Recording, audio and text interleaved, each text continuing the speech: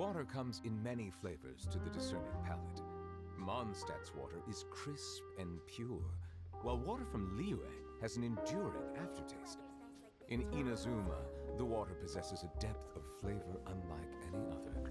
Sumeru's water, meanwhile, has a rich and complex flavor profile that must be savored patiently to fully appreciate it.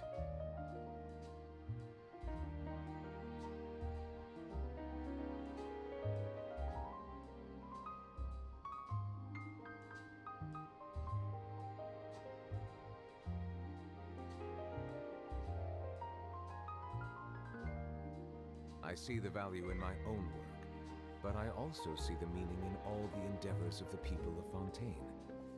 I believe I will continue to take pride in fulfilling my duties.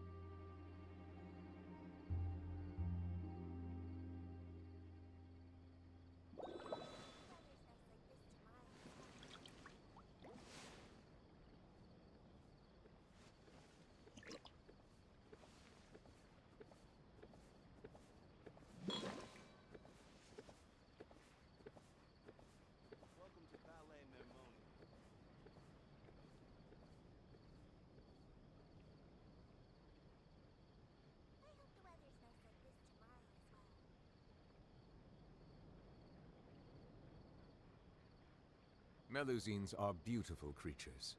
They are the pride of Fontейn. Be sure to befriend them and cause them no harm.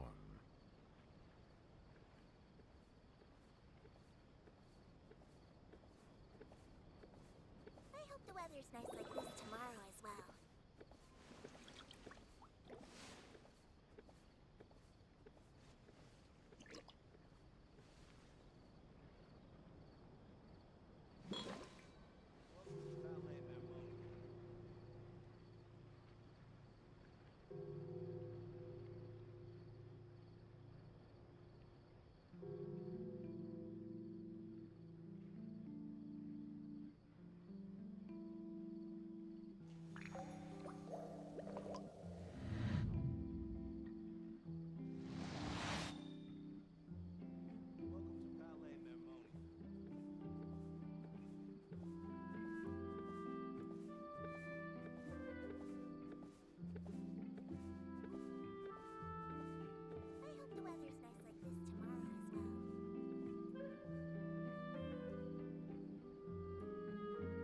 Water comes in many flavors to the discerning palate. Mondstadt's water is crisp and pure, while water from Liyue has an enduring aftertaste. In Inazuma, the water possesses a depth of flavor unlike any other. Sumeru's water, meanwhile, has a rich and complex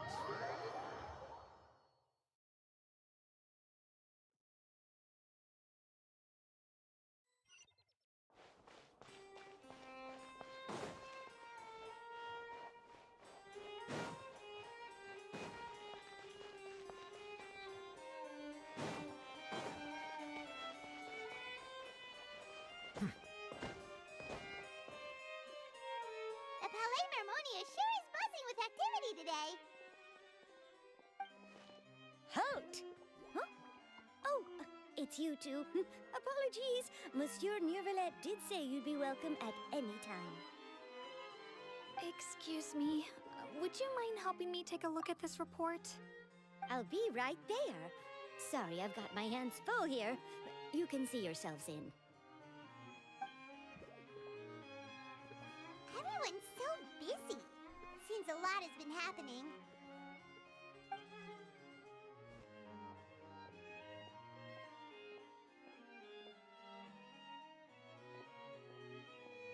Neuvillette! Hello. You've come at the right time, but you'll have to wait for just a moment, as there are some urgent matters I must tend to first. In the meantime, please, have a seat. If you'd like to have something to drink, let the Melusine outside know. That's all Very well then. Let's take a break over there while we wait for him to finish his work.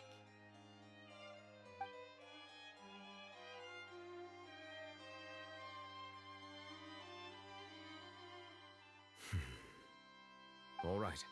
That should wrap things up for now. Are you done with your work? Yes, sorry to keep you waiting. Today should be the day you were released from the fortress of Meripede, and it appears that you have managed to complete all the release paperwork. That's right, and we came here to see you right away.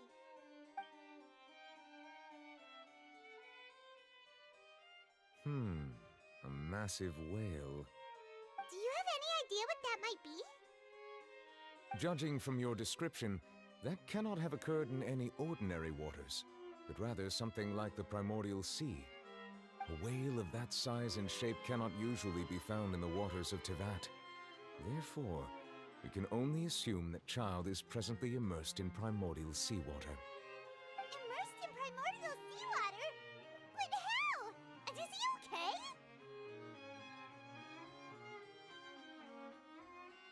Most people wouldn't be capable of entering in the first place.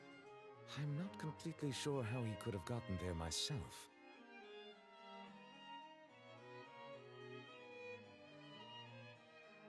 Yes? What is it? Ah, right! Paimon felt it too! We asked the Duke and he said it wasn't from underwater, so we figured you might know something about it. It turns out that I have just received a report about this particular matter. In fact, that's exactly what I was busy with a moment ago. The source of the tremor was here on the surface near Poisson. After the shaking stopped, the water levels in the Poisson area rose at an alarming rate. The water levels rose? Oh no!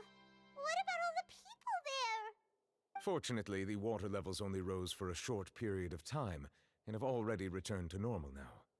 However, I still have a bad feeling about the whole phenomenon. If the change in water levels is connected with the leaking primordial seawater, then the situation in Poisson may be much worse than it appears. Navia should be in Poisson, right? We need to go check on her! I would also like to go there as soon as possible, but I'm afraid I can't leave just yet. We must immediately formulate disaster prevention plans for the surrounding coastal areas to avoid potential catastrophes. I'll have to ask you two to go to Poisson first. I'll meet you there to check on the situation once I finish things here. There's no time to lose! Let's get going! Please be careful.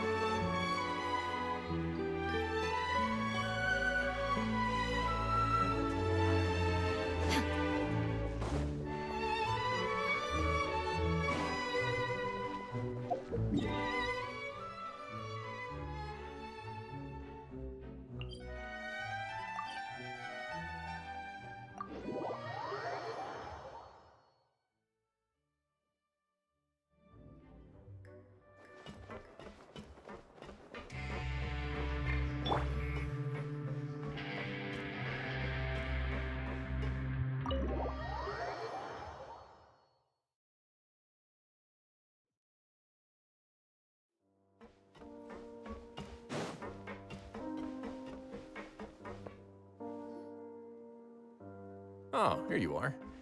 Did you manage to land a lucky pull on the welfare meals tonight? Let's just get straight to the point. Has anything else happened with the society? Patience, Paimon. Even as the situation continues to brew, we still need to make sense of what we learned so far and go over any sticking points. I'm actually still thinking about the first thing that came to my mind when I noticed something amiss. Namely, why didn't anyone come to me about it? Oh, that's a good point.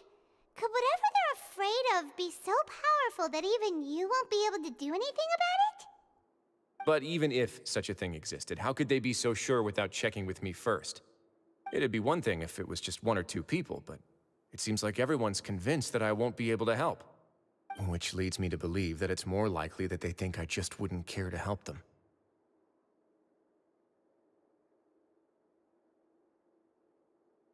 Yes, something like that. Dugier must have told them something to make them think I won't take their side. So it became imperative for me to refute that and prove my true stance. Of course, I had originally planned to do this in a more covert way, but I had to improvise when you identified the guy who'd lost his hat with everyone present. There was no way to keep our investigation a secret after that. That makes sense. Wait, then does that mean it was all Paimon's fault?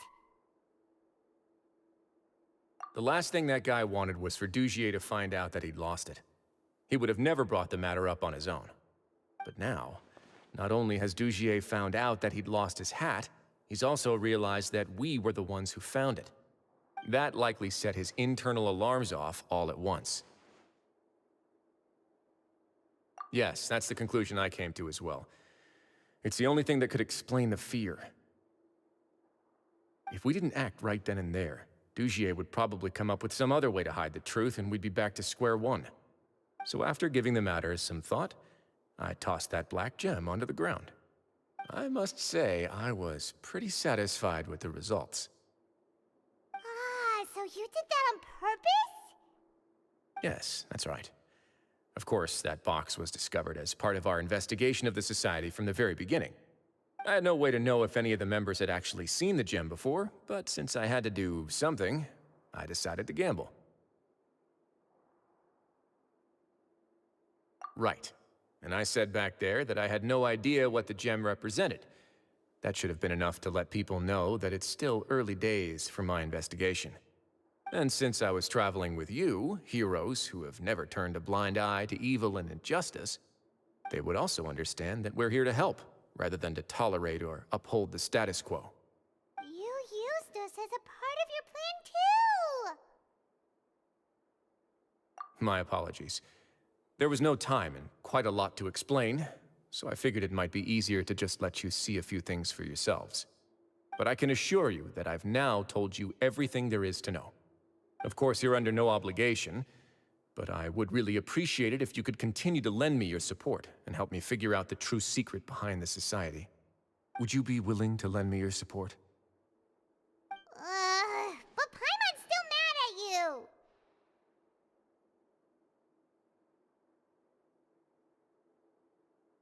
You have my thanks. Now, there are still two outstanding matters in our investigation. The first is the secret of the hats. I've examined one before. There was nothing suspicious about the item itself. The other is the true purpose of the black gem. We haven't been able to get anything out of anyone with actual knowledge of it.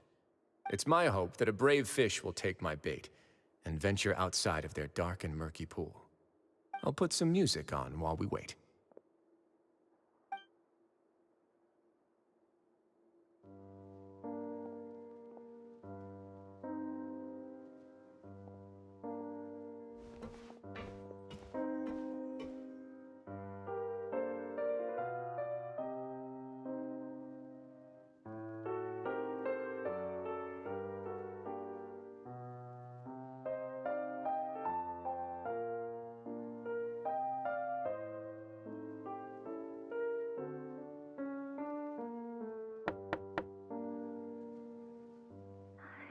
Excuse me, Your Grace, but may I come in? I'm afraid that someone's been following me. Please, do.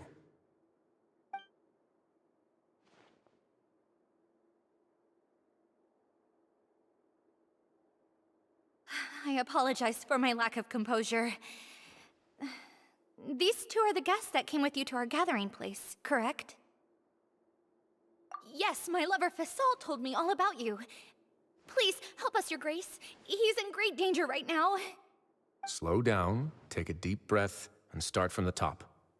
What happened at the Society? I'm sorry, Your Grace. I will try.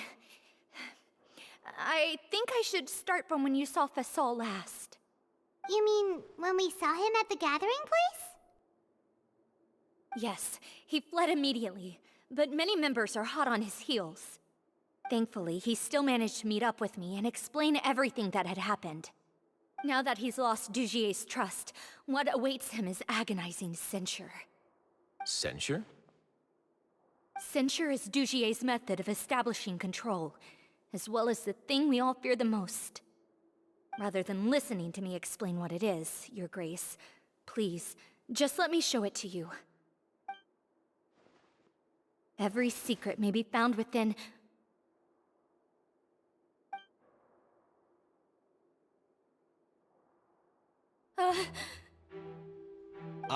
Here you are. I was wondering where you had run off to in such a hurry. Please excuse us, Your Grace. It was never our intention to disturb you like this.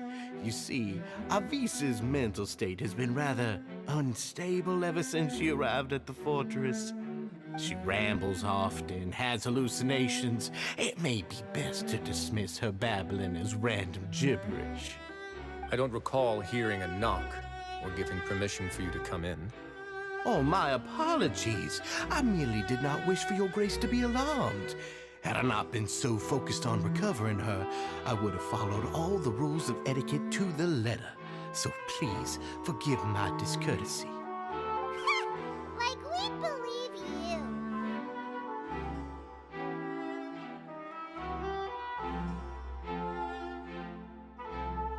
Please, there's no need to be upset. It's only natural to want to side with the poor sick girl, but I know His Grace to be a reasonable man. Well then, what if the reasonable man wants to hear the lunatic out? That would be perfectly fine with me. Oh, and just so you know, we've also found the missing Mr. Fasol. I had no idea why he was so upset about losing his hat, really. Thankfully, he has already returned to his senses. We've brought him back to our place, so there's no need to worry. I'm sorry, Your Grace. I don't have anything more to say. This is what you're afraid of, correct? You can tell me everything. I'll do all I can for you.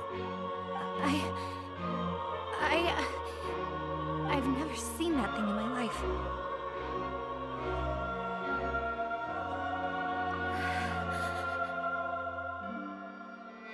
Your Grace, I don't think there's anything else she would like to say. Pressuring her will not get you anywhere. It's all right, Elise. As long as you tell me what it is that you're terrified of, no matter what it is, it will no longer be able to hurt you. I swear this on my name and honor as the Duke. Your Grace, forget it. I'll keep my mouth shut. I've already said everything I could say about the matter. I'm sorry, Your Grace, but I really don't have anything more to say. Please, don't press me further. But why? In that case, Avis and I will be off. Once again, please accept my apologies for disturbing your peaceful evening, Your Grace. Miss Avis, please show me your head. That is an order.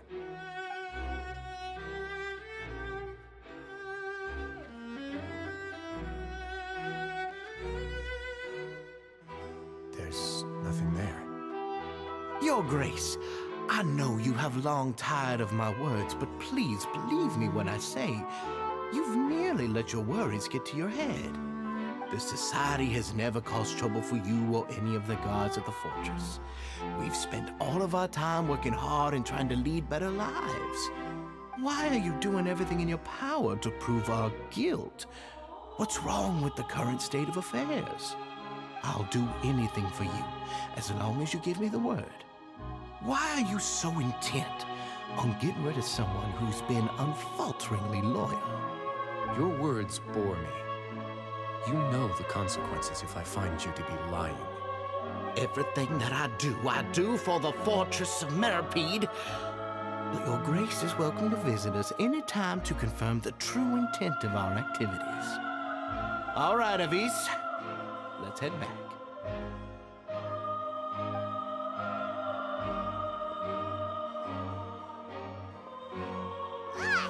Just what's up with that guy?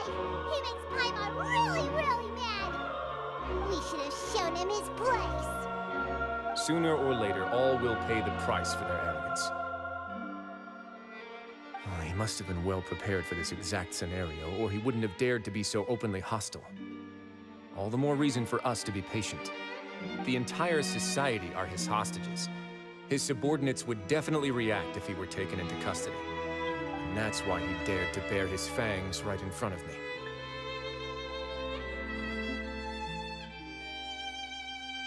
The true secret of the society is neither on the hat nor on the members' heads.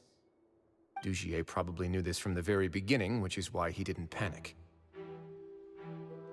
However, if we were to look at the rules, it would also seem like the head has to be the place where they're keeping all of their secrets. Yeah, none of this makes sense to Paimon either. What are they trying to hide?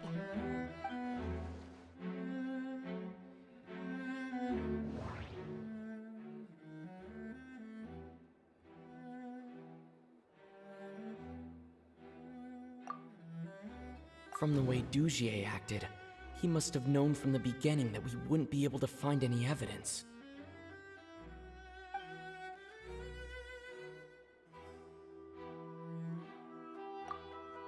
But if there's nothing on her head, why did Avis feel the need to remove her hat?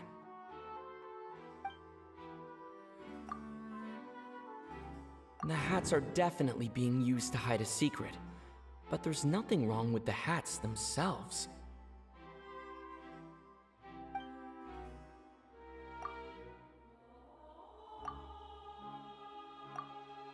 I can't seem to make a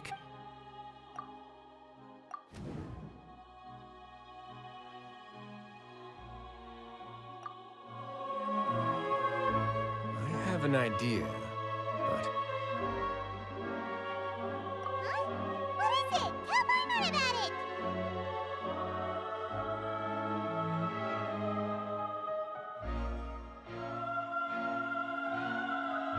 You mean this thing? So, she handed a key piece of evidence over to us without Dugier noticing. That would mean that Avis didn't stay silent out of fear. She stayed silent because she'd already given us what we needed. Let me take a look.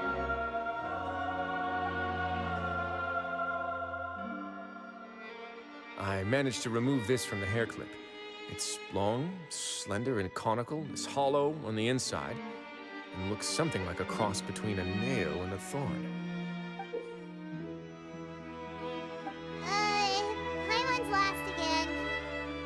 Let's see. What if we do this? Hey, what are you doing? Wait. Some kind of dark liquid is leaking out of the gem. And some of it has been absorbed by this thorny-looking thing. You've probably heard before that water is filled with the strongest emotions of humanity. With that in mind, this liquid is probably a highly concentrated solution of fear. Oh, so that's why even touching it will make you remember unpleasant things. Dugier would be able to censure others. I can only imagine how it would feel to have this directly injected into your brain. The moment it hits you would be like being flooded with all the terrors you've ever experienced in your life. Agony, desolation, and an overwhelming sense of despair.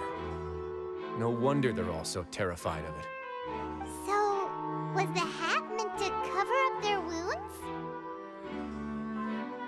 That might not even be all. Let's go get them right away. We can't let Dugier escape with all of the evidence.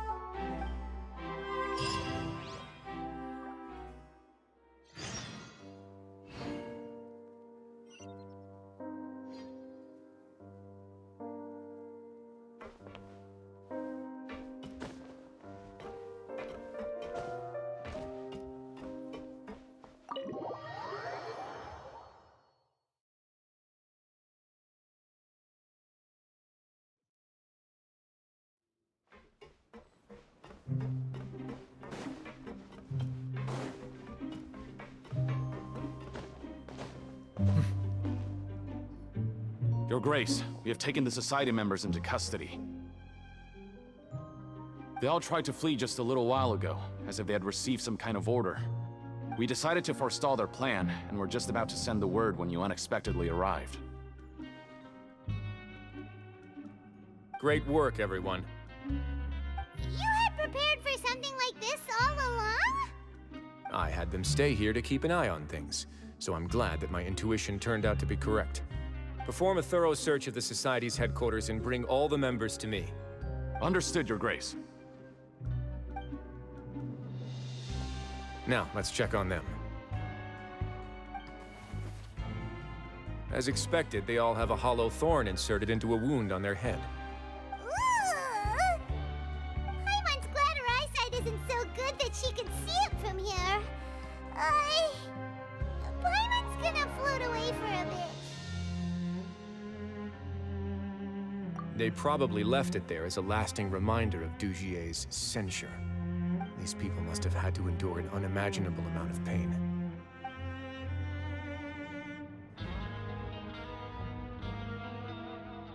Let's go check out the other areas, too.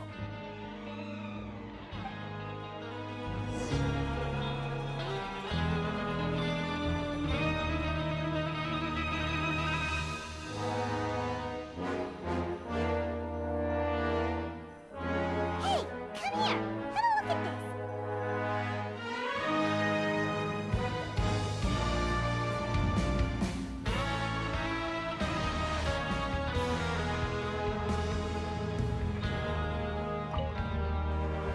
Look at what I found.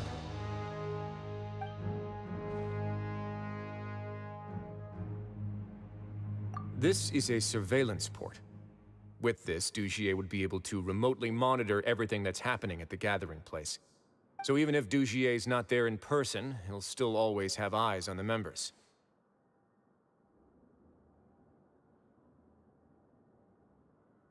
Indeed. It's easy to become lost and confused when you're given no instructions or any kind of script to follow. And if any action you take may be deemed a mistake, then perhaps it's better to do less, or to not do anything at all. Dugier has already tamed them to his will.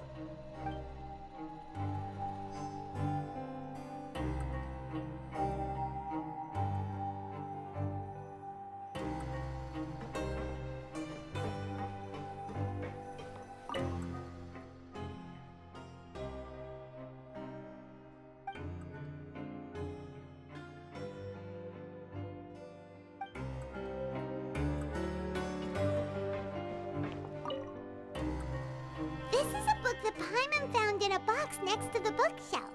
Its contents are exactly the same as this book on the shelf. The colors of the covers are completely different, though, and the names of the authors also don't match up.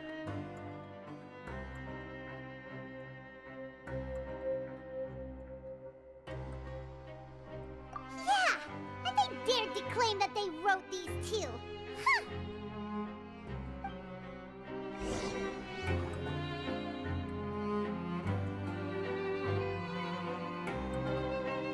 Your Grace, Your Grace! What's the matter? We couldn't find any Society members in the other areas. It also seems like none of the equipment in those rooms were ever used.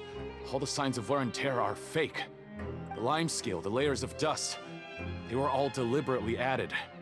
We also investigated the members' residences and weren't able to find anything. Their neighbors all say that they haven't returned home for ages. Oh. Is that right? They're gone? That could only mean...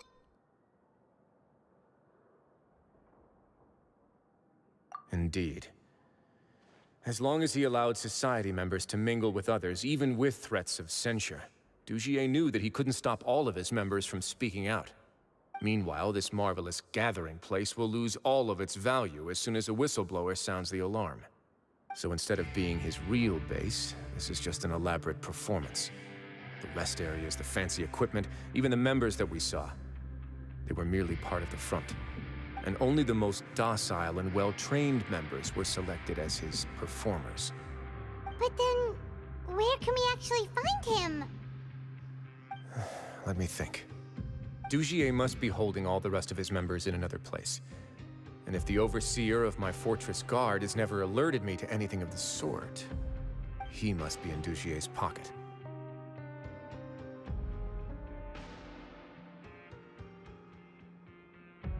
I'm of the same mind. Let's go. You two, follow me.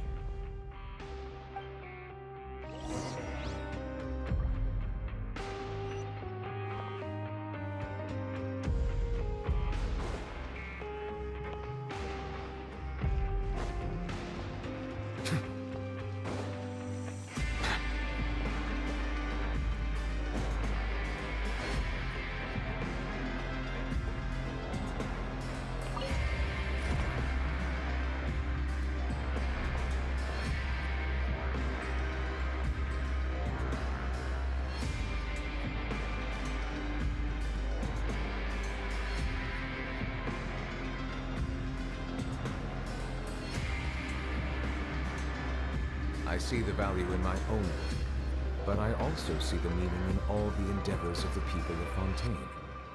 I believe I will continue to take pride in fulfilling my duties.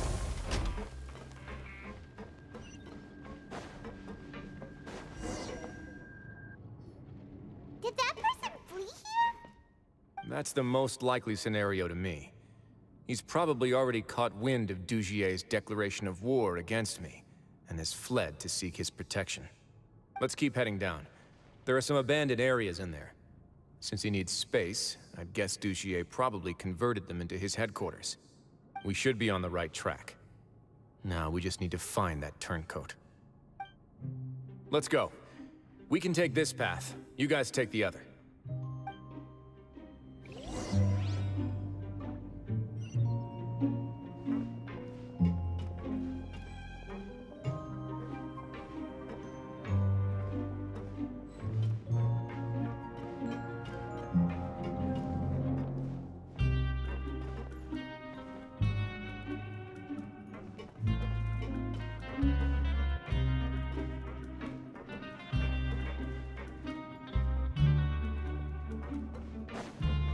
Look!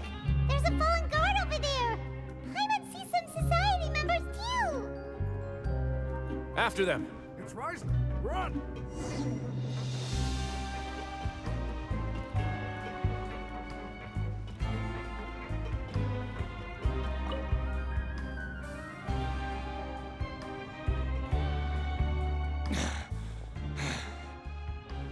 Did Dugier send you?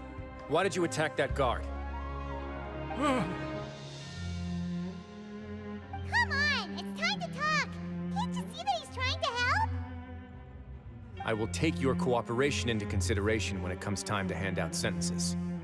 But Mr. Dugier, he didn't want this guy to expose our true location.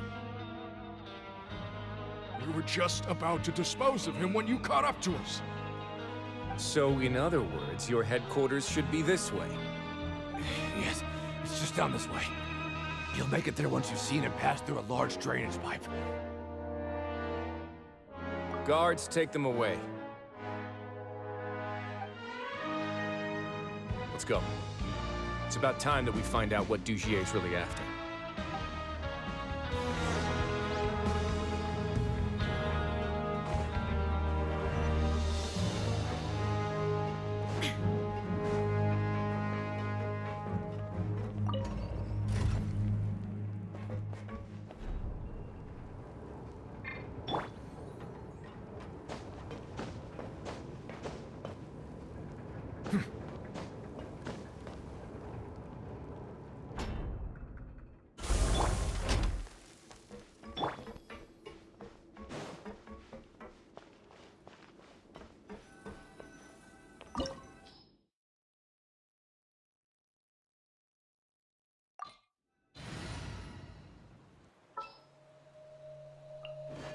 As per our contract.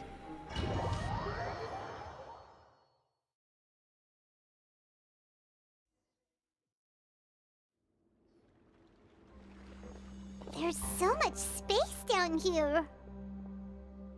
Yeah, these are all former work areas.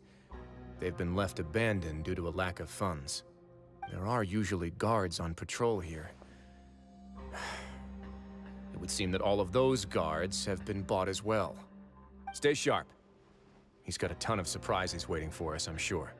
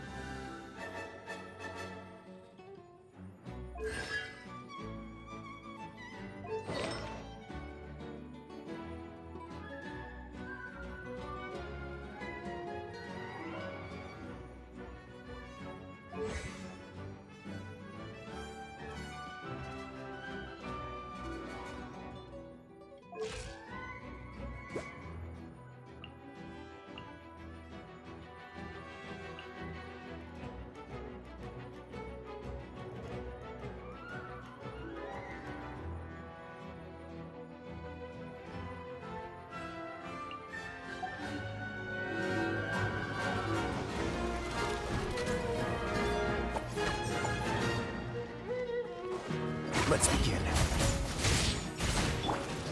No touching.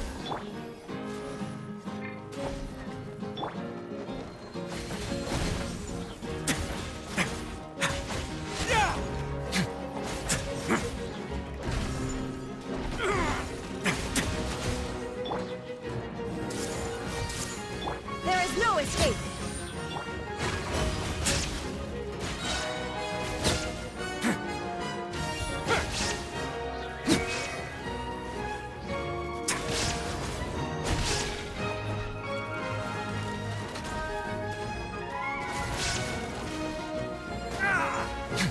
A moment, please.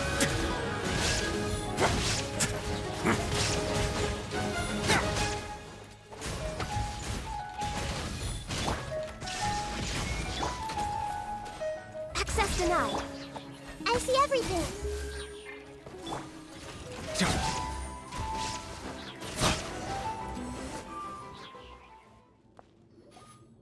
Hey, are you okay? You're safe now. Just follow the guards and leave this place. Who knew that there'd be Gardamex here? Dujier really prepared for everything. And that would explain the strange decommission requests I received, as well as account for all the Gardamex that had mysteriously gone missing.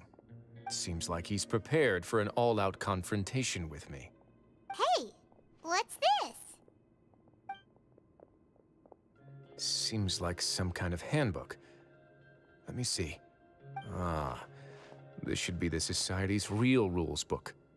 It lists all the rules that they're expected to follow. Members are not permitted to speak to each other or to leave without formal permission. 5 members shall form a group, and the whole group will be punished for any single member's wrongdoings. Anyone who reports a fellow member's misbehavior shall be rewarded with food and water. I see. So it's much as I expected. But that's just cruel and unreasonable. To obtain food and water, prisoners are forced to snitch on others, and in the process cause pain to those around them. To avoid punishment, they learn to stop talking with one another. This leaves the wounds they've already received to fester, however, and so resentment builds until every prisoner has become an island. Finally, isolated and without hope, they accept their fate as Dujier's slaves. Do you remember what happened to Paimon? She rejected all the snacks in the box once she was spooked by that black gem. She's usually all for tasty snacks, but she chose to go against her instincts after a negative experience. Ugh, is that the best example you could come up with? Anyway, Paimon still thinks she made the right decision. It never hurts to be careful. No, your decision was valid. However, it's also valid to interpret that as a decision that you only made under emotional duress. The human heart is like a raft in a vast and empty ocean.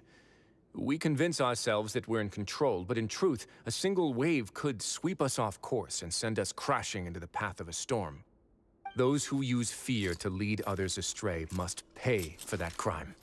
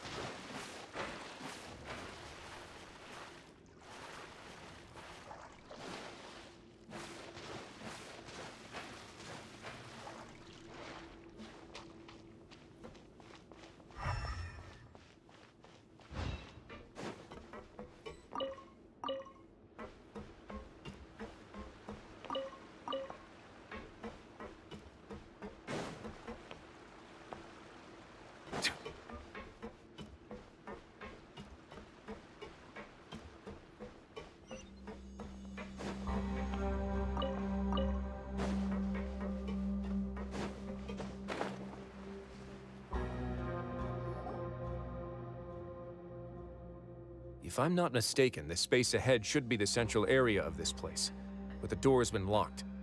Rather than confront Dugier, I think it's more important right now for us to rescue as many society members as possible. You guys should wait here.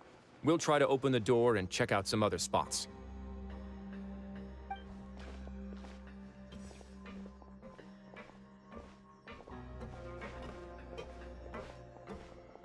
Open the door. Would we have to do something to this mechanism here? Paimon doesn't get it at all. Forget it, Paimon's just gonna do some trial and error.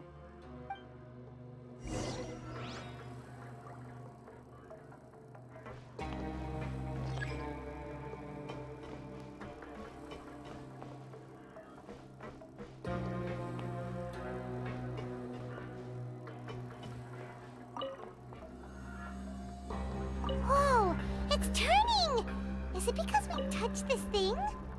Look, the other side's open! Let's go.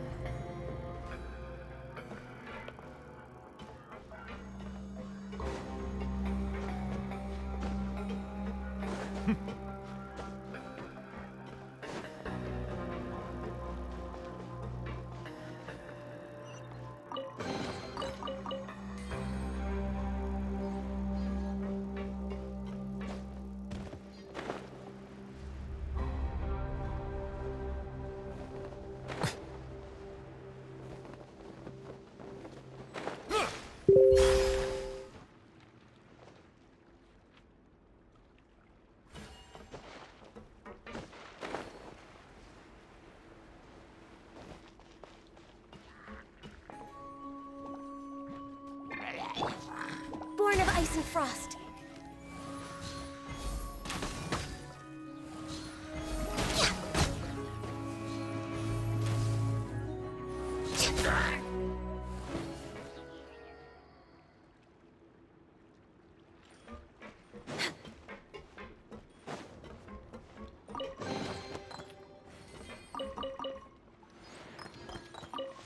We're way behind schedule.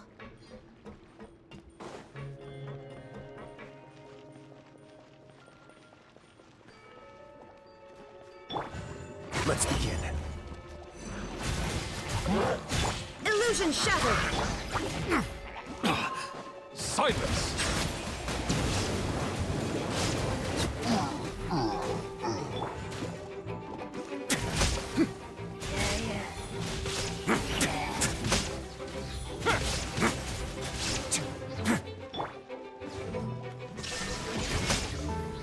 An oversight on my part. Settle down!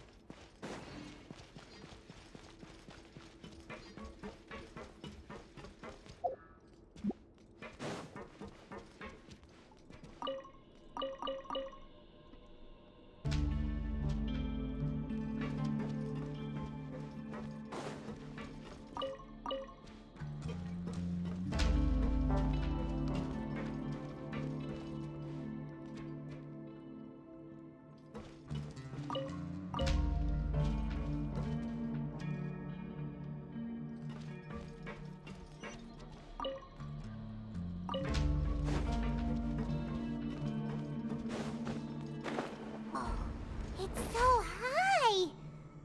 We're not gonna have to climb all the way up, are we? Activate the mechanism in front of us first, just like before. Let's see if that changes anything.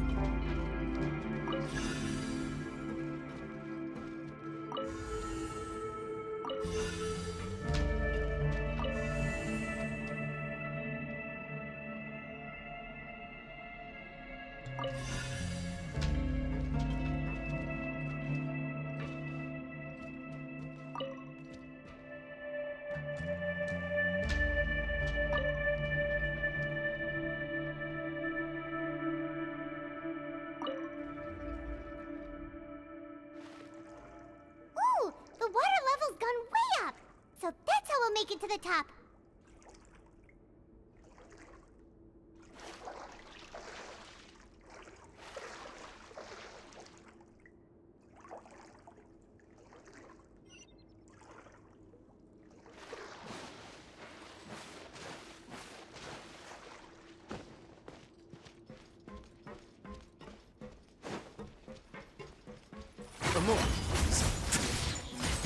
There is no escape! No touching.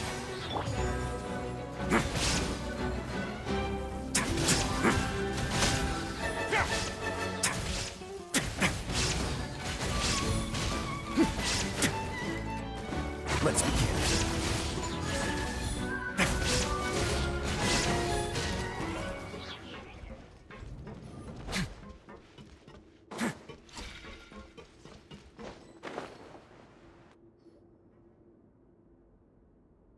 These should be the prison cells. Lots of empty cells in here. Dugier's probably moved them elsewhere already. Let's still rescue the ones who got left behind, though. Every person counts.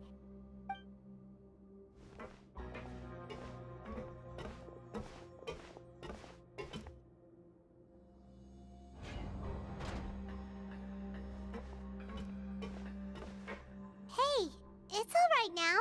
You can leave this place. No. No, I won't try to leave anymore. I'll never try to leave again. So close to me. I don't want any trouble. No, we're not gonna do that. Please calm down. We're not bad people. We won't be able to get through to her right now. Not with the stress response in the way. I'd also guess there are many others here who are more or less like her. Let's let the guards take care of them for now and keep pushing forward. All right. Let's search for an exit first.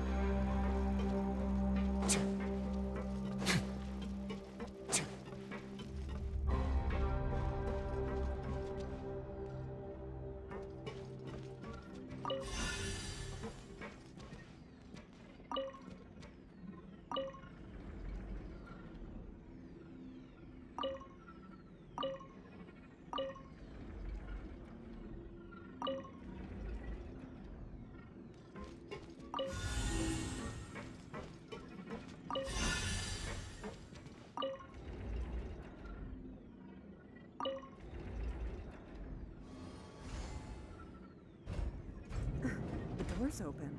Huh. Maybe it's His Grace. I'll go take a look. I leave this area to you. Make sure to bring everyone out safe. Understood. And please take care as well, Your Grace. We'll return here right away and await your orders. Just focus on the tasks you've been given. I already have reliable help over here. Let's go back.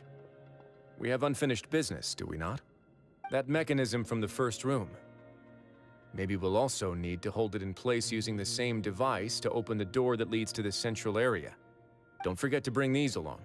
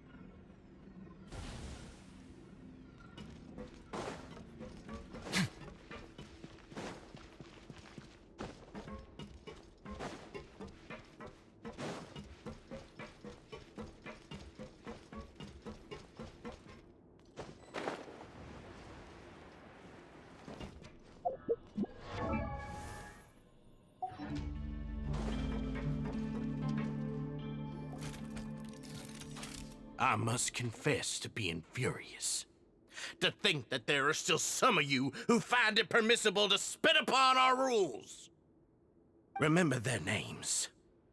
Fasal and Avis. They've betrayed you, betrayed us. And today you will see with your own eyes what'll happen to those who betray our cause.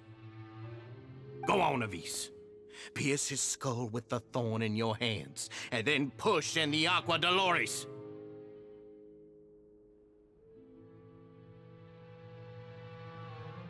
Of course, you will do it one drop at a time. Let it do its magic again and again, and don't stop until you've pushed all of it in. Thistle, I'm sorry. It's okay. I'll find a way to endure. Oh, shut your wretched mouths! When did I give you permission to speak? My rules are the paramount law of this place. Only more pain will come to those who dare to disobey. That's enough, Dugier. Your rabid screams have been beyond nauseating. Is that His Grace? Oh, Risley. I knew you would come, but I didn't expect you to be so quick.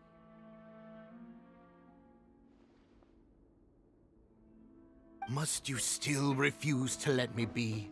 Did I not spell everything out for you already? What's so blasphemous about sharing a slice of the cake with me when you've already got the entire fortress at your feet? It would seem that you can't see the difference between sharing and looting. And on top of that, look at your people. Are they not starving as you wolf down your cake? You. Stop acting all high and mighty like some hero of justice! Have you forgotten? Nobody in this blasted fortress is innocent. We are all irredeemable monsters who have destroyed something that others held dear. What's so wrong about punishing those who deserve to be punished? It's what they've always deserved. And please, are you really gonna tell me that you care about their lives and well-being when you just need a supply of labor to keep this place running? Is it that all you need to keep your cushy life? Sadly, you're wrong on both counts. Unlike you, I've never seen them as currency. The fortress is not only a place for confinement, but also a place for rebirth. Just as people are free to give in to the darkness within their hearts, they are also free to seek redemption and a new beginning. Our bodies have limits, but our spirits will always remain free. They may have made mistakes, but they are still human beings with people and things that they cherish.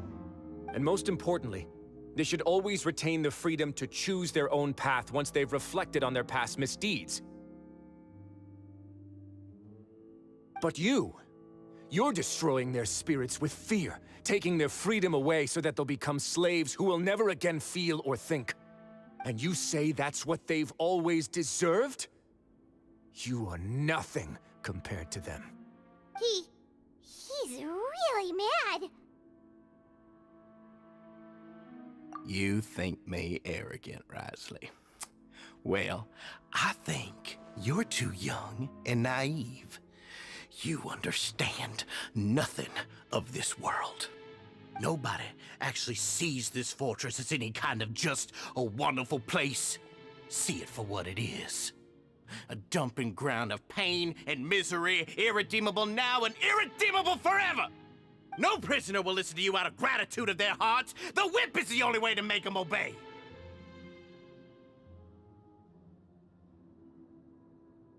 Had you been just one step slower, I would have already taken control of all the garden mechs in this place. Your vision gives you strength.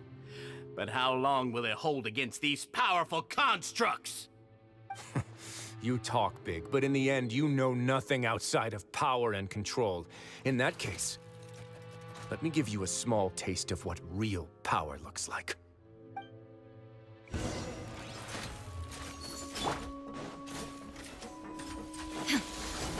Illusion shattered! For Rex Lapis! Everyone hold hands. Bow your head.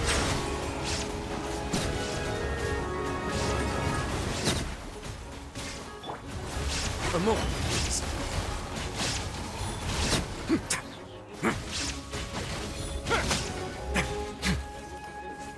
Have a seat.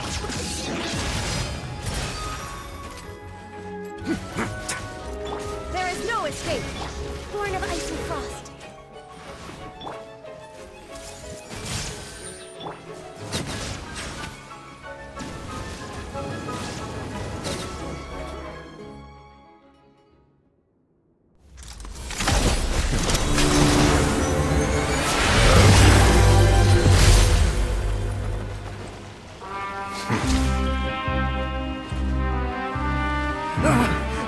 If you think fear can control everything, well then, terrify me. Don't high road me. You're just another crook. And it's time you got treated like one.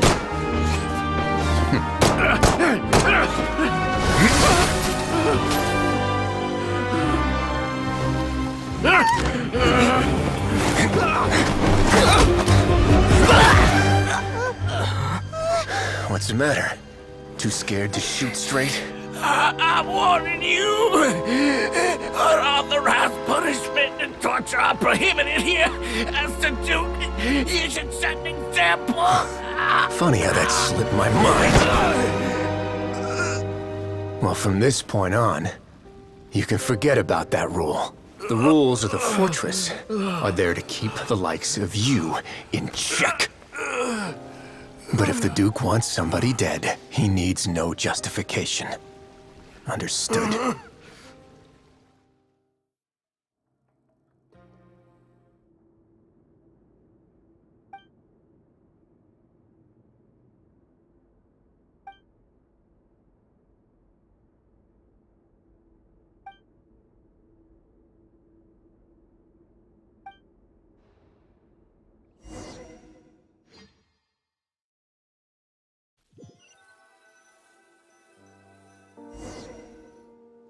Sorry for taking so long. Did I keep you waiting? No, not at all. Paimon didn't know you were so considerate. If you ask me, I'd say I actually feel very helpless. There's no way that I could truly empathize with the fear that the members felt every day. I could comfort and compensate them all I want, but it might still not be enough to repair the damage that has been done. I have to take responsibility for it, as does the fortress.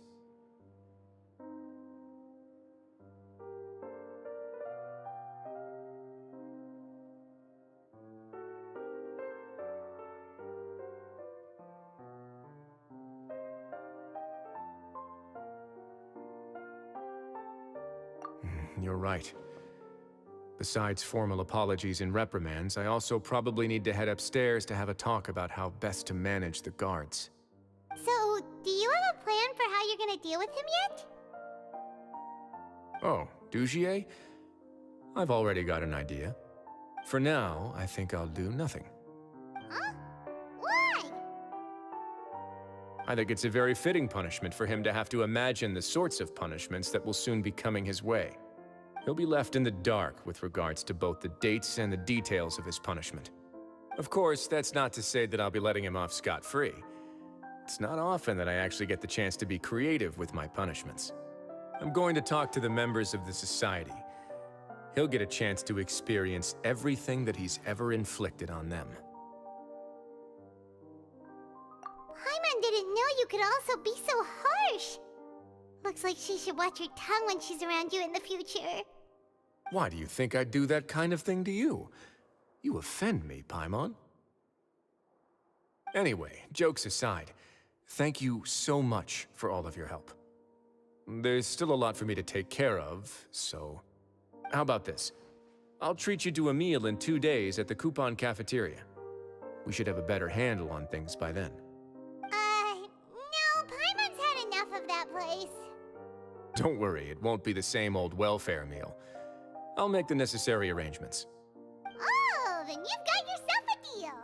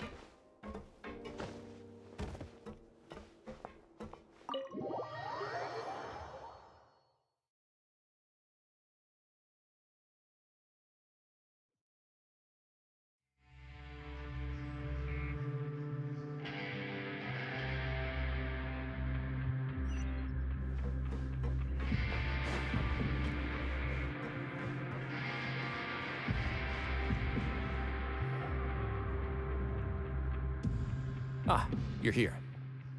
Paimon never forgets about meals. Even if the traveler forgets, Paimon will remind him for sure. That's not what Paimon meant at all. Risley, you got what Paimon meant, right? I'm a little confused, actually. Hey, not you too! Jokes aside, I've got some good news. After taking a look, the doctors have let me know that it shouldn't be too difficult to extract the thorns, which means that everyone should be able to recover after a period of rest. As for their mental recoveries, most are making good progress as well. We've added a few who were more severely affected to a special observation list. You sure got everything taken care of, Risley.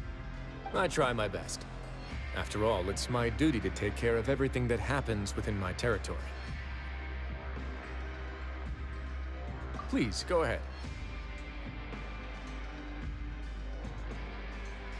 That's a bit of a long story. I once had a similar experience. It had to do with the host family I lived with as a child. I was an orphan, adopted by a couple with a great deal of love in their hearts. I had many siblings, and we all adored each other. Once we were older, Mom and Dad would turn us over to be individually adopted by families of greater means, and go on to adopt more young children.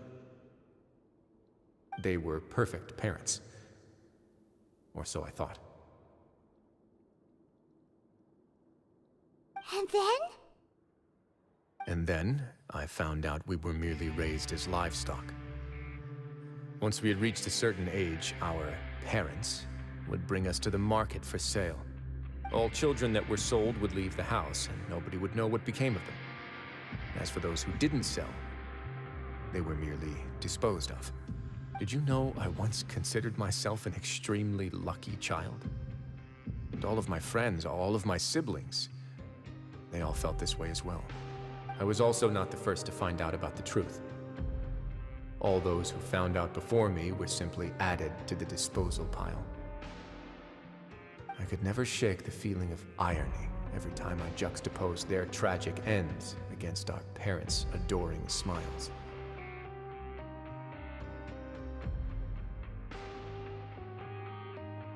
Yes, like the society, my parents created a facade of joy, lied to satiate their desires, and even employed incredibly cruel methods to keep their grasp on power. They did all of that, but never considered how their actions would utterly ruin all the children they took under their wing.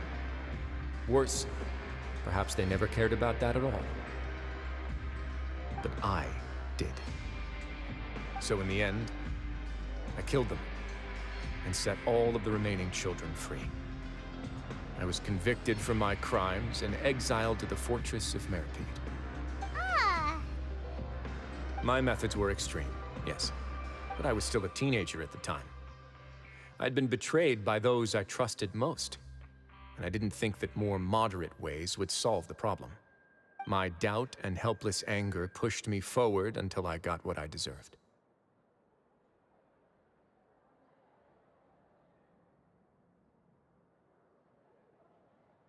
It's all right. You don't have to tell me what you think.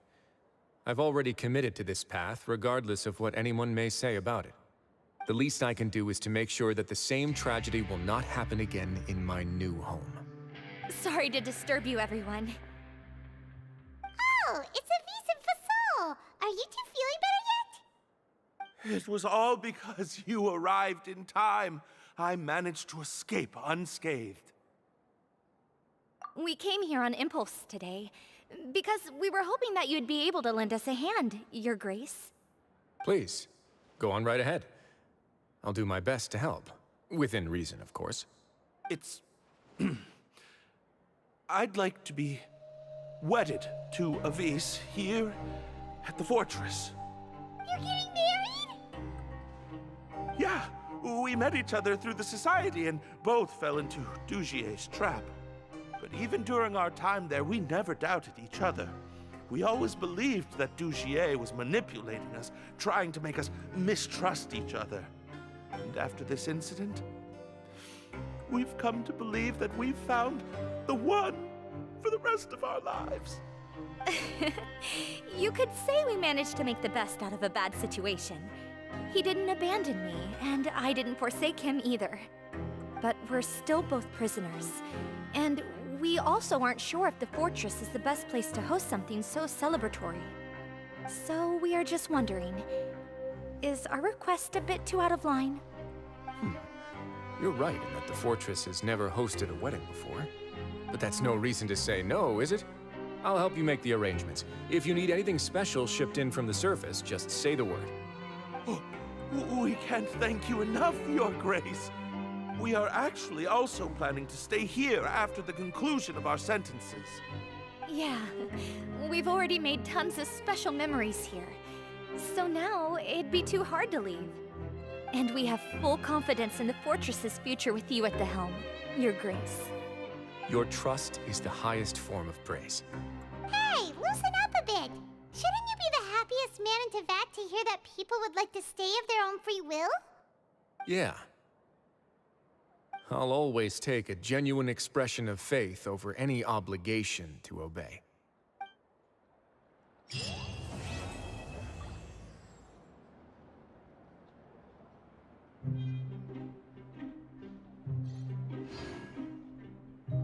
Grab yourself a welfare meal.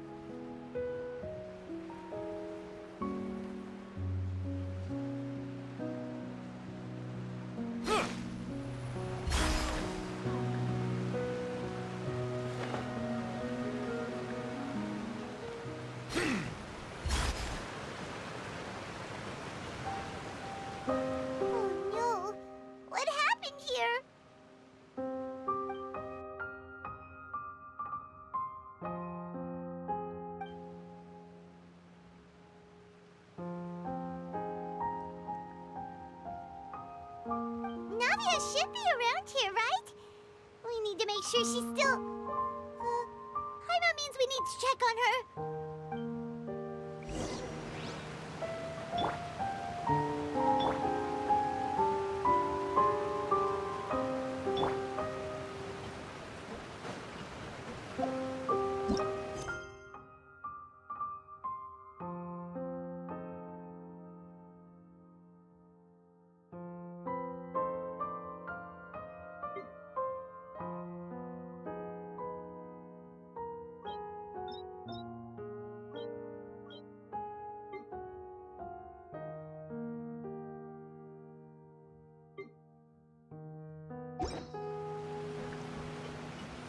Next on the agenda.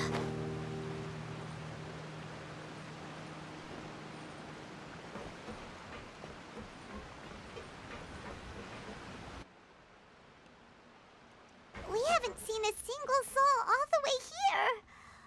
Oh, this is getting scary. What will I ever do now? Look, there's someone on the roof over there. Just stay put! We're coming up! Watch your balance! All right, just hurry!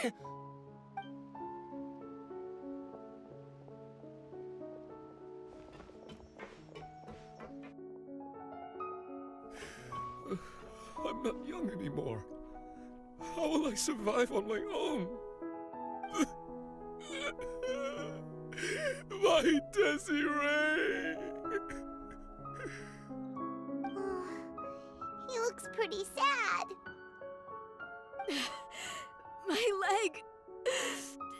My leg! How could this have happened? It hurts! Just hang in there. Help is on the way.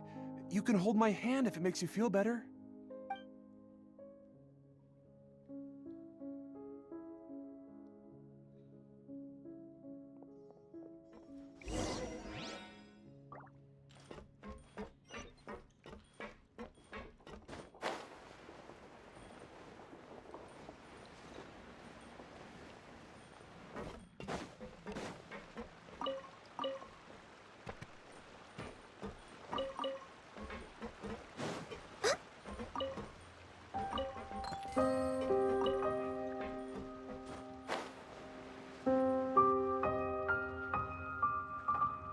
Oh, it's Navia. She's over there. Hey, Navia, are you okay?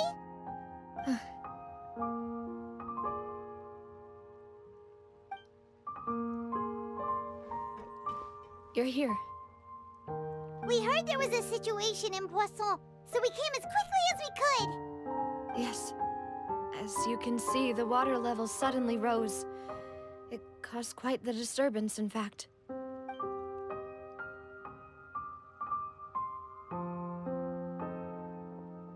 Demoiselle! There was a wounded resident next to a building southeast of here. We've already transported him to safety, but we've run out of medical supplies. He's wounded? How badly? He fell, so it's probably a broken leg. He's pretty shaken up. When the water level rose, he desperately climbed up to the roof. Once the water receded and he saw the ground, he became terrified and eventually... He jumped down then. Find the leader of Squad 1 and tell him to take the wounded resident to see a doctor. He should know where to go. Understood. I'll take over his search and rescue mission in the meantime. All right, you'll be in charge.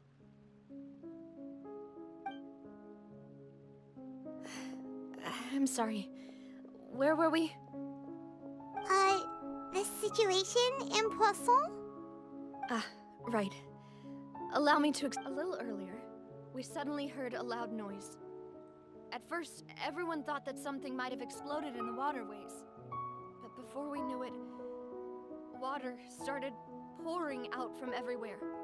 The rushing water seemed a little odd, almost like the unique color of primordial seawater. Some people didn't realize the danger and thought it was just ordinary water, leaking from somewhere.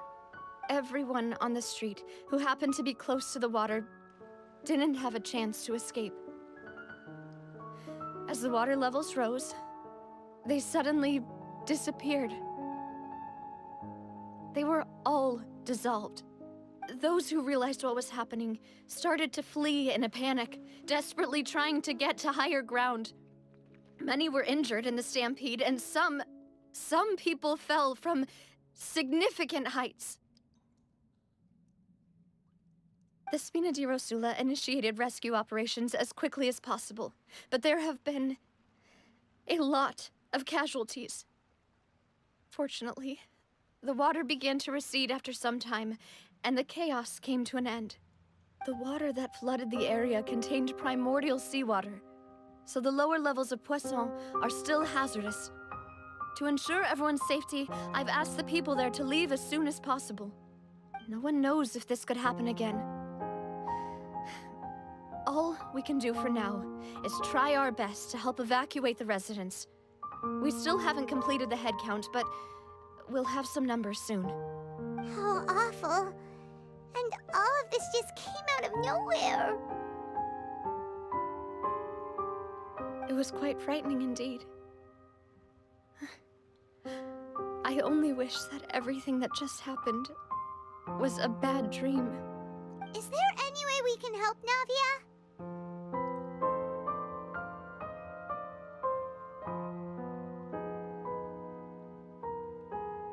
Thank you for being so willing to help in a moment of crisis like this. You don't know how much it means to me. I really can't express how grateful I am.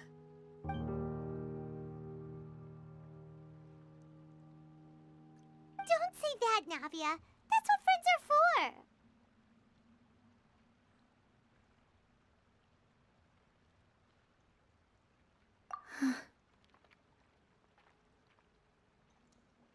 Demoiselle! We've got a situation here! I'll be right there. Sorry, I need to go for now. And out she goes. Seems it might be a while before she can take a break.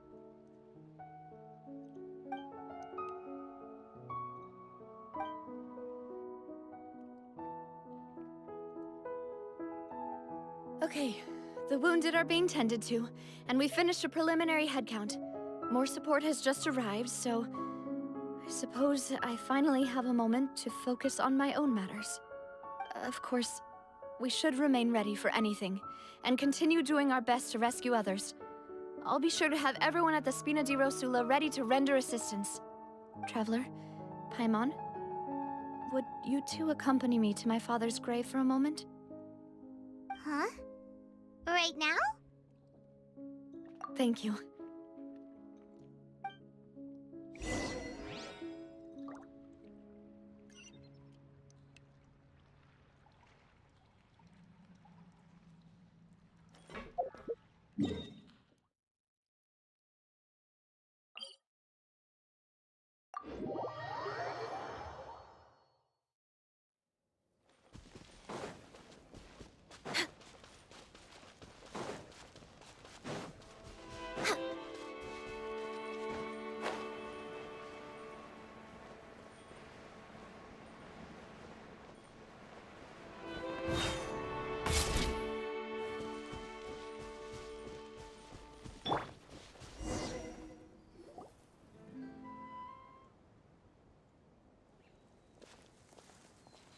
Not a lot of people here, huh? Well, given the time of day and the whole situation in Poisson, Paimon doesn't think there'd be a ton of people here visiting graves. Right. That's how things are now. The living are so exhausted that they've no strength to spare any words for the dead. Navia?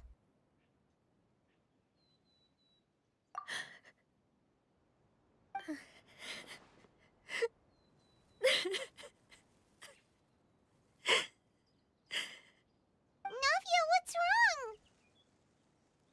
Sorry. I just... Malus and Silver... They won't ever come back here again. What should I do, Papa? Huh? What happened to them? Everyone agreed on the rescue plan, but still... I was the one who initiated it. They were helping evacuate the residents, but they couldn't leave in time. And they were caught in the seawater.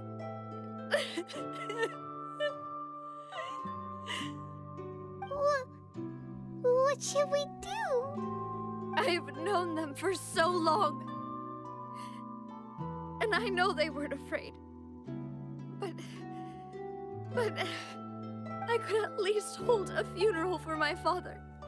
And I know where he rests. But as for Malus and Silver, they're just gone. I just can't.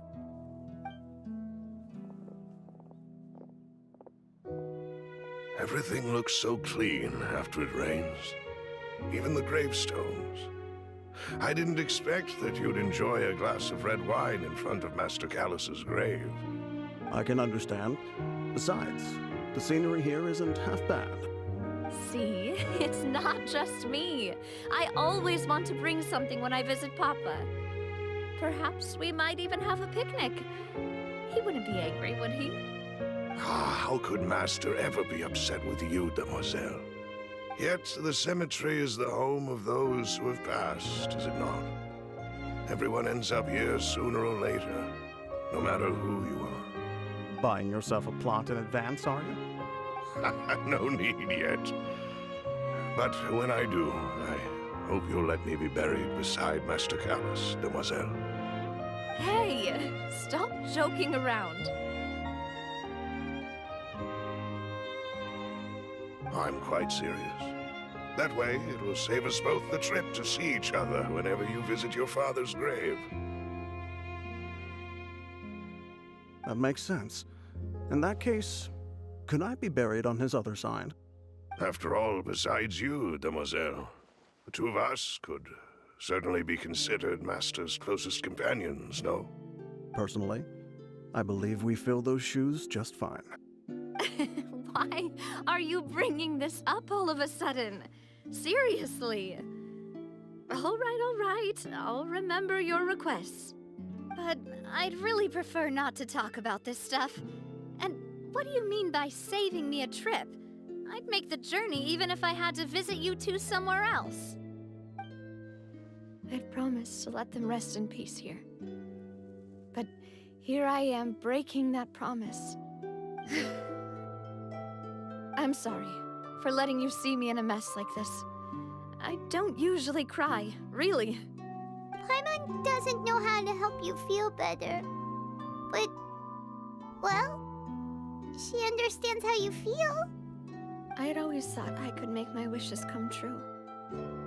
But now that I think about it, that never solely relied on me. Many things can only be accomplished with someone else's help. Malus and Silver have helped me so much.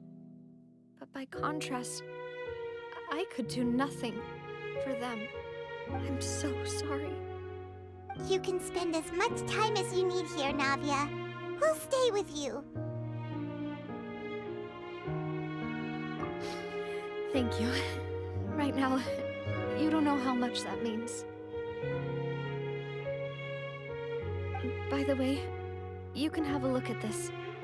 It's a list of victims from the incident that took place here. Obana, Khan, Burnett, Giverny, Francine, Karina, Daisy Ray, Joinville, Julianne, Esson, as well as Malus and Silver. So, everyone else is safe. But still... It's okay. I know what you're thinking. And you're right. We lost Malus and Silver. But we were able to save more than we anticipated. The overall outcome indicates that the cost was worth it.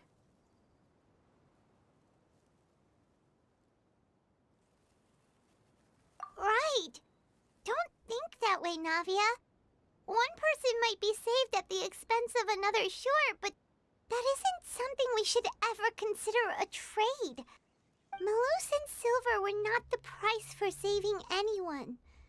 They're heroes. You're right. Thank you, Paimon.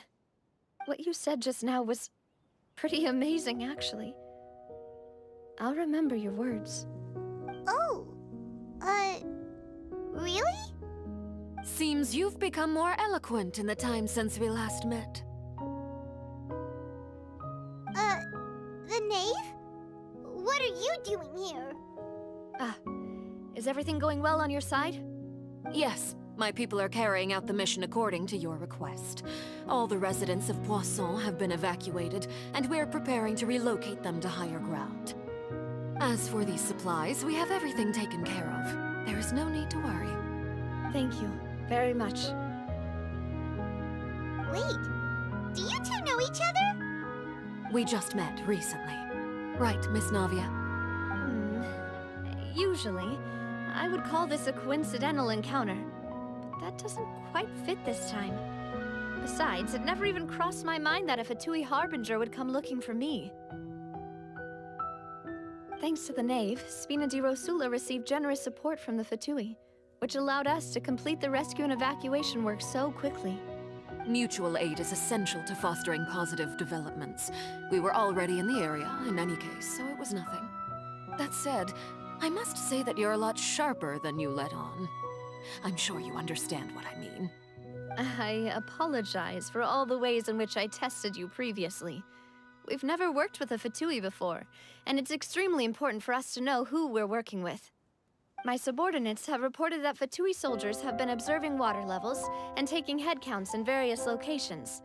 I hear that they've also prepared a large amount of emergency supplies. I'm quite surprised.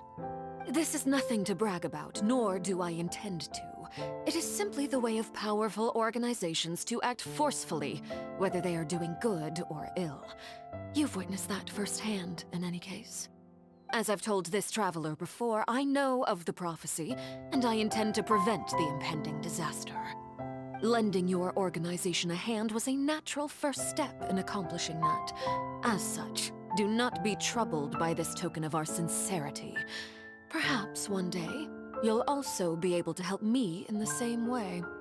Without your help, there would have been many more casualties. I won't forget your kindness. Furthermore, I sincerely regret what happened to Malus and Silver. I only wish that my people could have arrived a little earlier to prevent this from happening.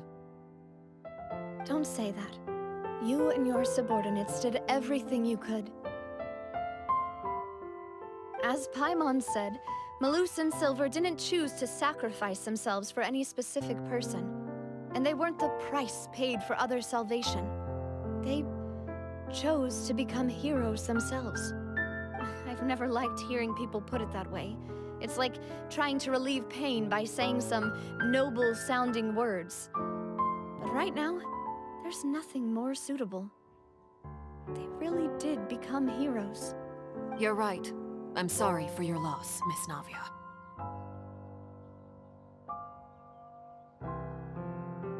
Water is life to Fontaine's people, and it also spells disaster. It's no wonder that people always say that prophecies represent fate. Fortunately, I've never been one for such opinions. So, you're one who will try to change fate, then?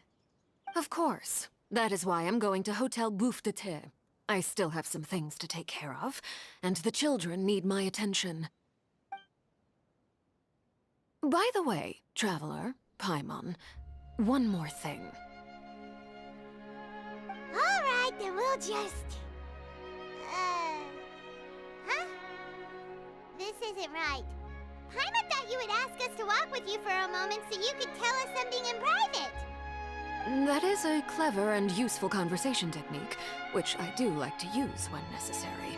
But there's no need today. It would not hurt to have Miss Navia listening in. Traveler, I'm sure you remember that I said we could work together when we had the chance. You and I both know that there may be issues with the Primordial Sea. Previously, it was the Fortress of Meripede's sluice gate, and this time it was the water levels in Poisson. These are both signals. Indeed. Allow me to share the latest intel I've received from the House of the Hearth's intelligence network with you. During some recent investigations, a child claimed to have discovered some ruins near Poisson. The ruins date back to ancient times, and seem to be worth investigating in many ways. Judging by the dating of the ruins, they may be related to the prophecy and the coming crisis. The situation is becoming more urgent, so any pertinent information will prove extremely precious. My people initially came to prepare for ruin exploration. Unexpectedly, this disaster struck, and at present, we're all busy prioritizing the rescue effort. So that's why the Fatui were already in Poisson.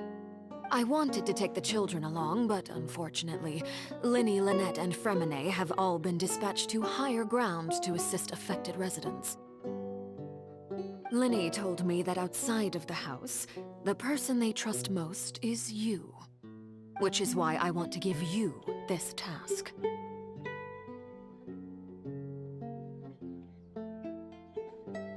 The House of the Hearth's members see each other as family, but Linny, Lynette, and Fremine said that they also see you as such, even though you are not from the house.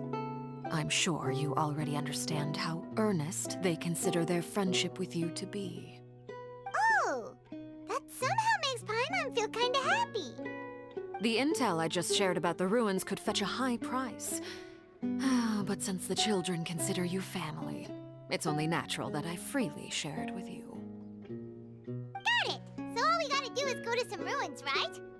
We can handle that. Excuse me, but may I tag along? You wish to join, Miss Navia?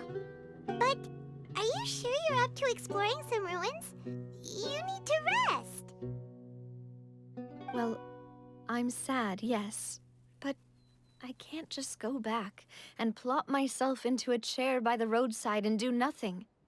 There's no point in being depressed while we still have a disaster on our hands. As my father's successor, I must live up to the hopes he had in me. Besides, I'm also doing this for myself. I need something, a distraction, to keep my mind off Malus and Silver.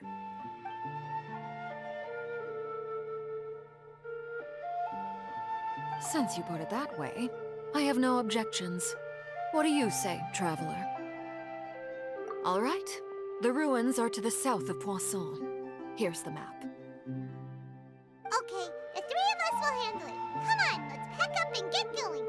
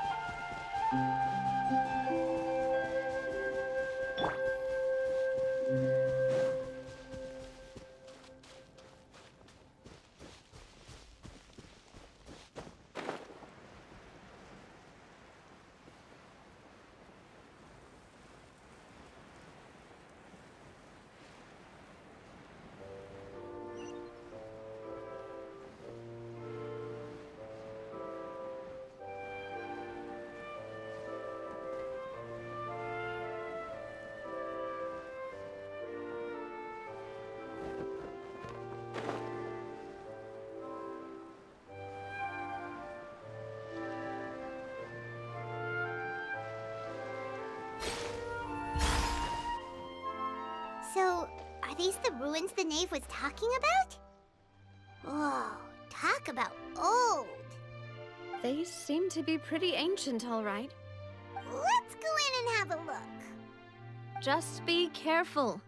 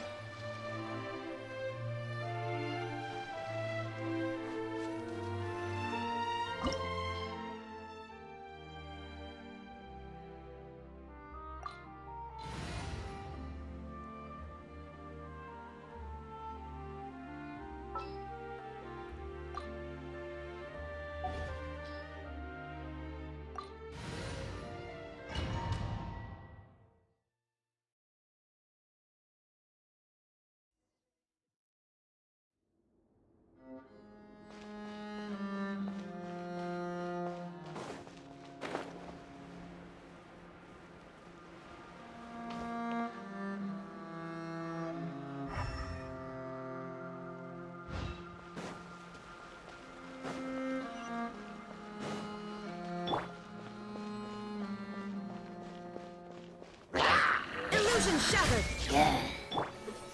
Settle down! I see everything.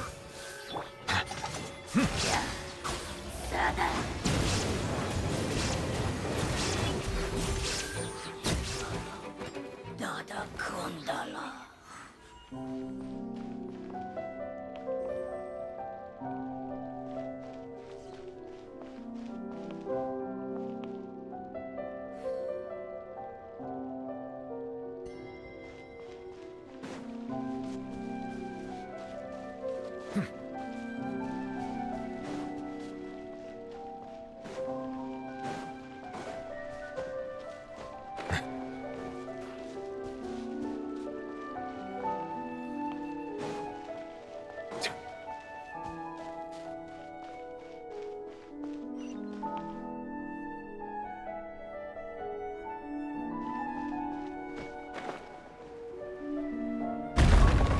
Watch it! The floor here isn't safe.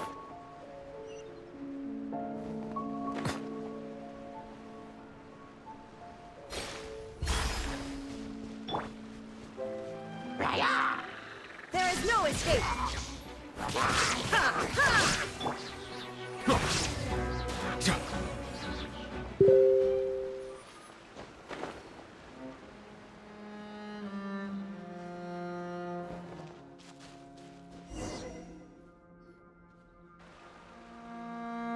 This place has also been contaminated by primordial seawater.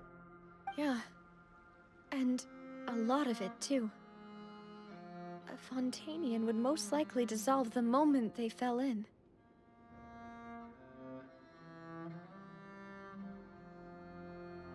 Right!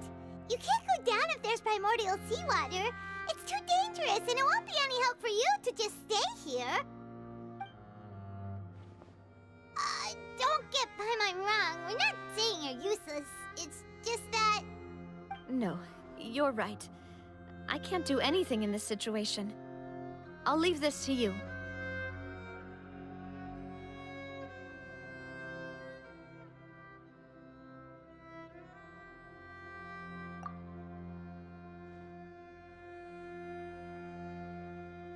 That complicates things. Maybe the only way left is forward. In that case, do you want to wait for us here? The water levels here are unstable, and there's a chance the water will rise. So staying here wouldn't be safe either. I'll go together with you. Perhaps we'll find the exit just up ahead. All right. Come with us for now then, but please be careful.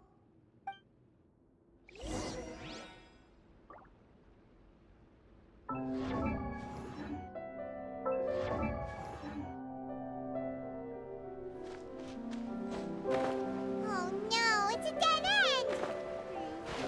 Let's try climbing over from the side.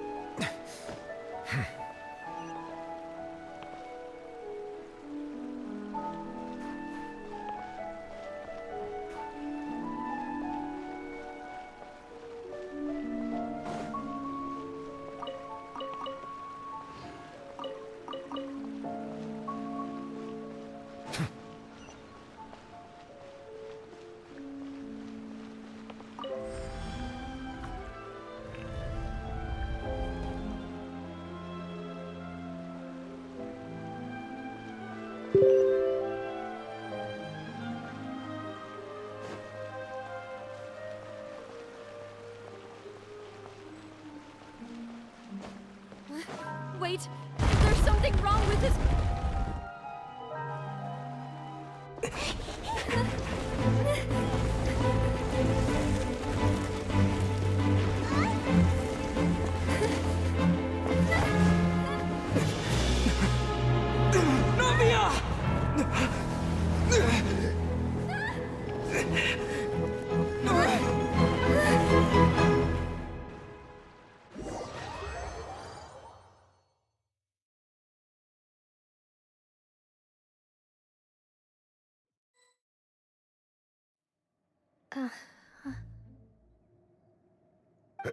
Demoiselle? Huh? Demoiselle, what are you doing here by yourself? Would you be standing here till dark if I hadn't come to get you?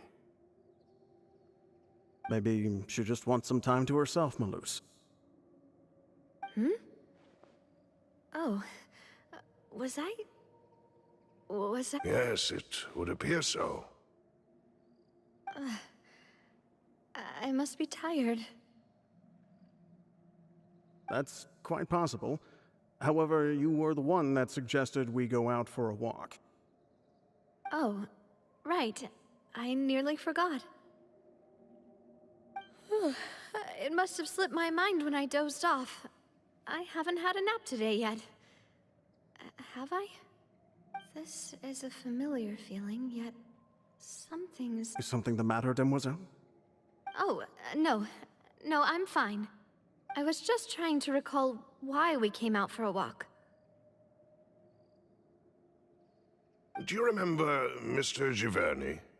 He'd requested our help before with foreign merchants who had a debt dispute with him, and we'd resolved the matter not long ago. We were headed to see how things were going with him at the moment. Ah, right. Yes. I remember now. Oh, Miss Navia. Ah, Mr. Malus. And Mr. Silver, too. It's good to see all of you. How have you been? I've been great. Thanks to your help, those bothersome merchants finally realized that I wasn't the one they were looking for. Why, I wasn't even the guarantor for that person. They were knocking at my door day and night. Even my neighbor, Obina, was getting fed up with them.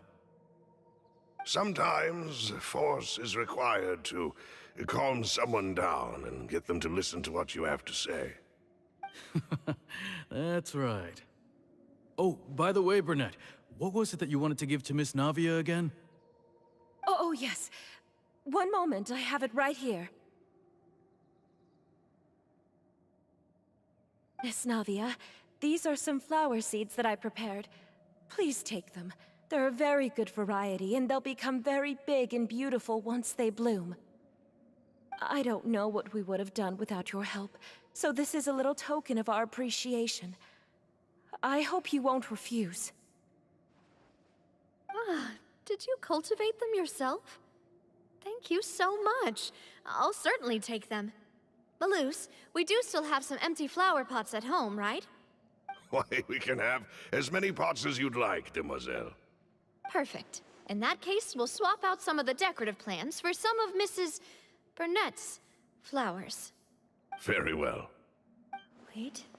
Something seems to be off here. Excuse me, madam. If I'm not mistaken, your name is Burnett, correct? That's right. Is something wrong? No, it's nothing. This is the first time we've ever met, but your name seemed familiar to me.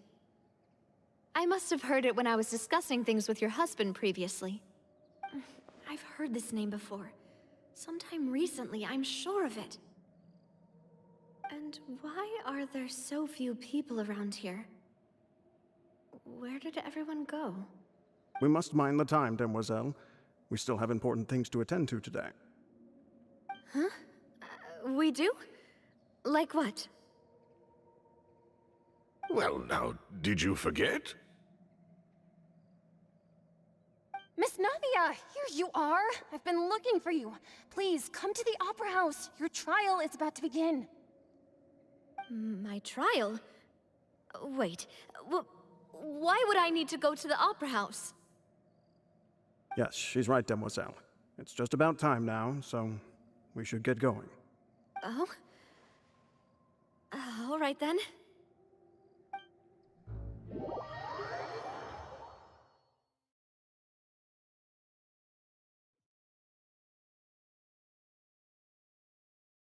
Look, it's Navia! She's here! And her two attendants are with her! Goodness, everyone's finally here. There sure are a lot of people here to see the trial. and they all seem to be oddly excited about something. I even know some of these people. Karina, Desiree, Joyville, Jolien, Essen. Why are so many people here? And why do I have no recollection of this case? And as for the judge... huh? Where's Monsieur Neuvillette? Please sit in the defendant's seat. Don't worry, Silver and I shall accompany you. All right. But are you sure you can stand behind me? Typically, it wouldn't be allowed, but today is an exception.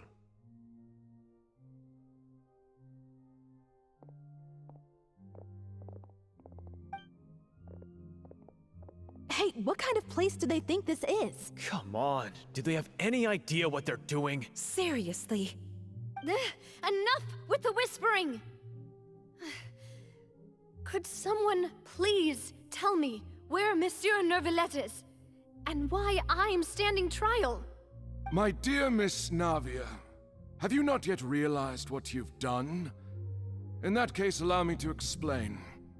As all here know, you are Master Callus's successor, the head of the Spina di Rosula, someone held in high regard by every soul in Poisson. After you took over the Spina, you treated all of us just like the late Master Callus had. If anyone in need reached out to you for help, you responded.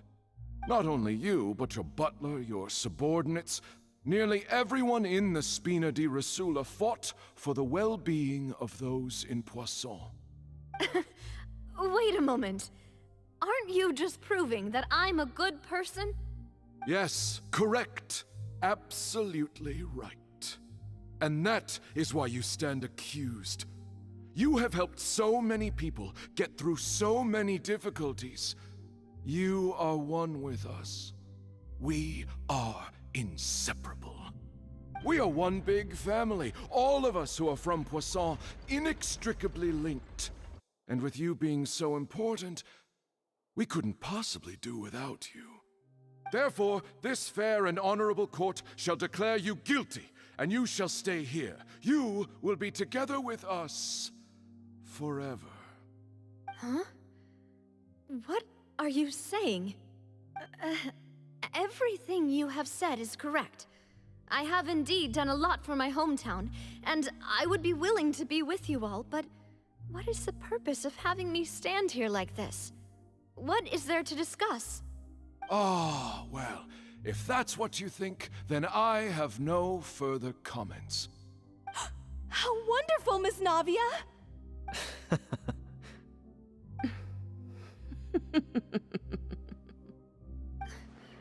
I know all these people. Why are they laughing? I seem to remember now. Yes, I get it. This trial is... Wait just a moment. This isn't right! Malus? What was that, Mr. Malus? Our conclusion is very clear and unanimous. Let the court judge her now. She's guilty! Stay here, Navia! You're one of us! Demoiselle, don't admit guilt. This trial means to keep you here forever. I wish to exercise my right to defend Our Lady. Mr. Joinville, you only know of Navia's goodness, but nothing of her utterly independent mind. She was born a free and independent spirit. She has never been tied down by anything. Indeed, even the death of Master Callus couldn't stop her. Her actions cannot serve as proof that she identifies herself as part of any group. She merely acted as an individual, extending her hand to help others. Please do not mistake her actions as being otherwise. Really? As an individual, you say? Don't forget, we are all Fontainians here. This is the nation of justice, the nation of Hydro. Even if Miss Navia only voluntarily rendered her assistance, that doesn't change the fact that her beautiful soul must return to everyone. Water accepts all, blends with all, it will surely accept her kindness. Everything is measured here in the nation of Hydro, and in the end, everyone shall meld together. Thus, when a unanimous opinion emerges, that opinion represents justice. Now, I speak for everyone. Our opinion is consistent. Navia should stay. We and Navia are one. And you would call this justice? Preposterous. You are merely jealous that Demoiselle still has a chance to exist as an individual. Have you forgotten how much you all once longed to become individuals, to become independent? Do you mean to defy our justice? If your justice is flawed, then why should we acknowledge it? As you said, we can also have our own justice. Silver and I shall defend Demoiselle. And that is how we will enforce justice. Ugh, my head... it hurts. Demoiselle. Silver, it hurts. My head is spinning. All I can see is stars swirling in front of me. I remember now. Everything that seemed odd from the very beginning.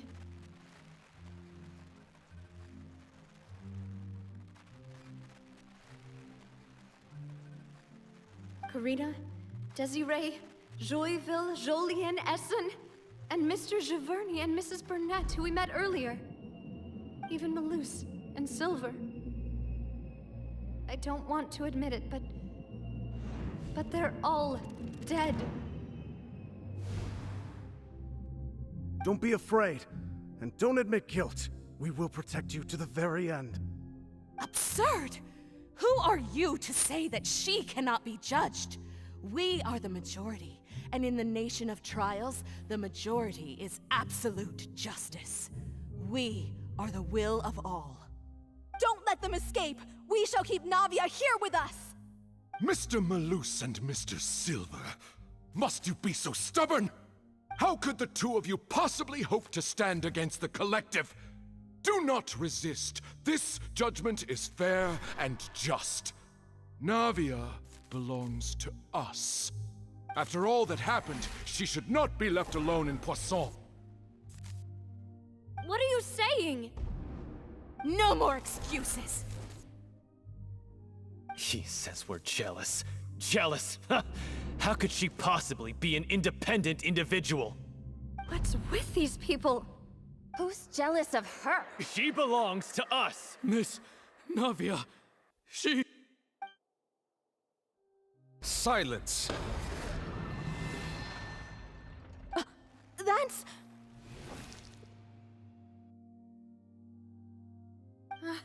Monsieur Neuvillette! Such commotion is prohibited in the court. The accusations you just presented are nonsense and cannot constitute a proper trial. The court will adjourn for the rest of the day. In this, I shall hear no objections from any unauthorized party. Our thanks, Monsieur Neuvillette. Please leave with me, Miss Navia, while there is still time. But... Go on now, Demoiselle. This is your only chance to leave this place. What, can't bear to leave us behind or something? Malus. My apologies. I couldn't resist making one little joke once I realized that this shall be... Malus... Silver... Quickly, you must come now! Goodbye, Demoiselle. Farewell.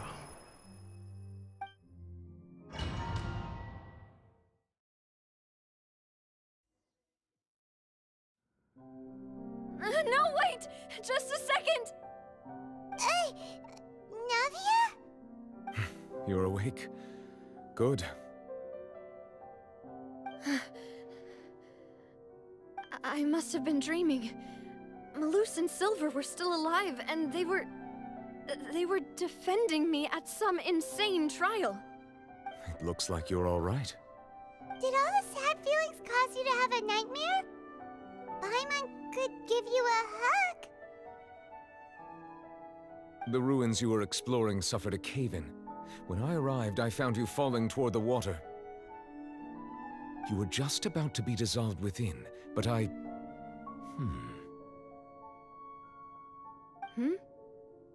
What is it? I think I saw 2 Oceanids protecting you. It was only for a moment, perhaps even a fraction of a second, but they gave me the chance to retrieve you. Were it not for their intervention, I would not have been able to rescue you before your consciousness dissipated.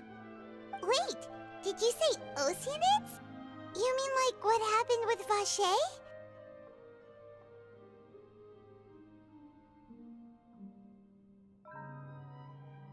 Perhaps those 2 Oceanids were the people you saw in your dream. I always told them that they didn't have to protect me. To think that they'd keep doing so even after death. Please come with me.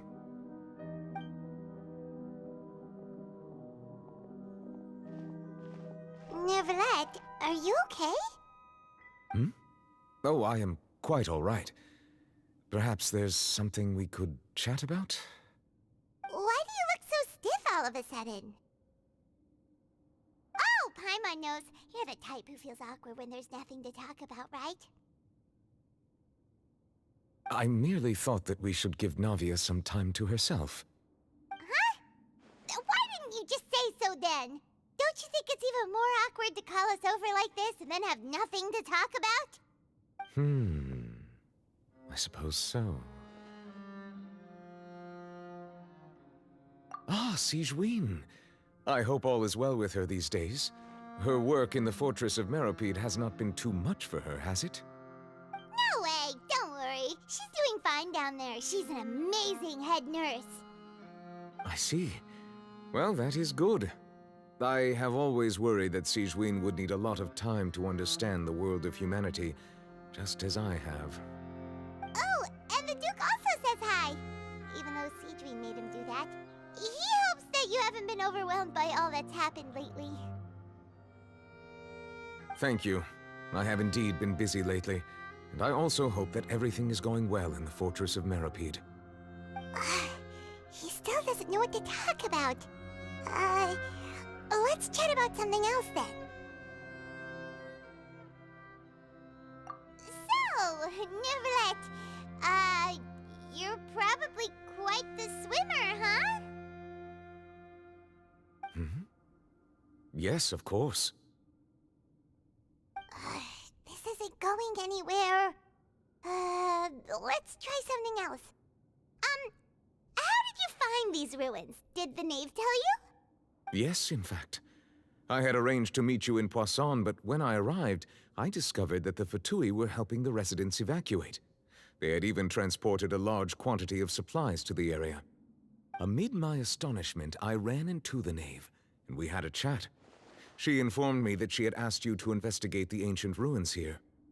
Yeah, we originally planned to meet up with you, but we thought you might still be busy with all those official documents. We didn't think exploring the ruins would take very long, and who would have thought you'd wrap things up so quickly?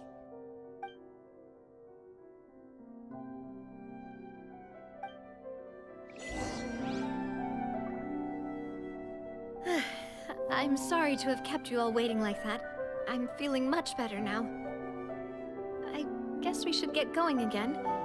Will you come with us, Monsieur Neuvillette? Yes, if you wouldn't mind my company. All right! Another one joins the party! Let's get going then!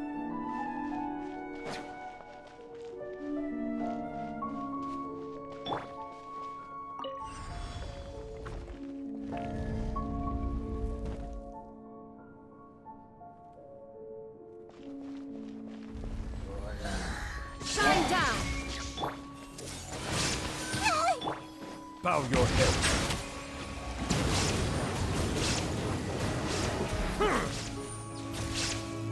Illusion shattered! Nada Kondala.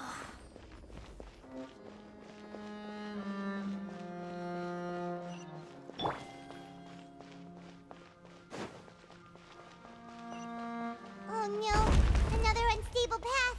Watch your step!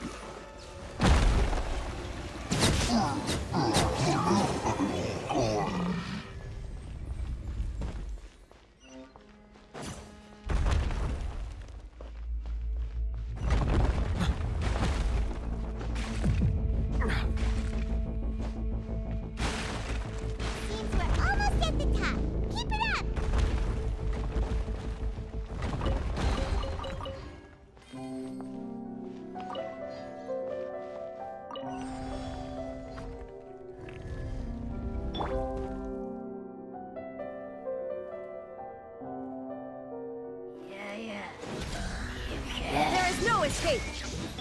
Everyone hold hands. I don't understand.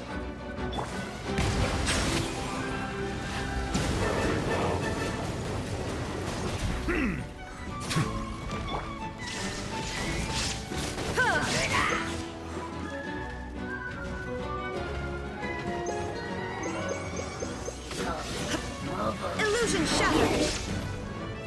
Torn to oblivion.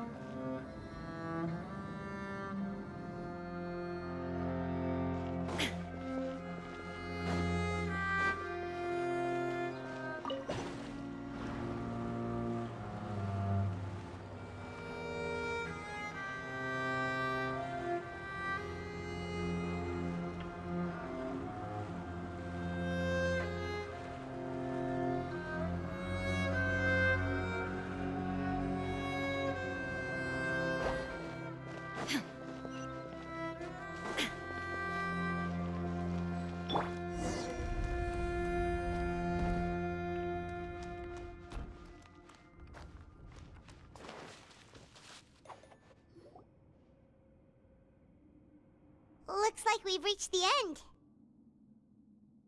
This is the place. There should not be any other hidden spaces in the vicinity. The path sure had some twists and turns, but it turns out that this place isn't actually that big.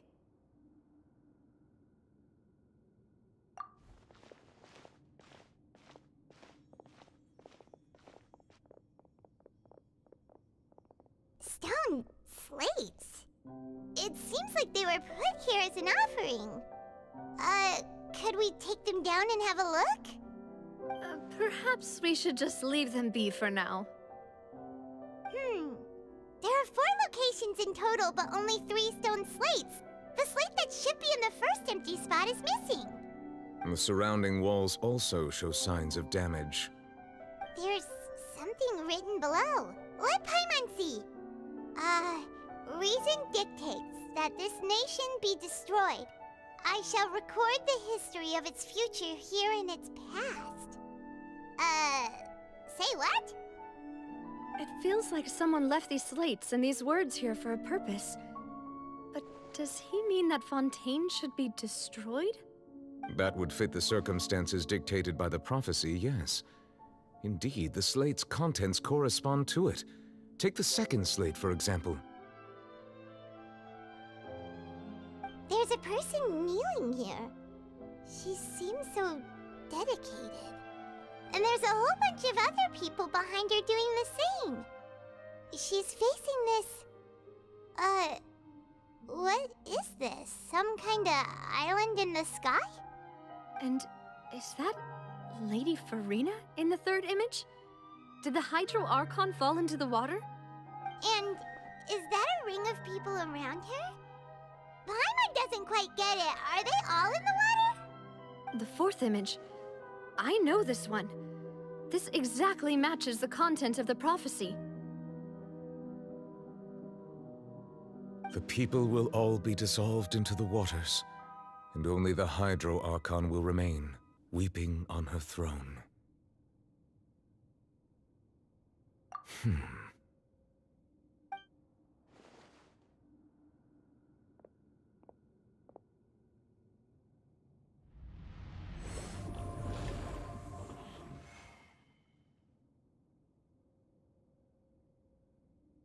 More information should be hidden in these slates, but I fear I cannot easily uncover it, most likely due to us missing the first slate.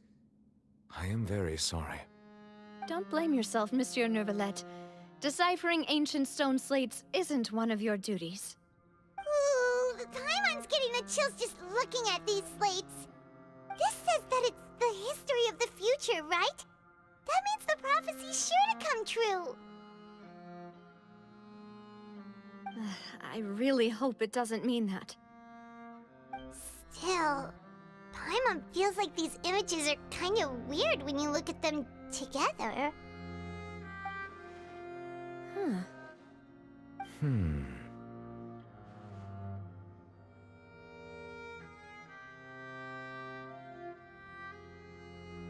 That's right! If the images are in chronological order, shouldn't the fourth, the waters drowning Fontейн, come before the third, where the Hydro Archon herself falls into the water? And yet the order is reversed here.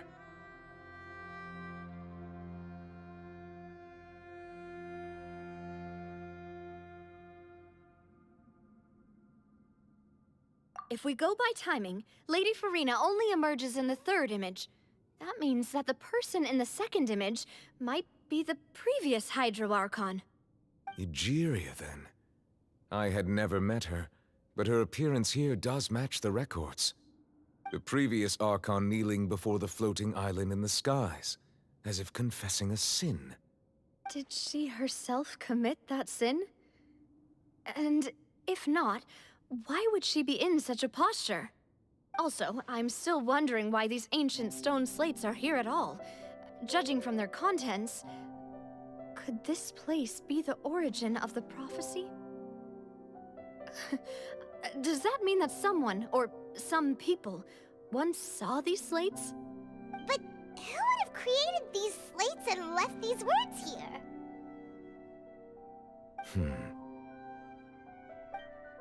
It seems that any further clues will have to come from Farina. In that case, there's no time to lose. There's nothing else to be gained here, so let's head back first. Yeah, we'd better get somewhere safe for now.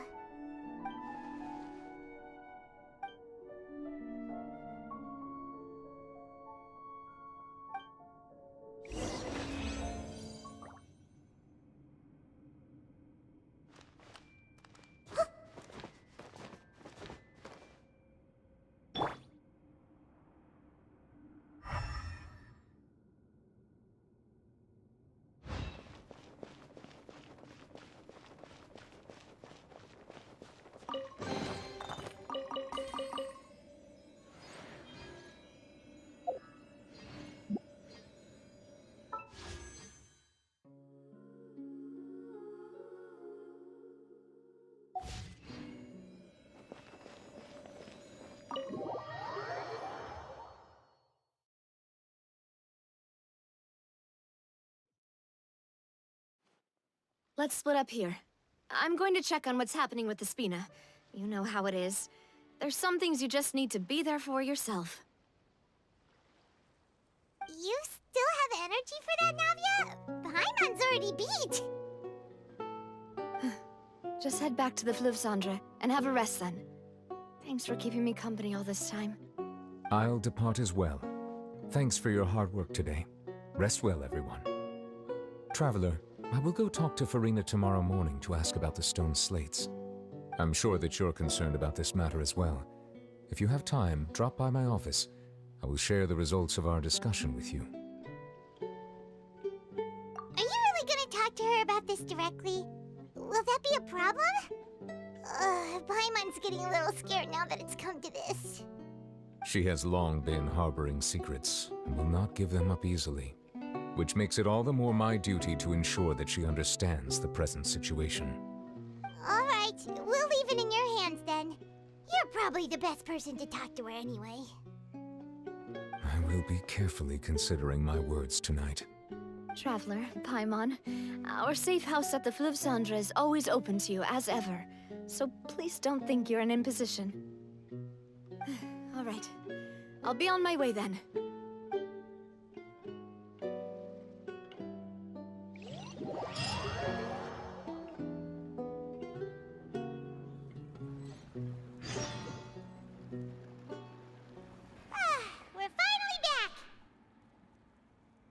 Welcome back. We've got a special menu prepared for you two tonight. Yay! And there's good food too! Navi, no, the boss is the best.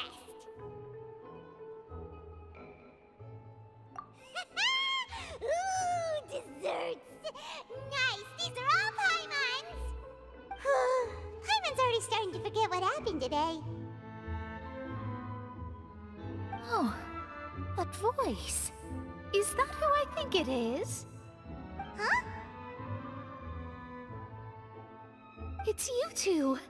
What are you doing in Ffontein?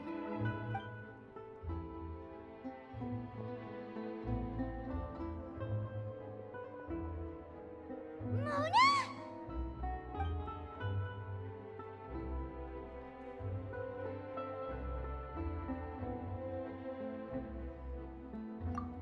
Seriously, nobody just uses a scry glass whenever they've got time to just see who they'll meet on the road. Still, we didn't expect to see you here. Wait, you're not a Fontainian, are you, Mona? Well, I have some business to attend to here, so I booked a hotel in the city. I was just out for a stroll when I bumped into you. Quite unexpectedly, if I might add. Why did you think I was from Ffontein, though? Is that because Magistus doesn't sound much like a Mondstadter surname? Yeah, let's go with that. Well, I used to have my own surname, which was, well, some other thing. Either way, the old hag told me when she took me as her disciple that the first step to being a great astrologist's pupil was to change that name. There was nothing for it, really. She really is amazing at astrology, so I changed my name to what it is now according to her wishes. To my surprise, however, Magistus is not the name of some ancient house or clan. It isn't? Nope. Although it is used by us in place of surnames, it generally just means great. Wow! Imagine including a boast in your name. Wait, are you gonna have to put that into your genealogy as well? I reckon so. In any case, I'd give my disciple a name like this as well, if I were to take one. Astromancer Barbeloth Trismegistus. Whoa, that's a long one. Does it also mean great or something? My name means Mona the Great Astrologist. As for the old hag, hers is, in plain speech, the thrice-as-great Scholar of the Stars. Just take it as a title specific to astrologists. Thrice as great? That's so petty. I know, right? That's just how she is. She used to call herself Magistus, actually, but when she took me in, she changed her name to Trismegistus. Talk about obsessive. Magistus is thus the calling card of our school, so to speak, which makes it about the same as a surname. It's all right if you don't get it. You can look into it further should you need to study astrology more deeply.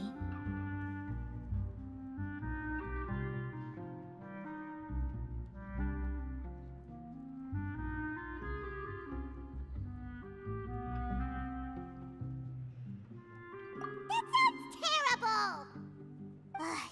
But anyway, you're not Fontainian, are you, Mona? You're from Mondstadt, right? Well, I was born in Mondstadt, yes. My parents migrated to Dornman Port, and I traveled with the old hag for a while, after which I settled down in Mondstadt City. Oh, that's a good thing then. At least we know you won't be dissolved by Fontaine's waters.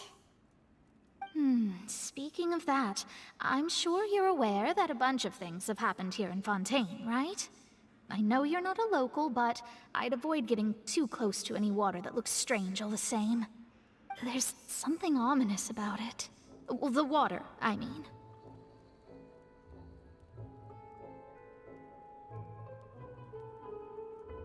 That was the main reason, yes. Just a while back, the Steambird invited me to take part in a panel and speak about the circulation of the prophecy as an astrologist. The invitation was sent quite early on. I don't think anyone expected Fontaine to be in this much trouble. What do you make of that prophecy, Mona? Just tell us what you think as an astrologist. Your word would go a long way to make things more certain and less scary. What I can tell you is that I'm an astrologist, and that this prophecy concerns the fate of Fontaine, even that of Altivat. Ascertaining this is akin to reading the fortune of the whole world. I'm afraid that this is not something that just anyone can do. If I could do it, you would no longer call me an astrologist, but a visionary. But on the flip side, the prophecy is so huge and powerful that it must surely come from a powerful visionary. Its contents involve the fate of the world. Disregarding it would be a mistake. A visionary? Sounds really powerful and all, but does such a person really exist? Of course. The old hag could do it. And I'd bet there are others amongst those Hexenzirkel colleagues of hers who could do something similar.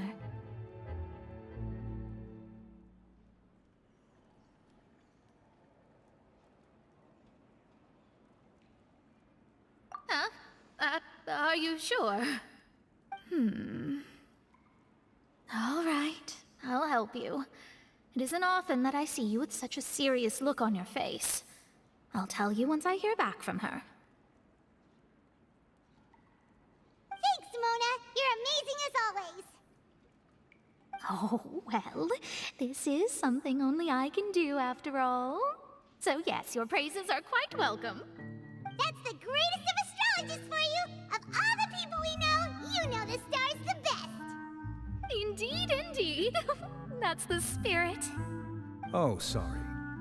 I came to see what all the commotion was about. If there's anything you need, do not hesitate to inform the Spina di Rosula. Oh, whoops. Guess we were getting a little too carried away there. Well, I'll go tend to my own business now.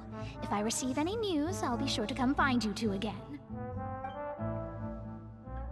And there she goes, quick as rushing water. And here we are with the Spina guy giving us suspicious looks.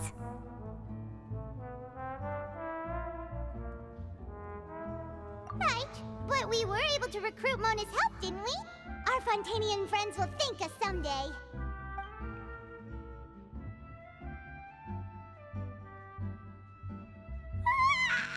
Good morning.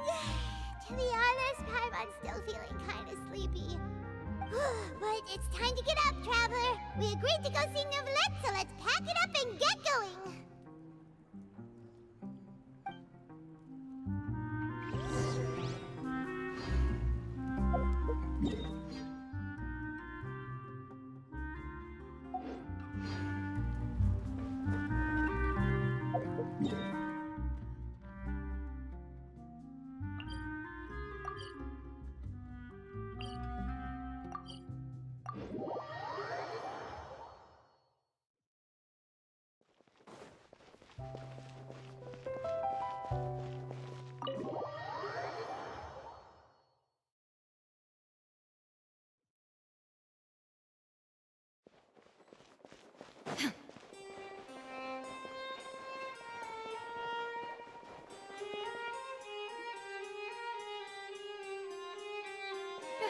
You're here! Finally! Is something wrong? Monsieur Neuvillette and Lady Farina, they seem to have gotten into a dispute. Please go see for yourself.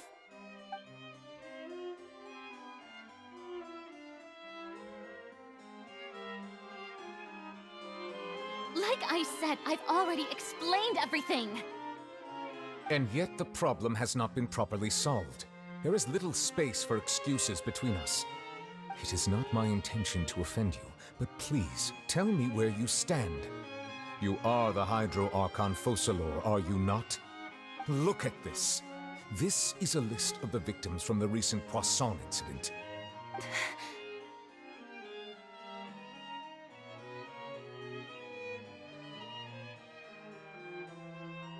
You mean... they're all... We did not arrive in time to avert this disaster, and I will not have it happen again. I will say this once more. You must tell me everything you know. Yesterday, I found 3 stone slates in some ancient ruins near Poisson. Do you know anything about those? Seriously? You're questioning me like this is a court case now. I don't know anything about that. But you found them in some ancient ruins, you say? That's correct, which is why I came to ask you some questions. There should have been 4 slates, but one of them was missing. The other 3 featured different images that seemed to correlate to the prophecy. The prophecy? The second of these slates depicts the previous Hydro Archon Egeria kneeling before a floating island in the sky, as if confessing something. Do you know nothing of this either? I don't. I've never seen such slates. I'll ask you again. Do you really have no information regarding the previous Archon? My deciphering of the slates indicates that the Hydro Archon Egeria once had to confess to, or apologize for, a certain sin. If anyone would know about it, it should be you. All gods don't have the same secrets, you know. She was herself and I'm me. Is it really so strange that I know nothing? I understand your concerns, but I'm sorry. I just don't have anything to tell you. Forgive me for saying this now, Lady Farina, but I have long known of your various secret investigations into certain matters. There are several indications that you have been investigating the prophecy on the sly. This is not strange in itself, considering that you are the Hydro Archon. But it is strange that you should also claim to not know any of Egeria's secrets, as well as do nothing following your inquiries. You have never been as superficial as you have presented yourself to be, nor are you a fool. And yet, your behavior is very inconsistent.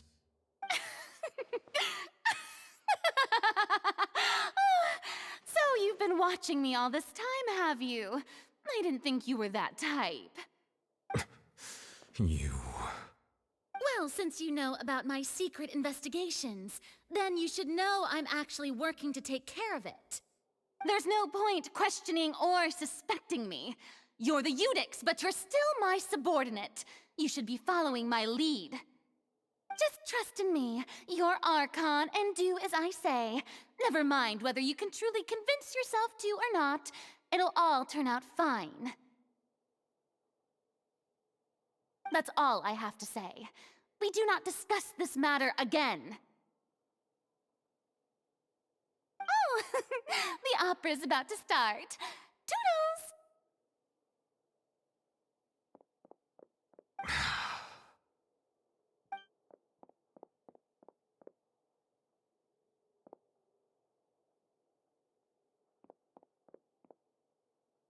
Did Farina not notice us standing by the door? Wonder what's up with her. She was smiling. Huh. She didn't seem in the mood to care if we were listening in or not.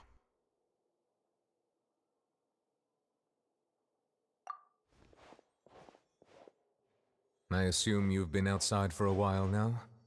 Oh! You noticed! Seems Farina didn't even realize we were here. She was in a great panic, though I cannot discern the reason. Our discussion reached impasses time and again, a state of affairs that we cannot allow to continue. Still, I do not understand. Dialogue is the basis for understanding, so why did she keep refusing to engage?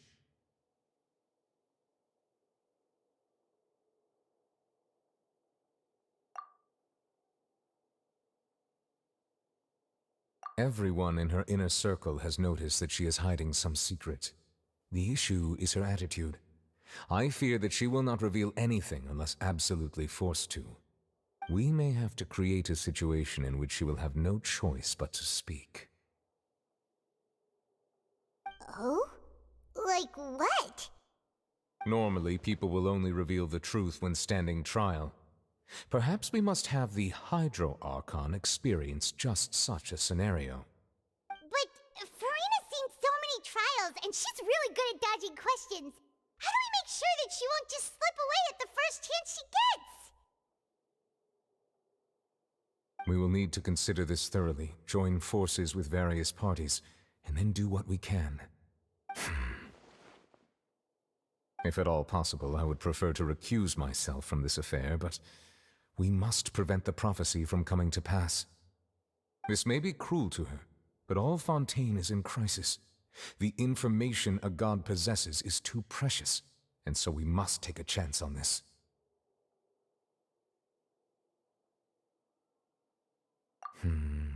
But who will lend us their aid to do such a thing?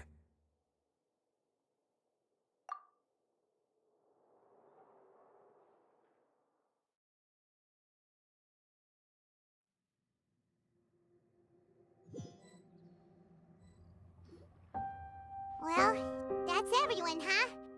Speaking of which, it was pretty smart of you to think of hiding here.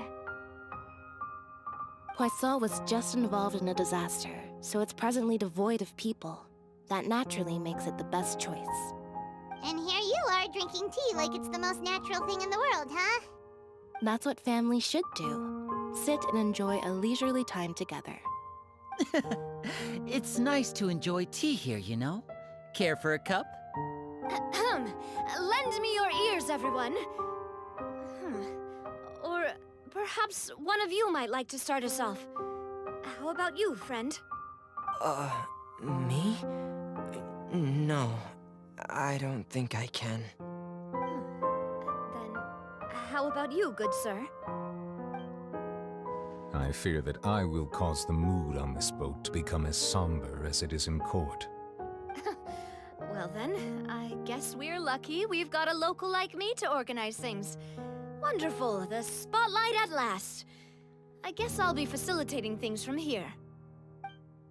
That was a little long-winded, don't you think? Oh, you might be right. Anyway, to cut to the chase, our friend here, the Traveler, has brought us together to discuss something. As for what that is, well, let's start by saying that we'll be pooling our efforts together to create a series of traps. Oh, how intriguing. Well, it's just an expression, really. One that I just learned from Chlorand, and used on the spot. So, let's invite her to explain in detail. A round of applause, please. Huh? Didn't you say that you would be facilitating this? Oh, come now. Your work doesn't involve much public speaking, right? This is a good chance to practice. You might even pick up some fancy oratory tricks to impress your boss with in the future. I see. And what does my boss say? He is glad that you consider him your boss. Do go on.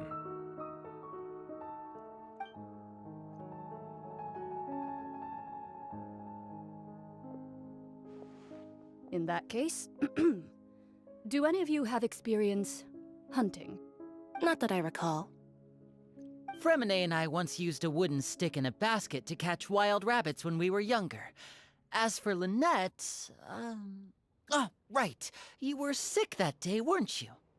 I've also gone diving to catch some fish before. Does that count? I'm afraid not.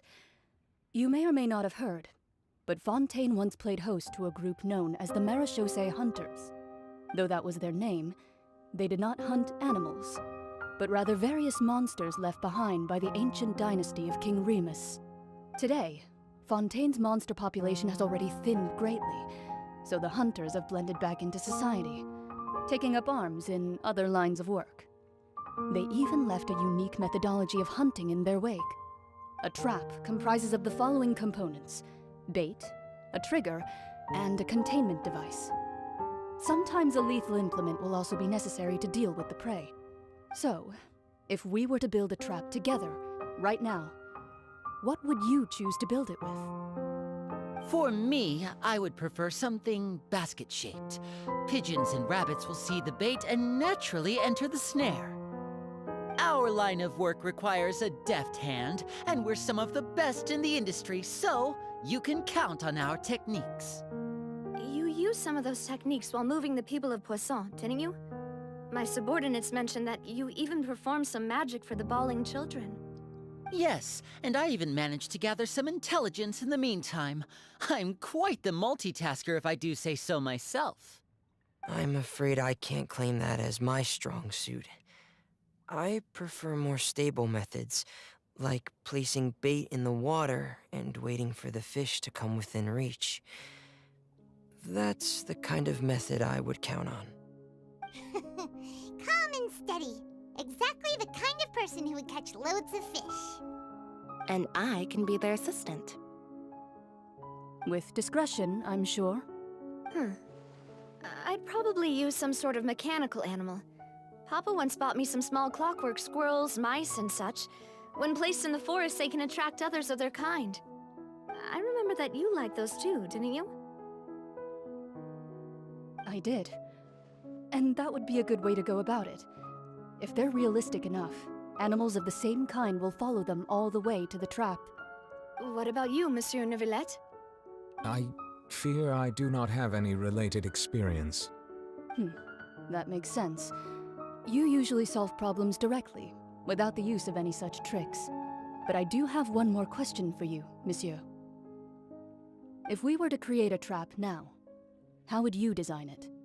I would like for it to be effective, but bring no harm to the prey. A more gentle trap would be ideal.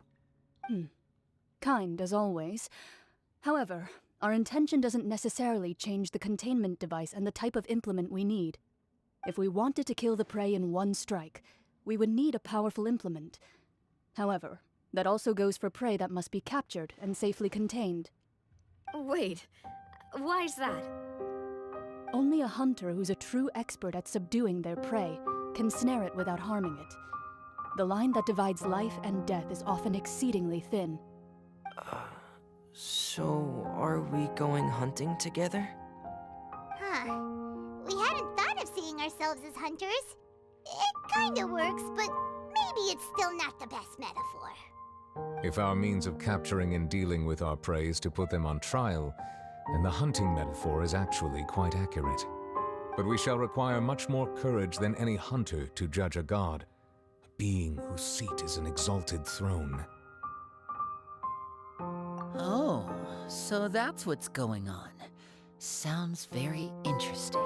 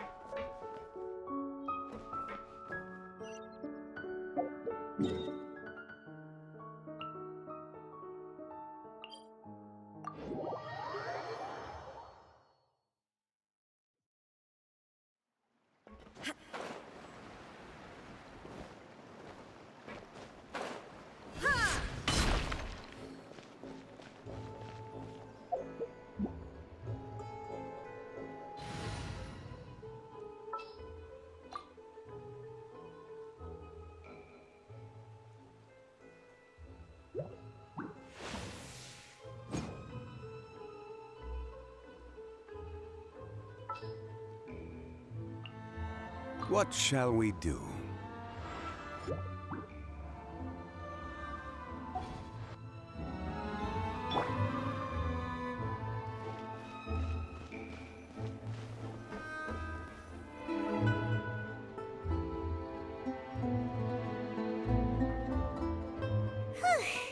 It's been a tough few days, hasn't it?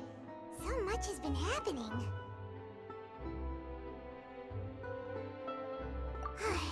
Paimon didn't think the meetings would go on for so long, but everyone seemed pretty fired up, huh?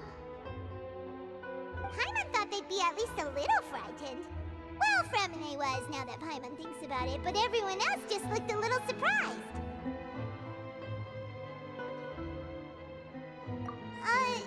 Well, it's hard to say. Paimon doesn't have any experience with this sort of thing. But with you around, Paimon sure will do great. After all, you're the most reliable person in the world, aren't you?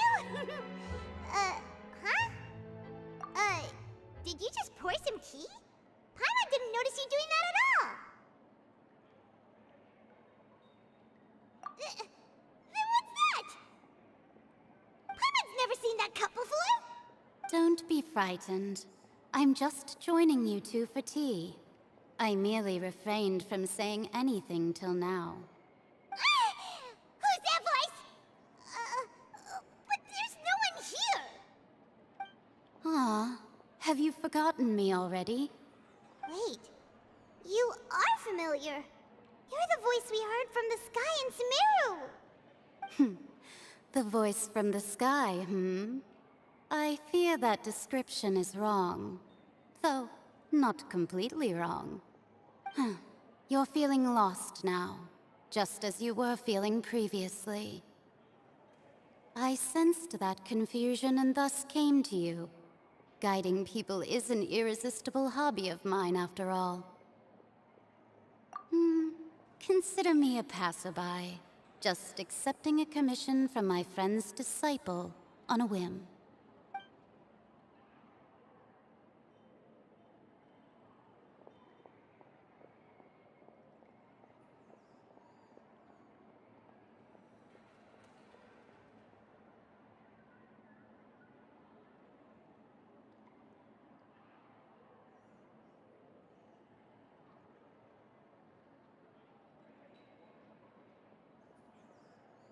The prophecy.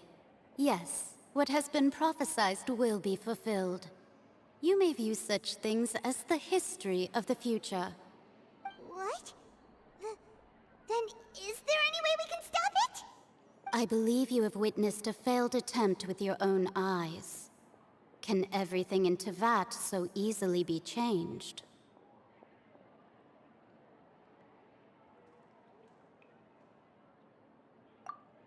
Ah, so you've caught on.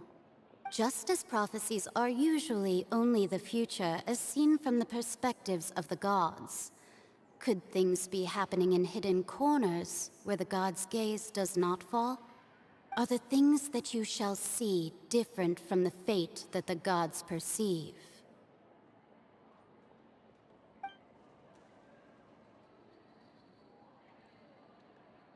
What is she talking about? It all sounds really impressive and important and stuff, but it also sounds kinda scary.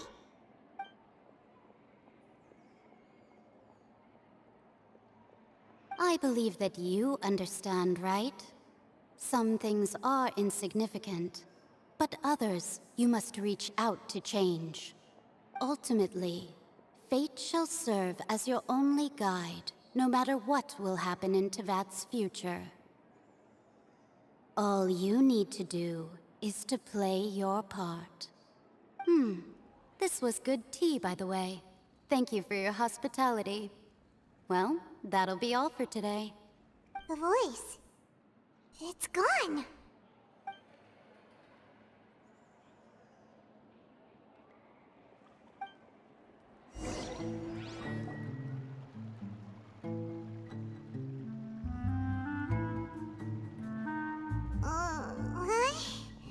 Paimon here's... Alright, coming! Hey, it's you who's getting lazy, okay? Well, I see I've walked in on some lively banter. Luna! Fine, just fine. I went to take part in that Steambird panel. It turned out to be more interesting than I expected. Not all Fontainians are pessimistic about this. One journalist mentioned that sitting around and waiting for the end to come would be wrong, and that they should make their own rescue preparations. I agreed, so we had a brief chat with her. Did she have pink hair by any chance? Why, yes! It was Charlotte. You remember her, right? That daredevil journalist? I'm in full support of her view. Prophecies are very important, but how can people allow their lives to be commandeered by just a few words? That's right! Paimon's glad to hear something sensible for once. Ah, yes. About what we had discussed before. I did try, but I'm afraid I couldn't reach the old hag. I'll try again tonight, but I wouldn't get your hopes up.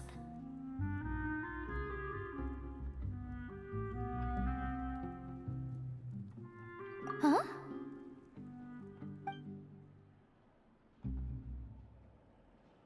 Goodness gracious. Are you serious?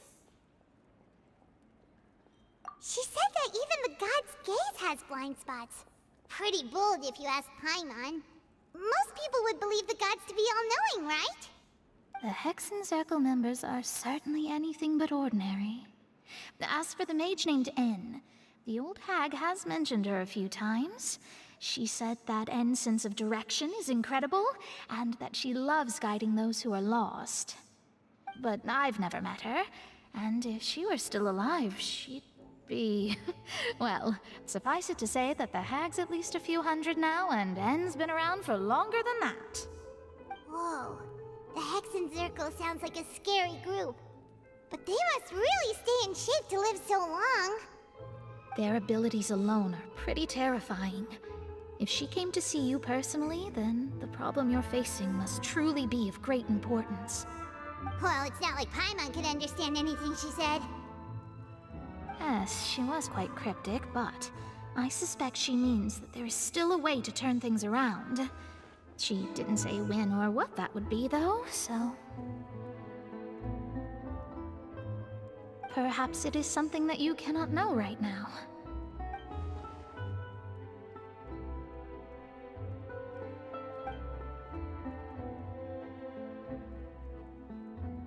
Traveler, Paimon, are you two all right? Oh, we're fine. We're just a little down right now.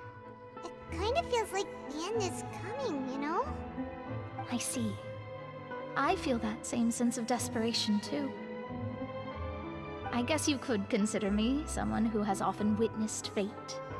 So far as I have seen, it cannot be swayed. But even so, I still hope for, and believe in, miracles. Astrology is eternal and rational, but fate may not be. It is cruel, but it can also be beautiful. Perhaps that's what N was trying to tell you. Not to lose heart, and to believe that what you are seeing playing out before you is not yet set in stone. I did originally think of steering clear of all this, but I couldn't. Even if this is all futile, I still wish to help everyone. If we don't struggle to the last, then how can we face the end when it comes? Huh. You do have a point. There I go, talking about astrological principles again. Sorry about that. The moment I start talking about work-related stuff... I need to get going. It was worth trying to comfort you, even if only a little. I believe that you'll help those who are struggling in the same way I did. I suppose that might be why we always seem to meet by coincidence. Paimon feels kind of moved by what Mona said, but also kind of sad too. Hey, Traveler, Paimon suddenly feels like going outside for a walk. Let's go. Let's walk around the city, shall we? There's a few spots we always like to walk by.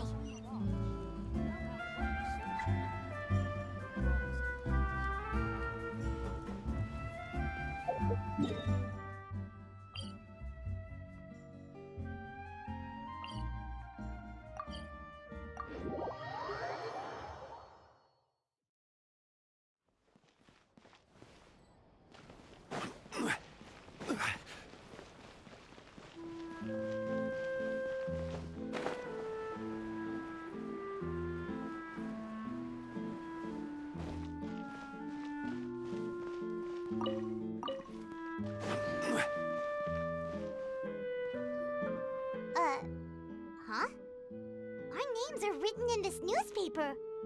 What's going on? Let Paimon see! The underwater stronghold, the Fortress of Meripede, has continued in its noble autonomy, but that does not mean that others cannot interact with it.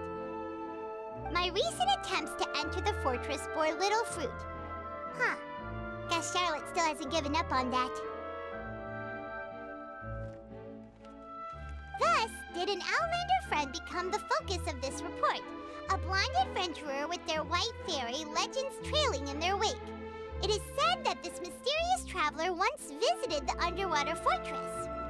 So while the fortress's interior remains a mystery behind closed doors, do not fear, for the tales of the traveler contain surprises in spades. Journalist Charlotte's biggest scoop yet, the Traveler's Trail, World Walker. Huh.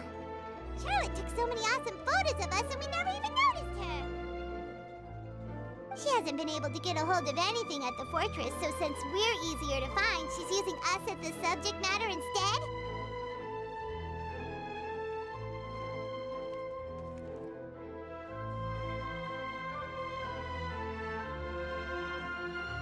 Ugh, seriously? Well, fine. Those headlines and photos do look cool, so Paimon will forgive her this time.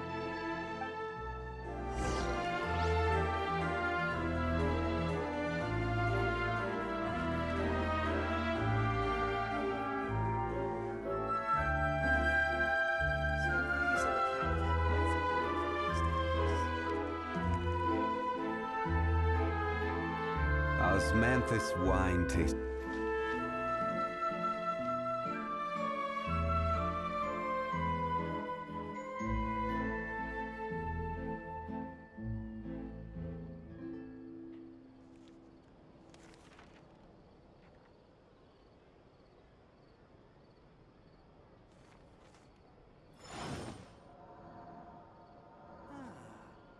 So these are the kind of headlines they're going for these days.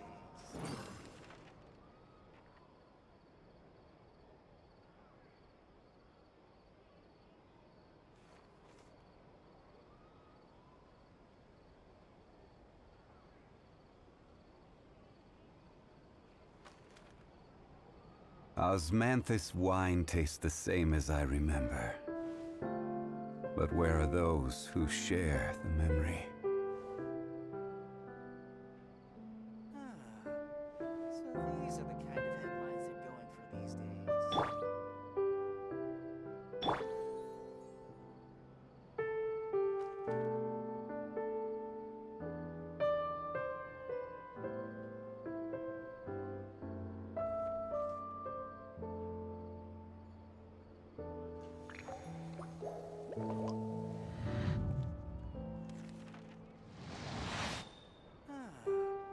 So these are the kind of headlines they're going for these days.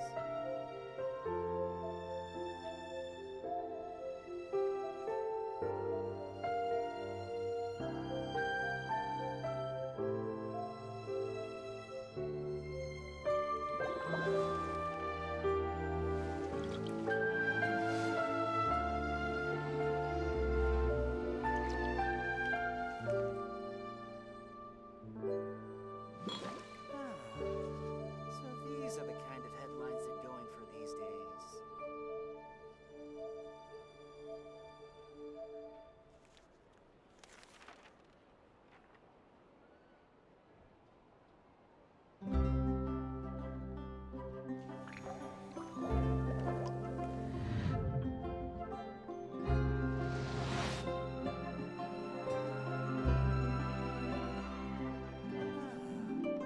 So these are the kind of headlines they're going for these days. So these are the kind of headlines they're going for these days.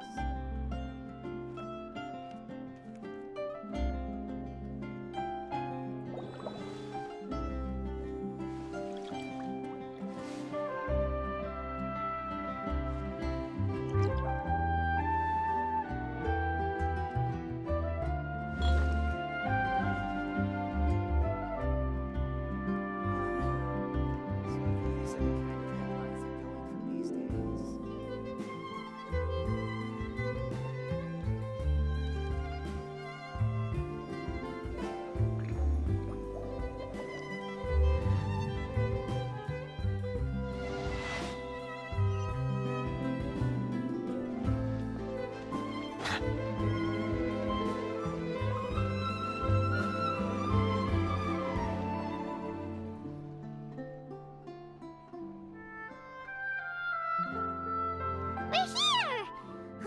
Paimon's hungry. Should we go in and get something to eat?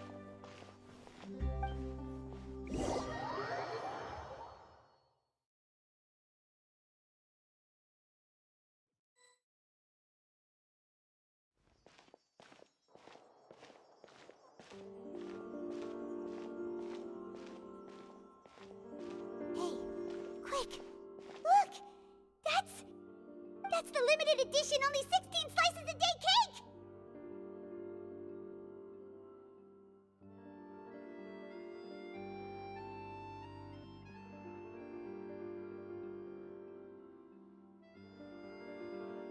It was so delicious the last time we tried it!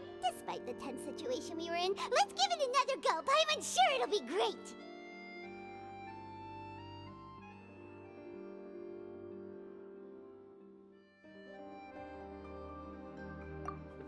One slice of cake, please. Someone showed up after all! Oh, wait, you're the one from the Palais Mermonia. Oh, are you here to buy cake too? It seems Monsieur Nervalet was right. You really can eat. Wait, did he really say something like that? That's right. Even he has his own preferences when it comes to food. As for me, I love the cake and coffee here. Do you come here often? Usually every day. Every day? It's part of my daily schedule, apart from work. I shall have my cake and coffee.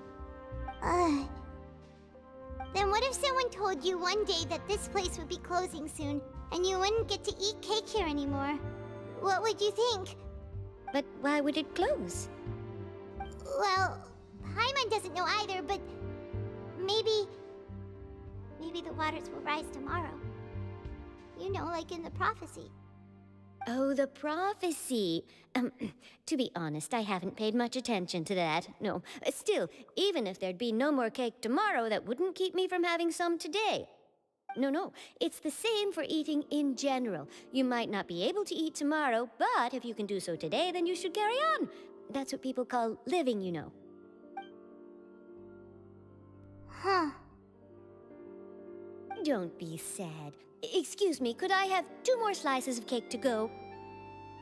These 2 slices are for you. Sijuin said that this kind of expression you're making is what humans call being sad. Oh, you know Sijuin?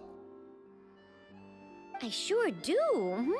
She was born before me, and she sometimes comes to the surface to teach us things about humans.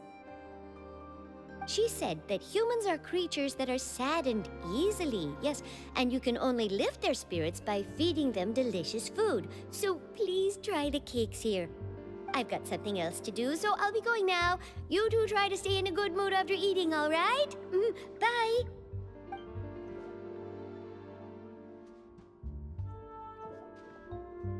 And there she goes! Alright, let's dig in. Paimon's sure this cake will be delicious.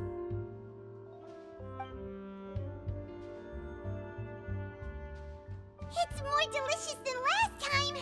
And the flavor gets even better with a sip of tea. It sure would be nice if we could come again tomorrow. Sure would be nice if we could always eat delicious food here.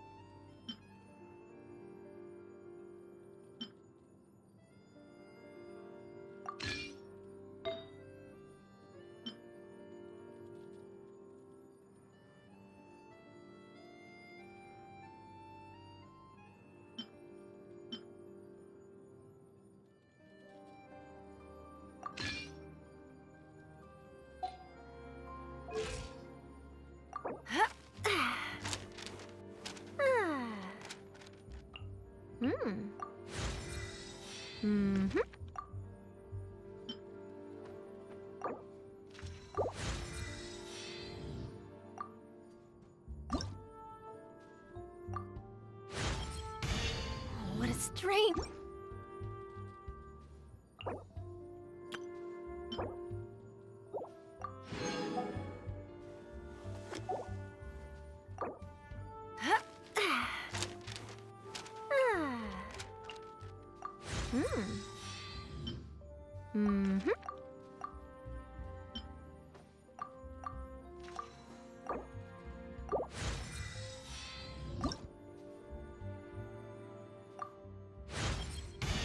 So this stuff...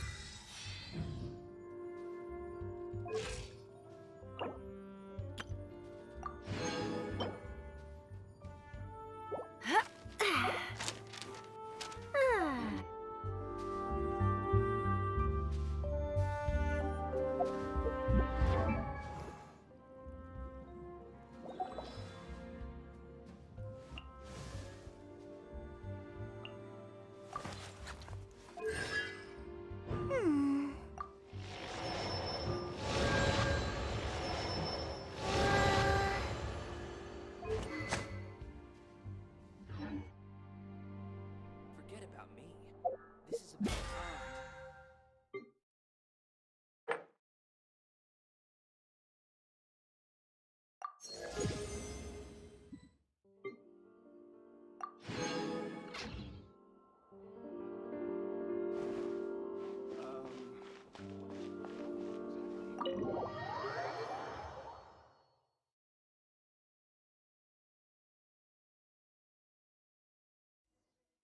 Oh, we're near the Seabird office. Let's go look for Charlotte and have a chat.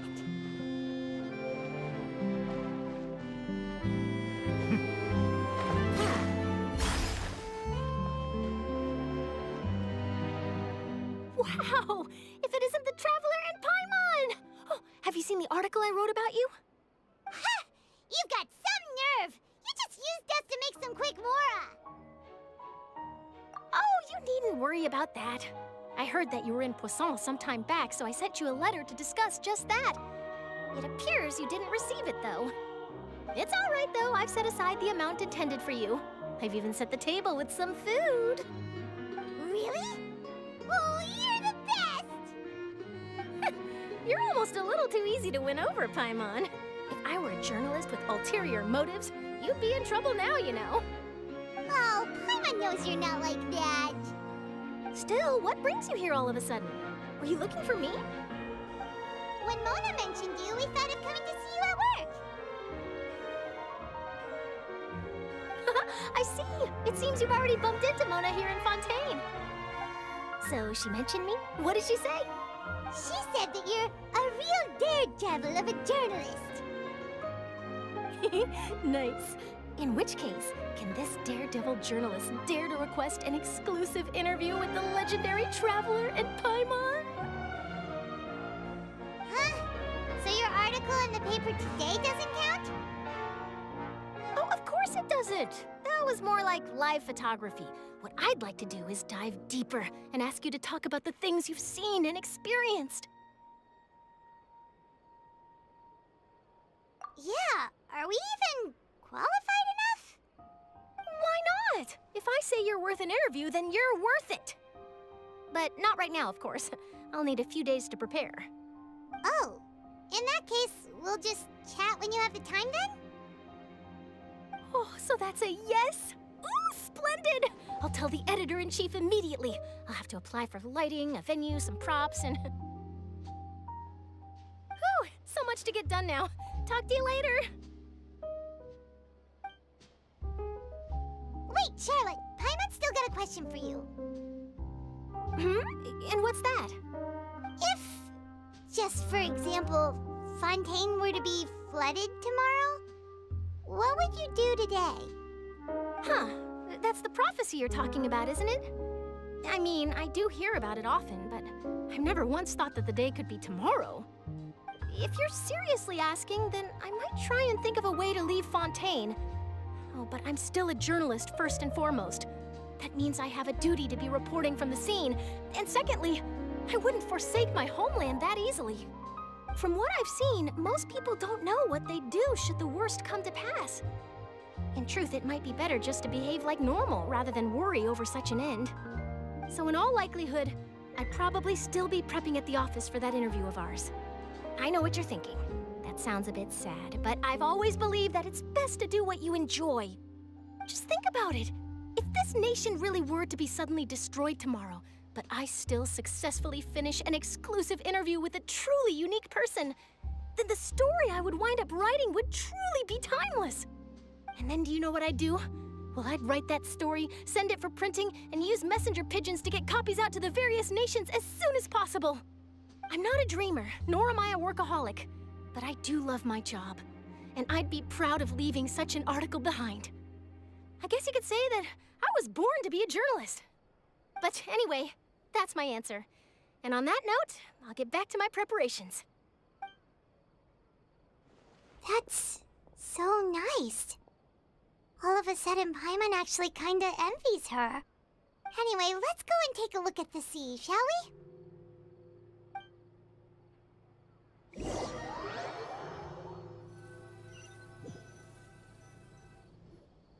The sea breeze and scenery can be a pretty soothing combo, huh? Paimon's been thinking. If it wasn't Fontaine, but all of Tevat that would be destroyed tomorrow, where would we go and what would we do? No, Paimon should ask, if you could choose, what would you like to do?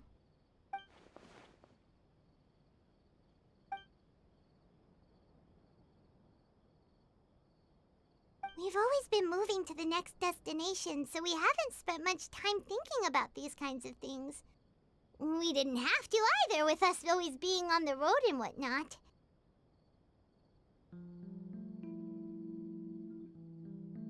You mean, still traveling? Huh. Wait, isn't that what we've always been doing?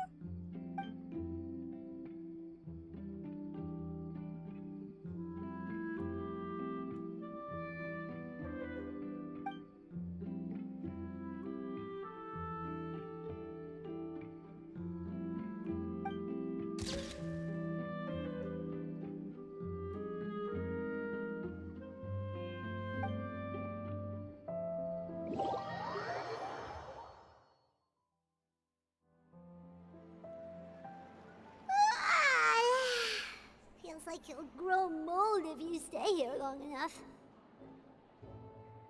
But it's still better than the Fortress of Mirapede, that's for sure. It's not only damp there, but salty too. Ah, so the two of you are still here. Wonderful. Oh, you're from the Palais Mermonia, aren't you? Yes, I'm Isadora.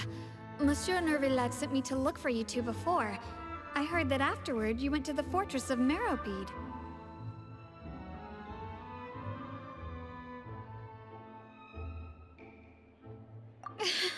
Not at all. I'm well aware that you're friends of his. Actually, I'm here to pass along a message from him. Yes, inside the Opera House. The Maréchaussée Phantom has declared the incident a small-scale riot. A riot? Well, that said, I don't personally think it was that serious.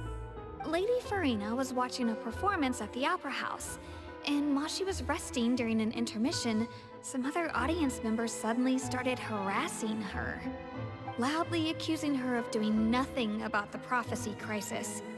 And before she could respond, others started to join in. The crowd continued to grow, and protests against the Hydro Archon started to break out. So people have started to put the blame on Farina. Guess they finally found an outlet for the pressure they've been under due to the prophecy. I agree. People will naturally rely on gods, as is customary. But the moment people feel threatened, gods are also the first to be blamed. So what happened after that? Is Farina okay? Seeing that the situation was spiraling out of control and that further argument was pointless, she claimed that she'd gotten tired of this and left in a hurry. The Maréchaussée Phantom had their hands full maintaining order and did not catch where Lady Farina had gone. Only when things had stabilized did we realize that she had gone missing. So, you mean she's still missing? That's right. The Maréchaussée has dispatched many people to search for her, but we don't have any leads yet. That said, I don't think there's much to worry about. She is a god after all. Even if she were to fall into the hands of rioters, what could ordinary people do to her? Good. Monsieur Nervillet sent me to tell you about the situation, but he didn't say anything else. Don't worry, this is more than enough to go on. Thanks for keeping us informed. Ah, is that so? Well, all right then. In that case, you two take care. I'll be... Well, sounds like we should hurry over to Poisson then. If we know Farina, she won't try to fix things in this situation. Instead, she'll look for a place to wait out the heat. And, as we also know, she may be loud and dramatic, but she doesn't have a heart of stone. When Nervillet was talking to her in the Palais Mermonia, and she heard about Poisson, she couldn't hide her sadness and remorse. It would be hard for her to ignore being accused by the public today. Paimon thinks Farina's probably taken the opportunity to slip away to Poisson and try to relieve the sense of guilt that she's feeling. Huh! Well, what do you think? Paimon knows the answer, of course, but Paimon can do the analysis to back it up, too. Cool, huh?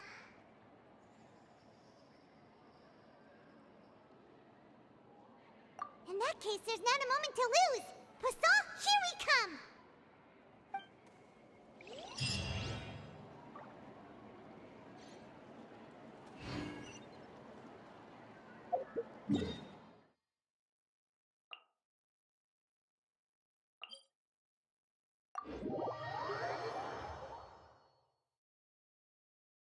This place looks deserted.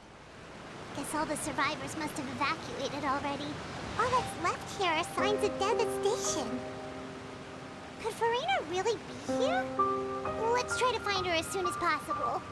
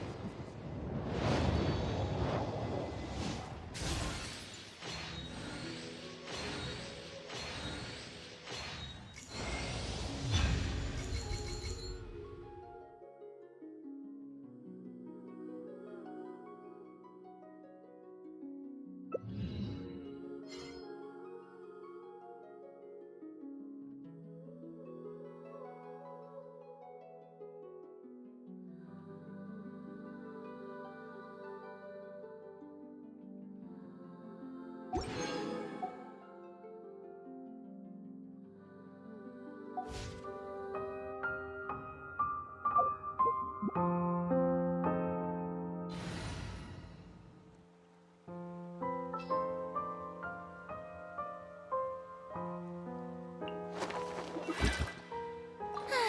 knew you'd miss me.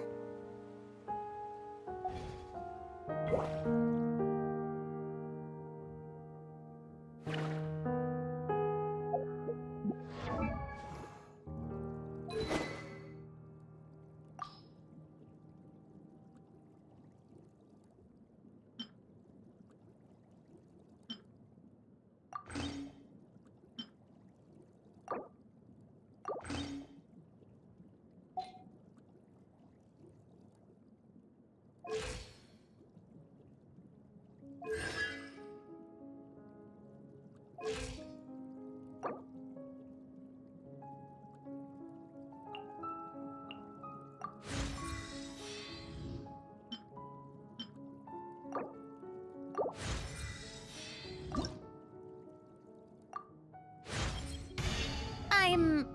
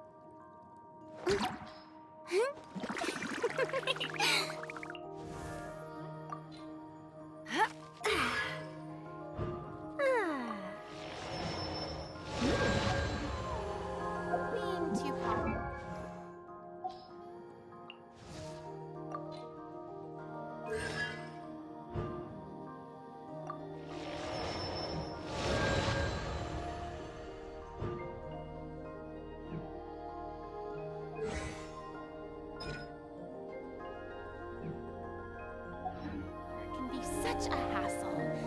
Who knew the people would adore me so much?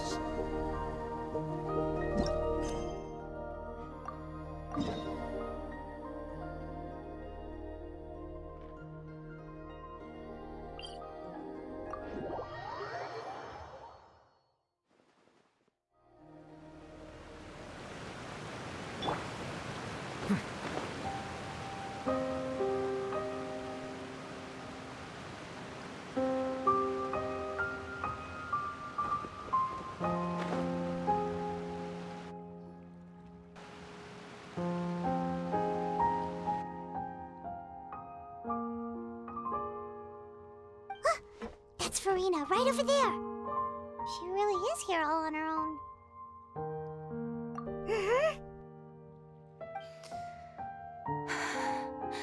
Should I just give up? This is all meaningless. What was meant to happen did happen after all. Everyone's dead. I'm sorry. I am so sorry. Give up, Farina. There's no point in holding out. I'm sorry. But what can I even do other than to repeat meaningless apologies over and over? Who's that? Don't worry, Farina. It's just us.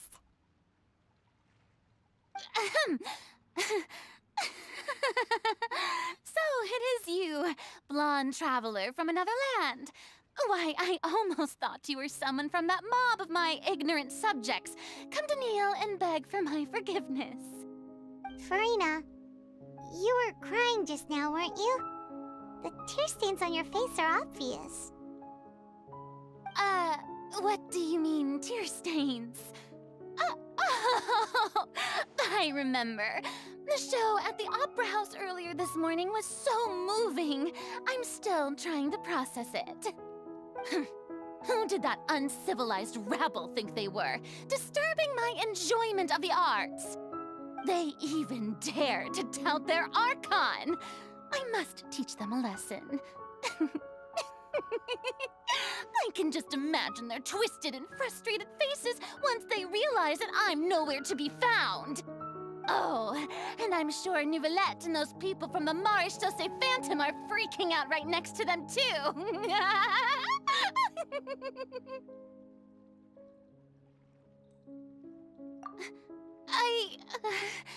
Of course not. Hey, there she is! The Hydro Archon's over there! Quick, after her!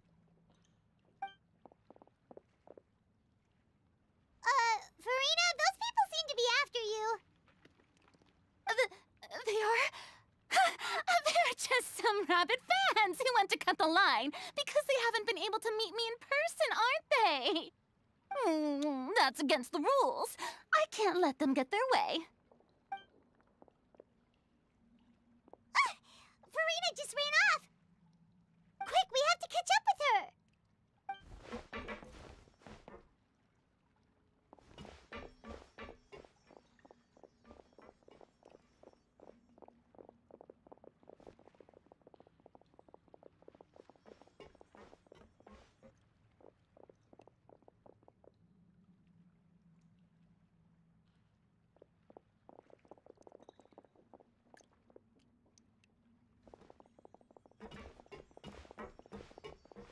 This should be the place, right?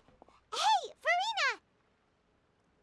There's a good hiding spot over here. Quick, come to Paimon before the rest of them catch up to you.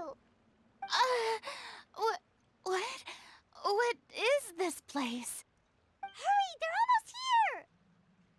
Fine. I suppose haste is warranted. Lead the way.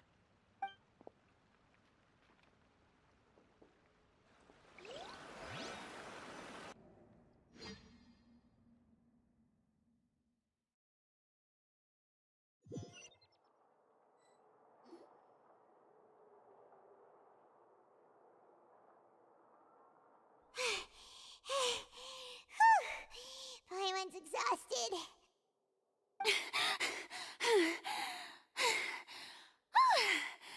I'm so tired.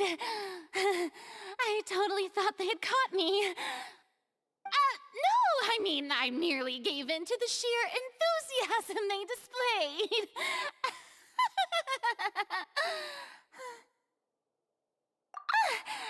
You're right.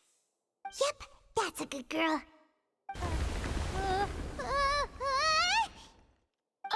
What's happening? The ground's shaking. Is it an earthquake? Yeah, a quake of this kind preceded the flooding in Poisson, didn't it? It can't be. It's happening again. Well, there's no need to worry too much about that. Nouvellette's made some emergency plans, so the evacuation should go a lot smoother this time. Yeah, I hope you're right. But the people of Poisson, they've already...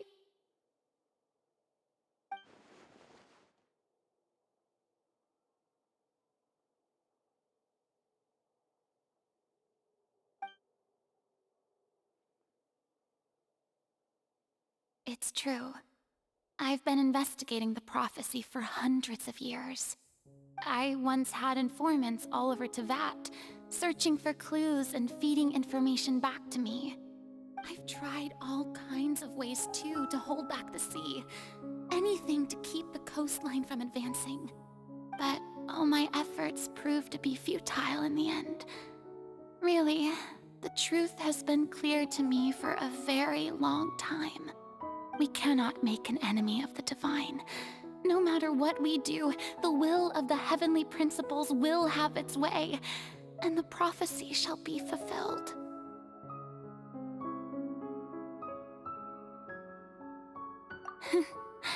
Give up. I do love the sound of that phrase. It would mean finally coming to terms with fate, but also for me to finally be free.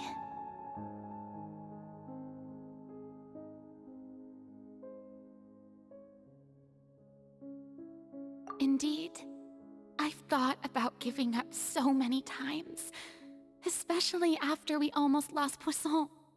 Fate is really unreasonable, isn't it?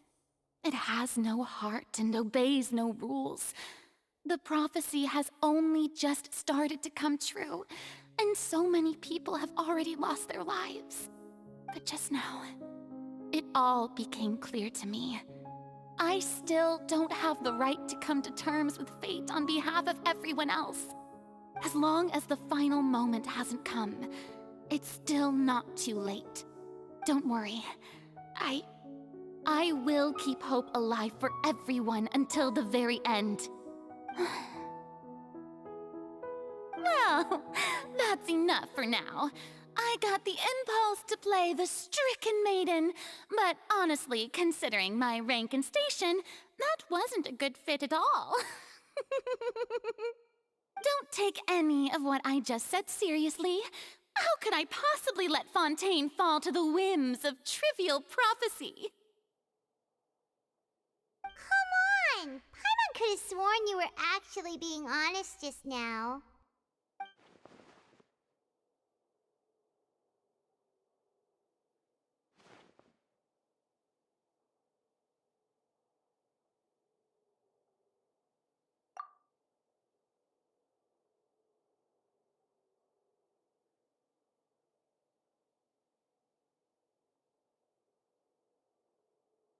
Share my burden.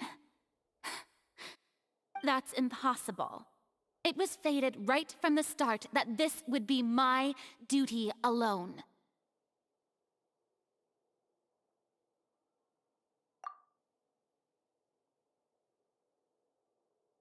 A witness.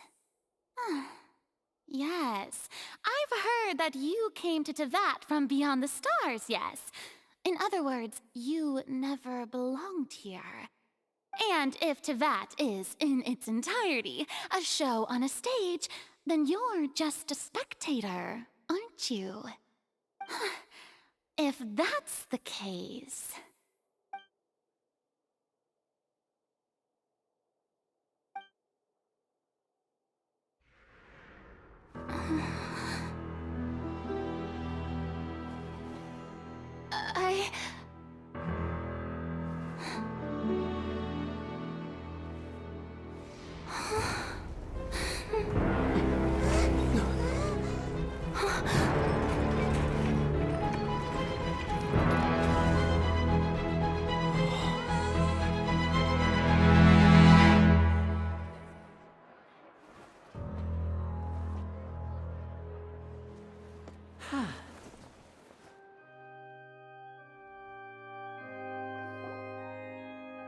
Ladies and gentlemen, this concludes my opening performance.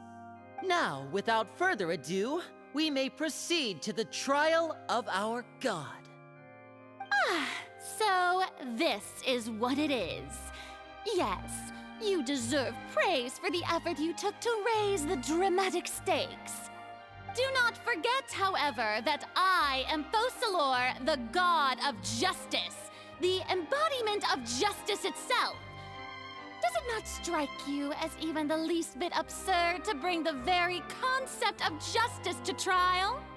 May I interpret these words as your refusal to stand trial?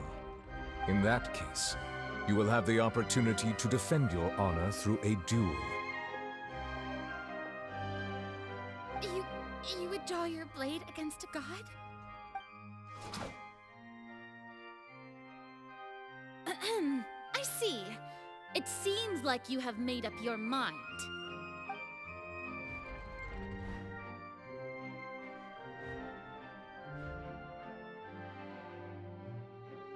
Paimon can't believe it.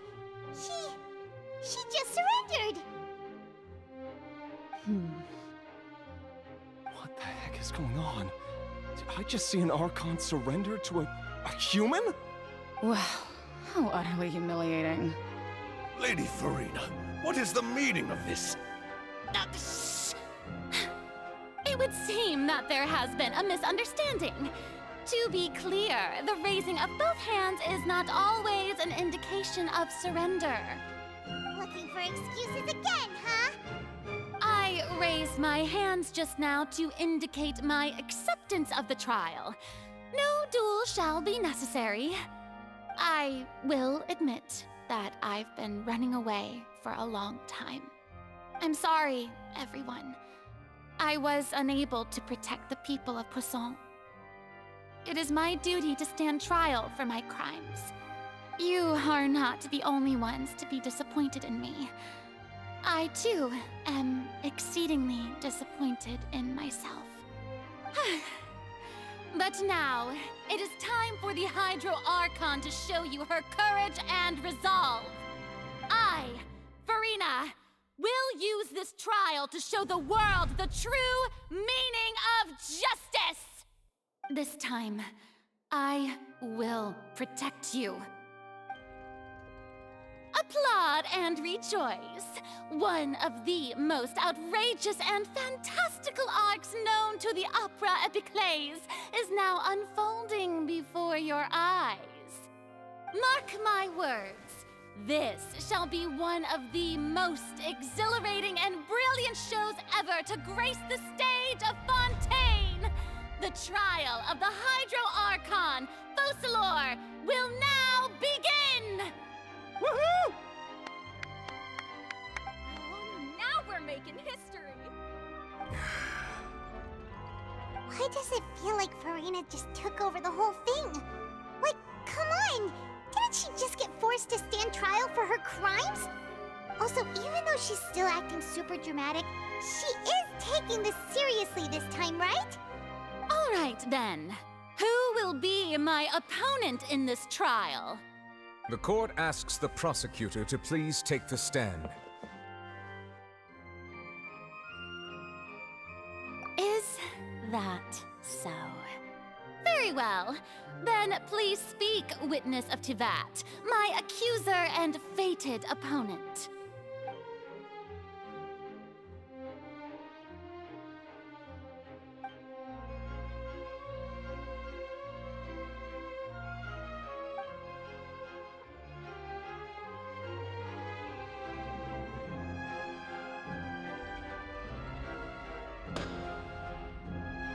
Also, please allow me to ask, as a final question before the trial begins. Just how much work did you do to force me onto this stage? Well, we did do a lot of prep after the meeting that day. I can go over the tasks assigned to the Spina di Rosula, since they were rather straightforward and easy. Navia, the president of the Spina di Rosula. Most of the people who participated in the disturbance this morning were my subordinates.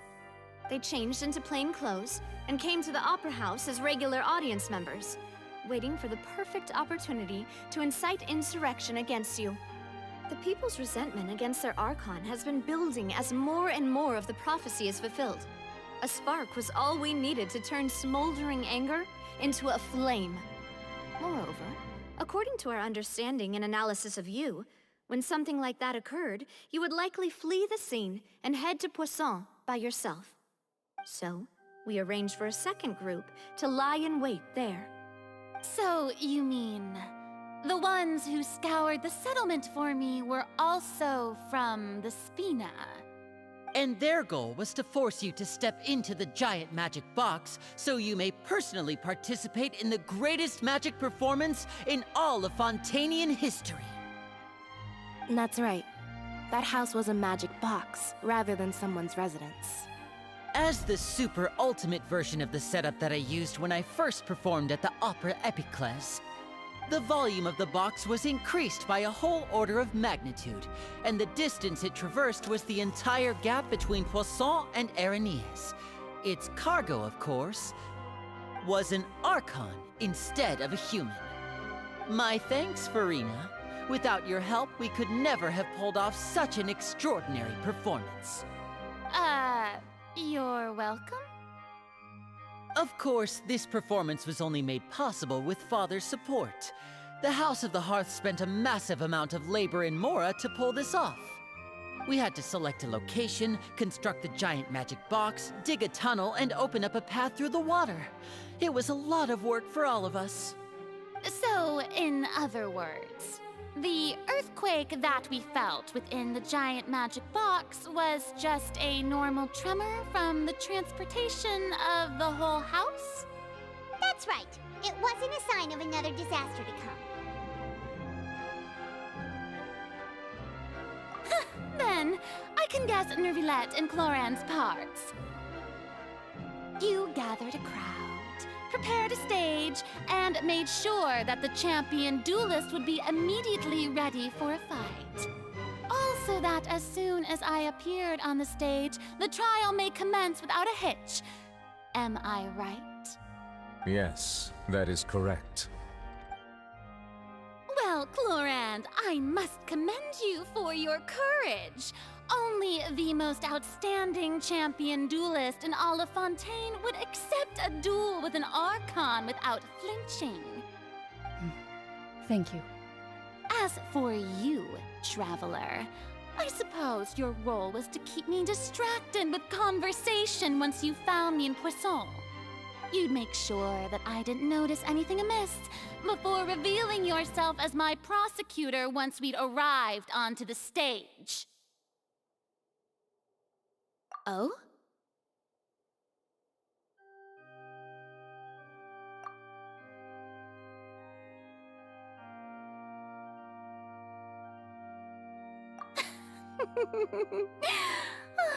Is that so?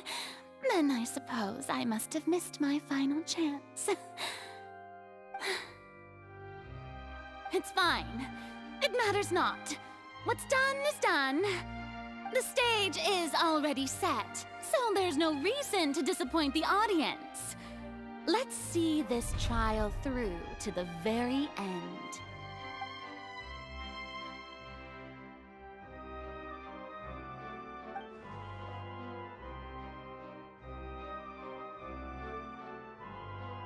Sir Prosecutor, please allow me to pass this along.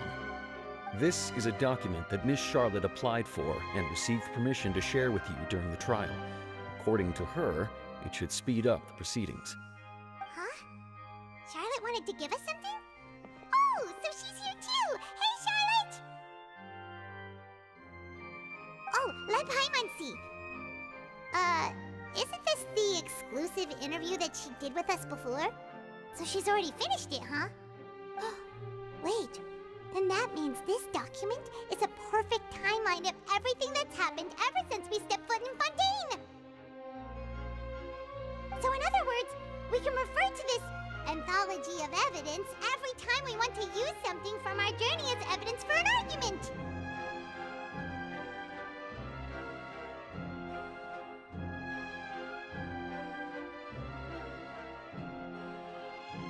Let's quickly confirm the information in it. Just think of it as a refresher, alright?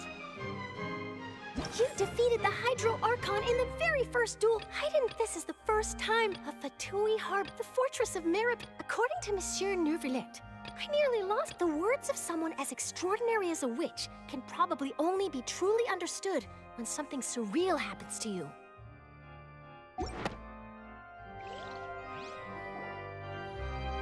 The prosecution and the defense are both in position. The trial shall now begin. Oh, come on, Nervilette. There's no need to repeat all the unimportant legalese. Just fast forward to the part where the prosecution lays out my offenses.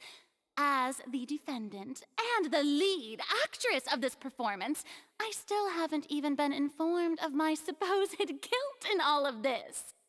Of course, it is only natural for humans to struggle to understand the actions of a god. However, you will need more than that to convict me of a crime. That's true, but my charge here is unrelated to your conduct as an Archon. Instead, I would like to charge you as a fraud who's never been the Archon in the first place. Wait, what was that? Lady Farina's a fraud? Hey, I came here thinking that we were going to try the Hydro Archon for forsaking her duty, but did I hear that right? She's not our Archon at all? Charge accepted. Lady Farina, do you plead guilty to the charge?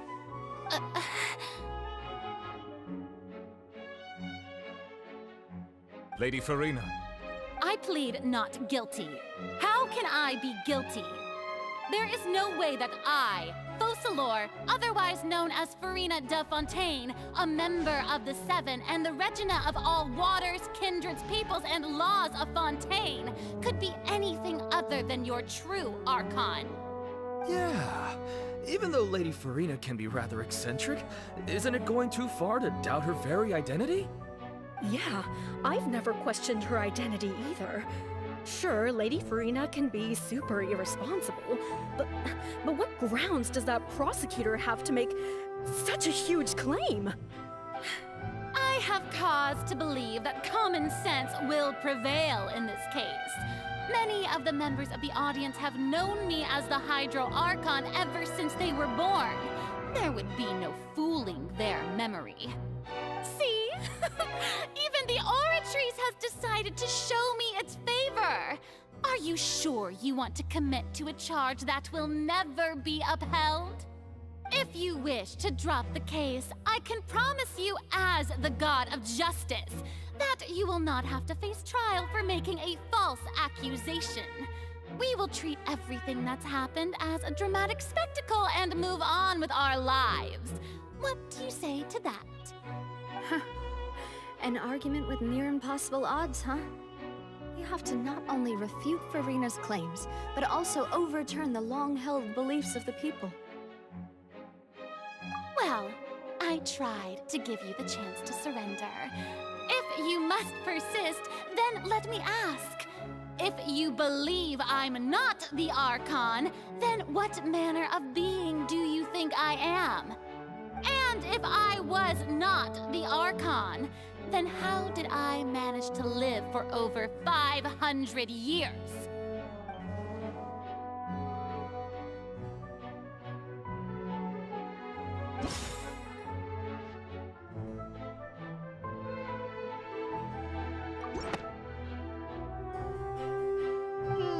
That doesn't sound right. Paimon doesn't think this clue can be used as compelling evidence to build our case.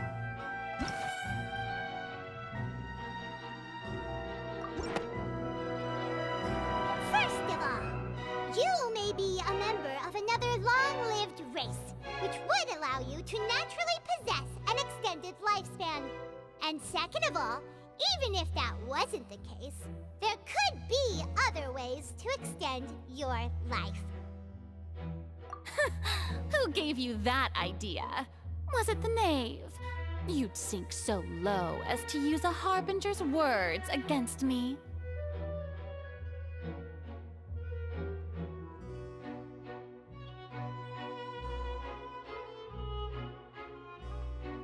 A curse? I once thought it possible that the aura of an Archon might naturally resemble a type of curse. But in light of this claim, perhaps what I sensed was not your divinity, but a curse after all. You sensed it too, huh, Nervalet?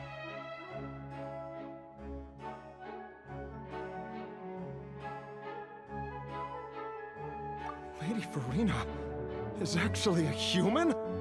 Well, it is true that it's extremely difficult to tell humans and gods apart just by looking at them. It's not impossible.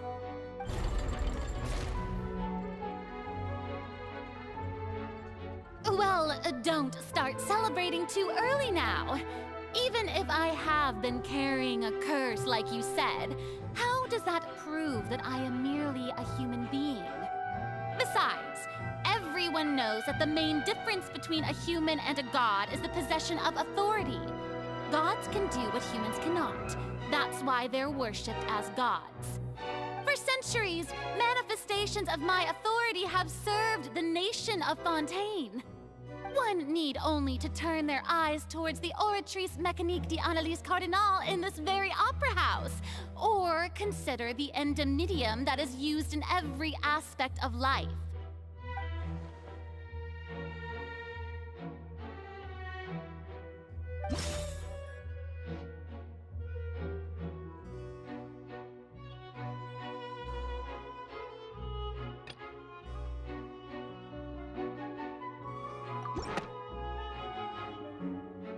You tried to reference the Oratrice, but weren't you as confused as all the rest of us when the Oratrice declared Child to be guilty without any proof?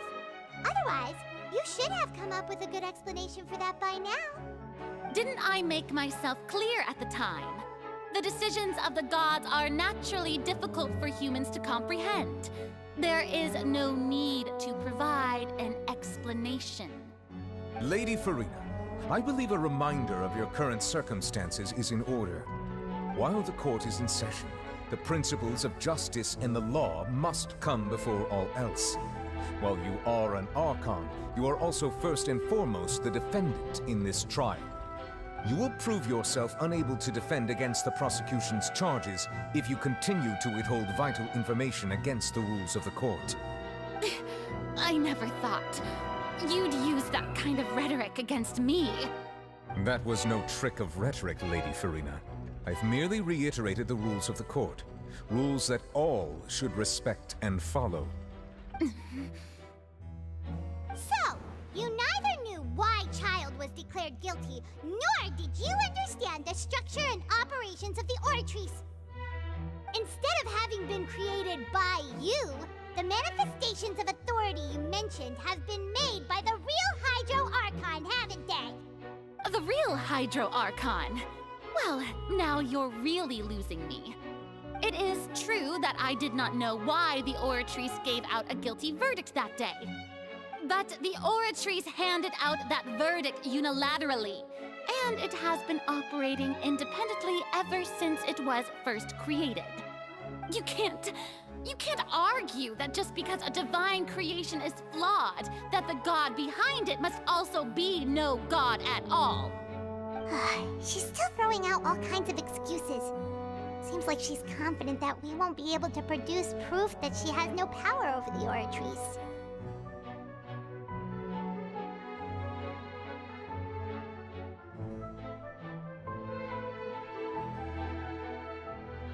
My power as an Archon.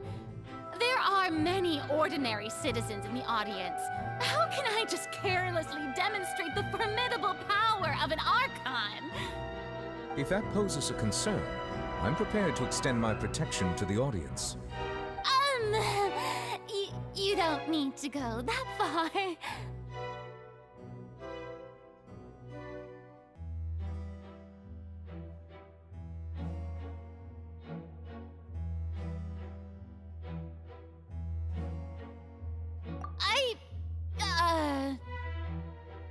Aren't you the Hydro Archon?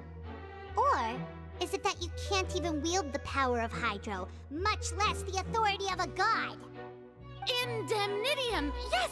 It's all because of Indemnitium! All Archons derive their power from the faith of the people, and I've converted the people's faith in justice into Indemnitium! Thus did I give up all of my divine power to provide everyone with energy for their daily lives. Have you ever seen a more magnanimous god? Isn't that a huge stretch? Yeah, no matter how generous an Archon can be, how could they give up all their power? Can a god with no power even still be called a god? It seems like nobody's buying Farina's excuse. Hey, come now, everyone! Please don't stare at me as if I was a liar! I'm still the same Farina you knew, right? The one that you loved! Shouldn't you want to believe in me? Please? You've got to believe me! If what the prosecutor said is true, she really has committed a grave offense. Did she deceive all of us? And all of our parents and grandparents too? And all of our ancestors? Ever since they were born? Enough! That's enough. Tell me then, if I'm not the real Hydro Archon, then who is? If you have no evidence of another Hydro Archon's existence, nor can you find anyone who can back up their claim to be such, then what grounds have you to say that I'm not actually the real deal? Wow, she came up with yet another argument. How can we refute her now? Seems like she really doesn't want to give up.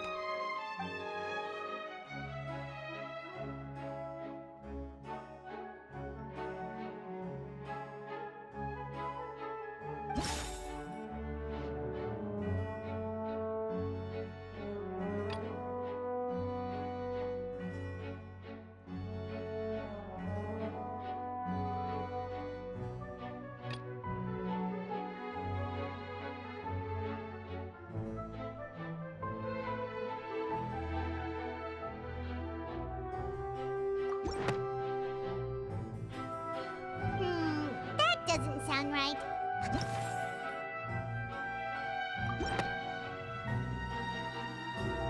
It has been established that all Fontainians can dissolve in water from the primordial sea.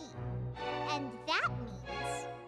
Since you insist on claiming to be a god and not a human, then there's a method that you can use right here and now to eliminate all suspicions of you being the latter. Miss Navia, please apply to serve as a temporary attorney for the prosecution before addressing the court. Though you act in partnership with the prosecutor, you must still adhere to proper procedure. Super sorry, Monsieur Chief Justice. I swear this really will be the last time that I'll speak out of turn. Now, I've brought some seawater from Poisson. As everyone knows, a massive flood struck the area not long ago, taking many lives, including those of some of my closest friends. So, Miss Farina, would you dare to touch some of this seawater? If we are to believe that you are indeed the real Hydro Archon, touching this seawater would have no effect on you. All it should do is strengthen your case. But if you don't dare to touch it, then we would have basically proved the reverse. Oh, and I must remind you that after the disaster at Poisson, nobody wants to see any more people dissolve. I do hope you'll act prudently and choose the simpler path of admitting guilt. Navia from the Spina di Rasula. The Spina has governed Poisson for many years. I guess her suggestion is valid. If Lady Farina is indeed just a human, she's probably Fontainian like all the rest of us. Would she really dare to try?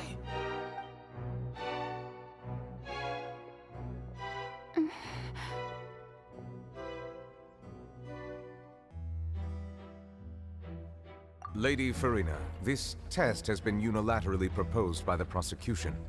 As it falls outside the realm of standard court proceedings, you possess the right to decline participation. Well, of course he had to tell her that. But refusing to participate is basically the same as a confession of guilt. She's just staring at the water without saying a single word. It really does seem like she's quite terrified of it.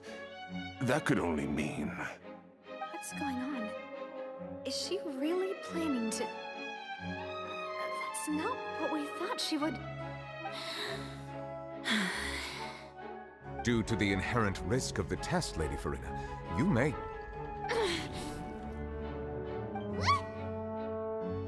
Hey!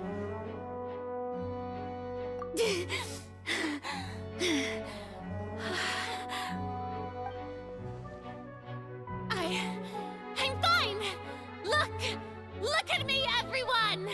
My hand is still here! I haven't been dissolved! Will you believe me now? I really am your Archon! I'm nothing like a normal human who would fall apart as soon as they touch this water! Really, was this not the most obvious thing in the world? Miss Siegewing? If you're present, Miss Siegewing, please come forward and attend to the defendant. Siegewing?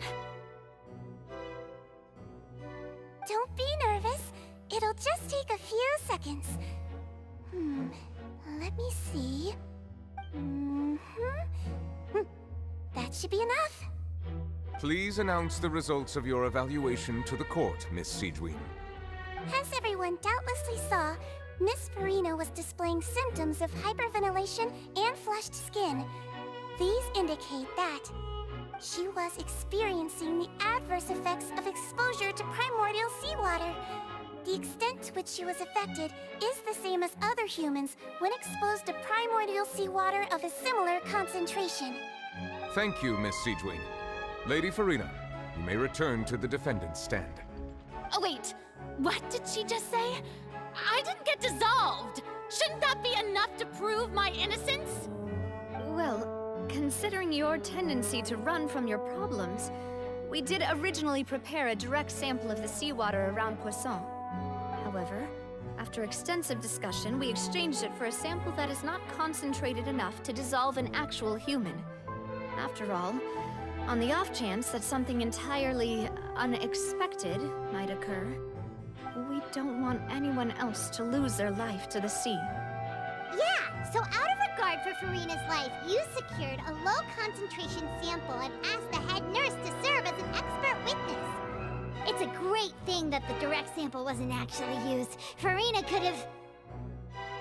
I can't believe... you...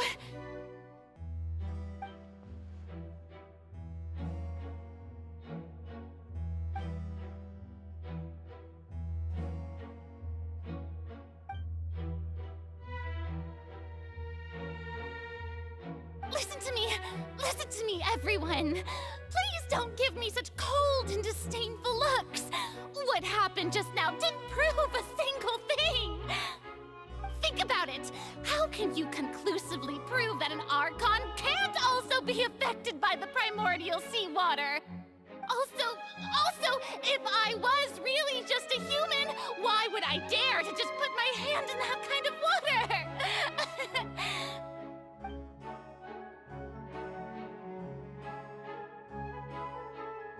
Please, everyone, anyone, just listen to me. I swear, I really am your Archon.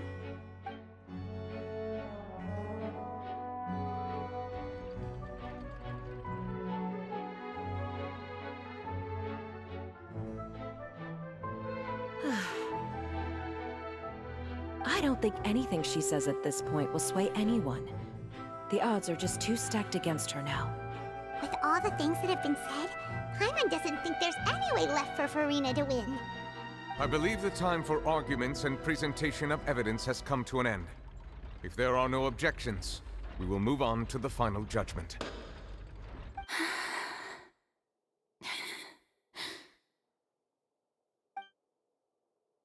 I don't think anything she says at this point will sway anyone. She's too stacked against her now.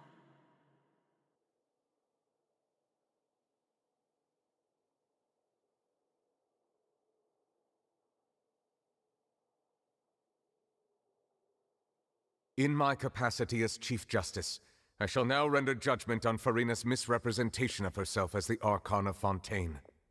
As a human who knowingly deceived her fellow citizens, Farina is... guilty.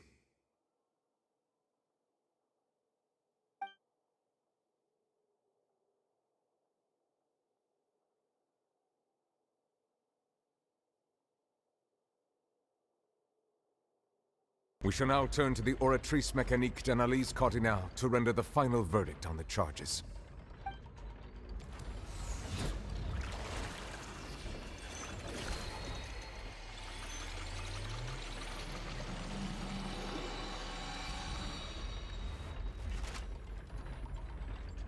According to the judgment of the Oratrice Mécanique d'Analyse Cardinale, Farina is... Well, what's wrong? What's the Oratrice's verdict? No, the Oratrice also displays a guilty verdict. Isn't that correct, then? However, the exact wording of the verdict is thus. The Hydro Archon, guilty to be punished via the death sentence. The The death sentence? That's actually one of the available sentences? I've always thought that it was just a myth. The one and only time the death sentence has been handed out at the court, and it's been given to the very person we've worshipped as the god of justice? What an unexpected twist. Furina's been sentenced to death by the Oratrice? We just wanted to use the trial to show her the seriousness of things so she'd tell us the truth. How did things escalate this quickly? This outcome is indeed quite strange. According to Fontaine's current definitions of justice, as well as its recommendations for criminal sentences, is this sentence really appropriate for the crimes that have been committed? Yeah! Even Fauché wasn't sentenced to death by the Oratrice. You know, the real evil mastermind behind the serial disappearances case.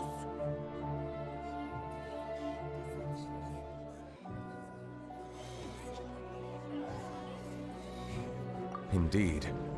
Not only is Furina's sentence overly excessive, the very point of our trial today was also to prove that Furina has never been the Hydro Archon in the first place. But now, the Oratrice seems to have deliberately invoked the title of the Hydro Archon. What does this mean?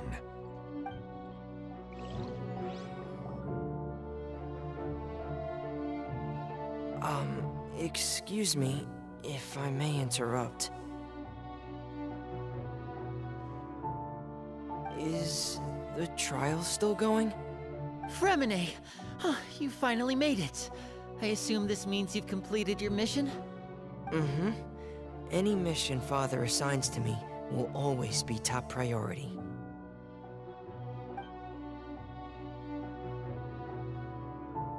Is that the first prophecy slate?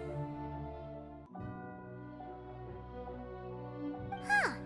So the knave privately arranged for Fremine to try and find the missing slate. I looked everywhere and finally found it at the bottom of the sea. It took me a long time to get around some dangerous stretches of water. But has the trial already concluded? Then doesn't that mean I've come too late? Oh no. Father will be disappointed in me. Thank you for your hard work, Mr. Fremine. Please allow me to review the record left on the slate. Traveler, I believe that you have already seen the other existing slates. I would like you to come here and confirm their contents.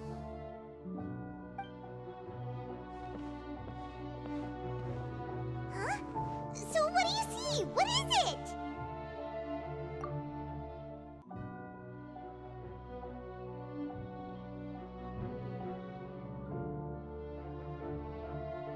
I believe I've now made sense of the Hydro Archon's crime. It has to do with Fontaine's lost history. Huh? Isn't the Hydro Archon just guilty of deceiving her people? Oh, wait, no, that's Furina, and we've already proven that she's not the Hydro Archon. So when you say Hydro Archon, do you mean the real Hydro Archon we've been kinda talking about? In truth, everything that you've encountered in Fontaine up until this point can be traced back to the contents of these stone slates. However, I'm uncertain as to how much sense they currently make to you. Okay, let's try to recall the contents of the other 3 stone slates. Paimon will do her best to help you remember.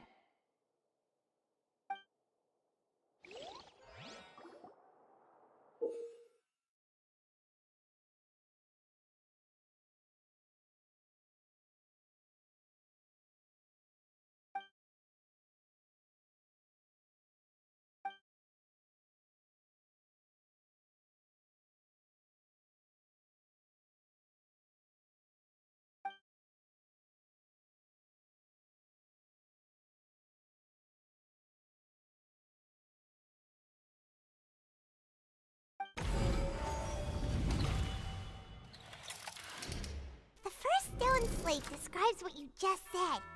It seems to show the previous Hydro Archon using her divine power, and then the Oceanids turn into humans. Does that mean that Fontainians are transformed Oceanids? Oh, Paimon wasn't expecting that. But if Oceanids can turn into humans, then perhaps this process can be reversed as well. The second stone slate shows Celestia floating in the sky and the Hydro Archon and her people worshipping it together. But the heavens still brought judgment down upon them. This must be the point when the Hydro Archon and the Fontainians were branded with their original sin. Does this mean that the original sin and the Hydro Archon sin are the same thing? The third slate shows the Hydro Archon sinking into the sea surrounded by many people. That reminds Paimon, didn't we also watch that happen to someone else?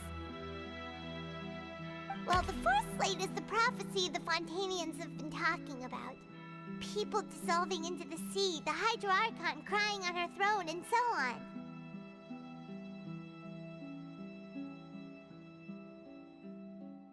We didn't believe that such a crazy disaster could happen at first, did we? But after that incident, it was just a question of when and not if.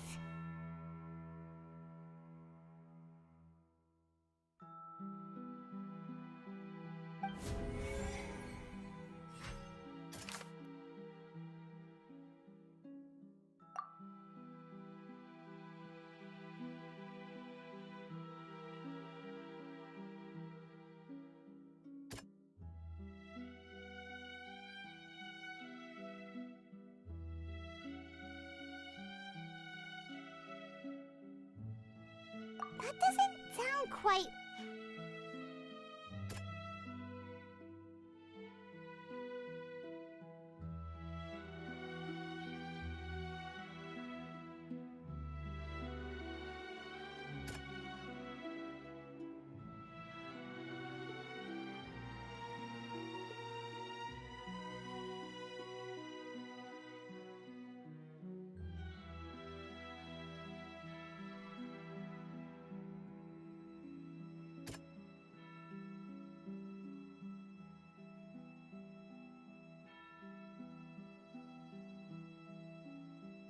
That doesn't sound...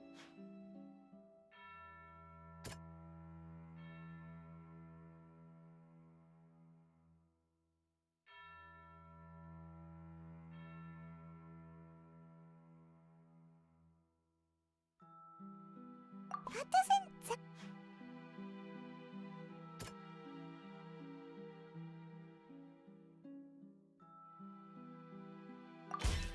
We know from the case of the serial disappearances of young women that Fontainians can be dissolved in primordial seawater. And the first stone slate tells us that long ago, the Hydro Archon used her power to turn Oceanids into humans. This might be the reason that Fontainians can dissolve.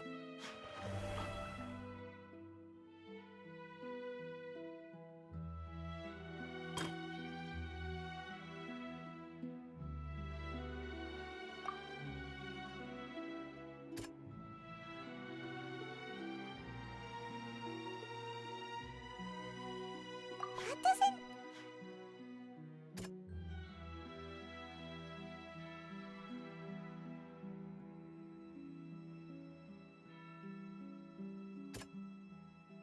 That doesn't sound...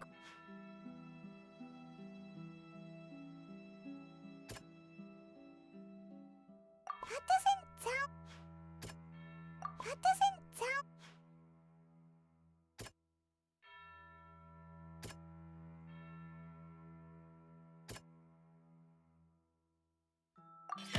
Perhaps what is about to take place has all happened before. The true sin of the Hydro Archon that Nervalette mentioned, and the original sin cast down on the people of Fontaine by Celestia, as recorded on the stone slates.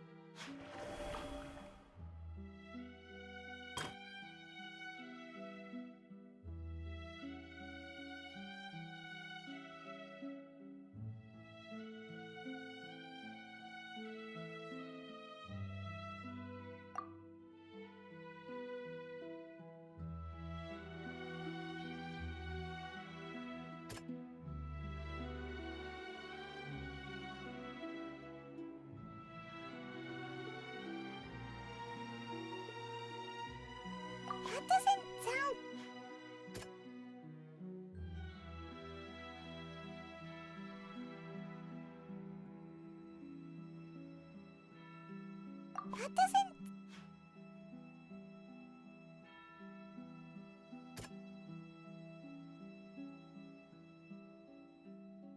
That doesn't sound...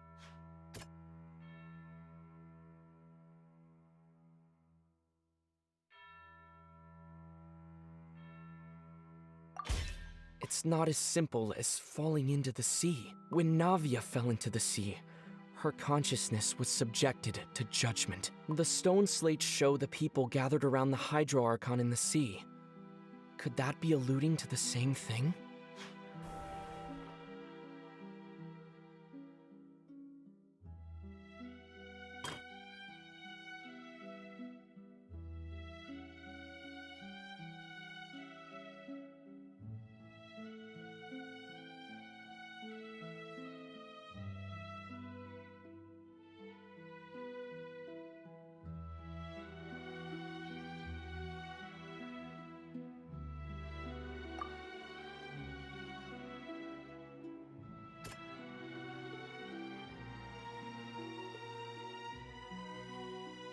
That doesn't sound...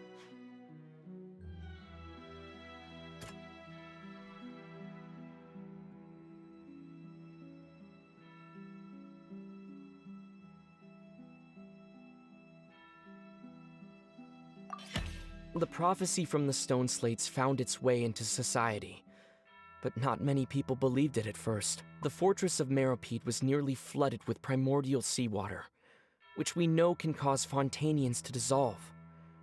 It seems increasingly likely that the prophecy may come true. If we hadn't dealt with it in time, things could have gone very badly. They'll dissolve into the primordial sea but won't cease to exist. Their essence will flow in the seawater, converge, and take the form of an Oceanid. The Hydro Archon was sentenced to death in court, shocking everyone present. Perhaps this means that her sin was actually Fontaine's original sin. Navia fell into the water inside those ruins, and she nearly dissolved. She was surrounded by the people of Poisson in a court within her consciousness, and was forced to take part in a trial meant to make her stay. The eruption of the primordial sea at the fortress of Meropide was the surest sign that the prophecy was about to come to pass no matter what.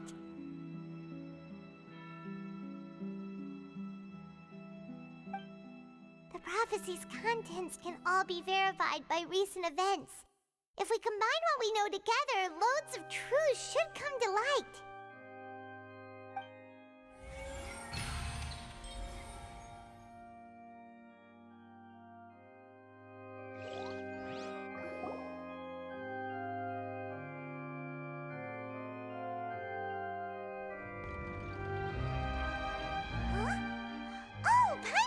Now, so that's how you can make sense of it.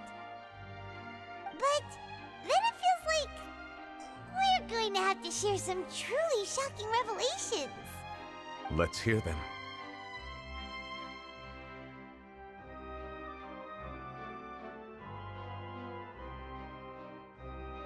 Incredible.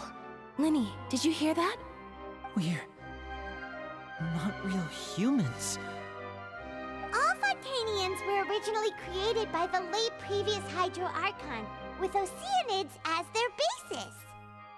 The evidence for that can be found in how only Fontainians could dissolve in primordial seawater, and how all the girls Vacher dissolved were also turned into Oceanids. Oh, and according to Navia, when she was about to get dissolved, she also saw everyone gathered around for a trial, all of them in the shape of Oceanids. Indeed.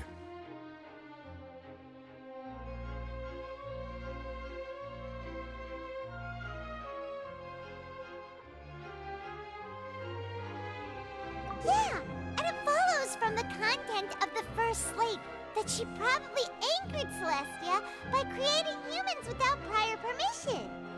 That could also explain why the Oratrice judged the Hydro Archon to be guilty. It's to account for that ancient sin. The Hydro Archon's true sin was creating us? And yet, after many hundreds of years, the Hydro Archon's creations have turned around to try to judge the Archon within the Opera Epiclese. The twists of history are often the most unexpected of all.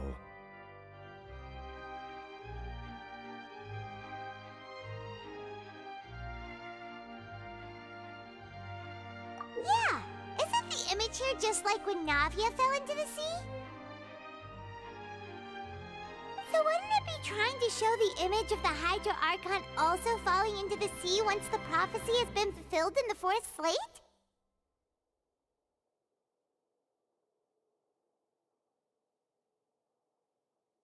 In the end, the people will all be dissolved into the waters, and only the Hydro Archon will remain weeping on her throne. Only then will the sins of the people of Fontaine be washed away. Did Paimon get all that right? You've made some keen deductions. I must say, given how much you still don't know, it is impressive that you've already managed to connect so many pieces of the truth. However, while you were able to decode all the information on the slates, they've also been etched with an additional layer of hidden information using a different power source. When we were at the ruins, I tried to decipher the hidden information recorded in the slates.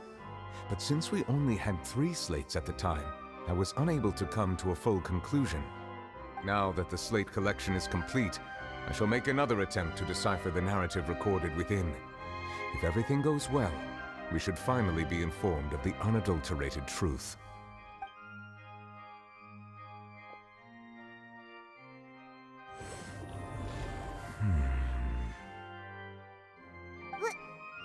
Well?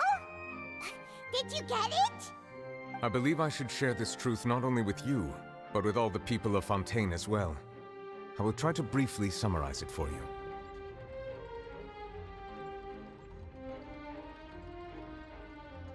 Your hypotheses regarding the origin of Fontainians and the sin of the Hydro Archon were both correct. In the Fontaine of old, the previous Hydro Archon sensed the yearning of her Oceanid familiars for life on land.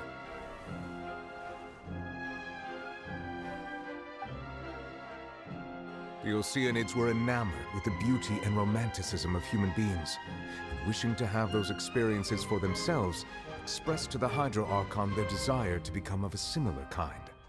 However, even though water as an element is intricately linked with the power of life, the Hydro Archon, as one of the 7, did not possess the authority to create a new form of human life. Not one to give in, she eventually found a way to create permanent humanoid bodies for her familiars by appropriating the power of this planet's primordial sea. She poured primordial seawater into the Oceanid's blood vessels, creating humanoid mimics in the process. But if Fontainians were to ever come into direct contact with water from the primordial sea, the power within their bodies would escape these artificial restraints and return to the sea. As a result, their forms would collapse, and they would be reverted to their original forms as Oceanids. Of course, the Hydro Archon never received permission from the heavenly principles to create a new human race. And thus, the Hydro Archon and all of her creations came to shoulder the original sin of appropriating the power of the primordial sea. That is the true history of how the people of Fontaine first came into being. So we were all Oceanids before we turned into human beings? That's way too much information for me. I think I'm just going to pretend that I never heard a single thing. Wait, but if that's the truth, we can't let the Hydro Archon be sentenced to death. After all, her only sin was creating us. This really might be too much information for your regular Fontainian, but it does answer a lot of our questions.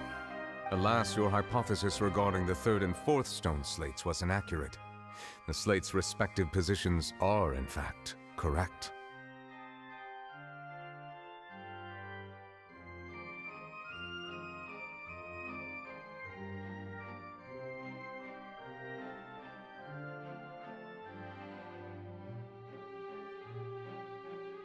A key point of the visual on the 3rd slate is how all the individuals depicted in the water are humans rather than Oceanids.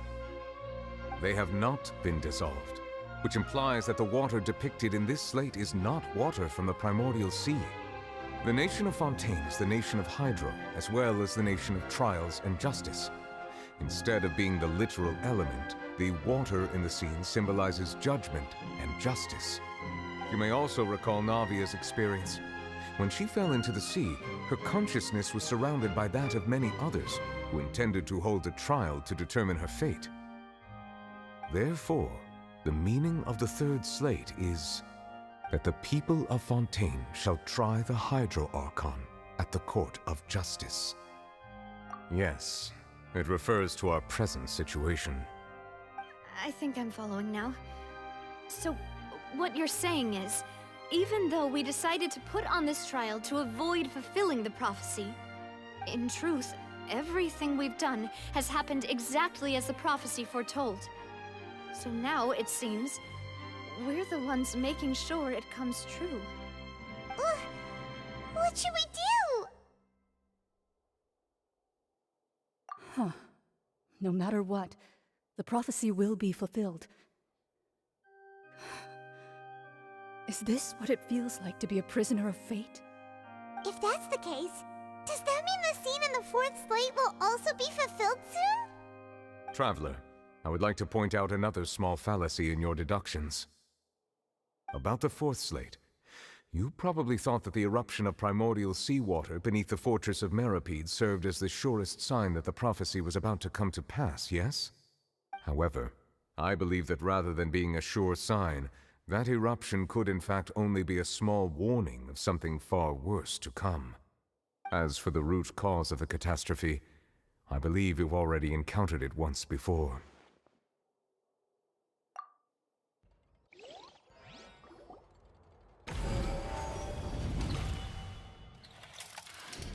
This eruption was just a small warning of the things to come. We must find the root cause of the disaster.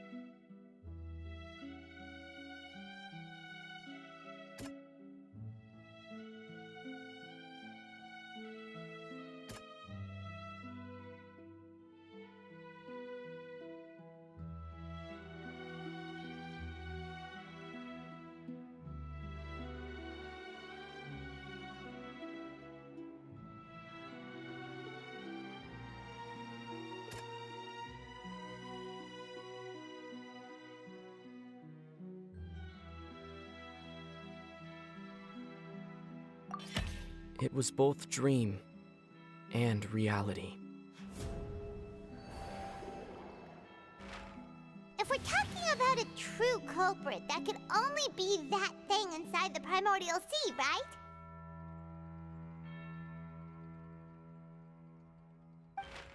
The truth, the original sin, the trial, and the root cause of the disaster.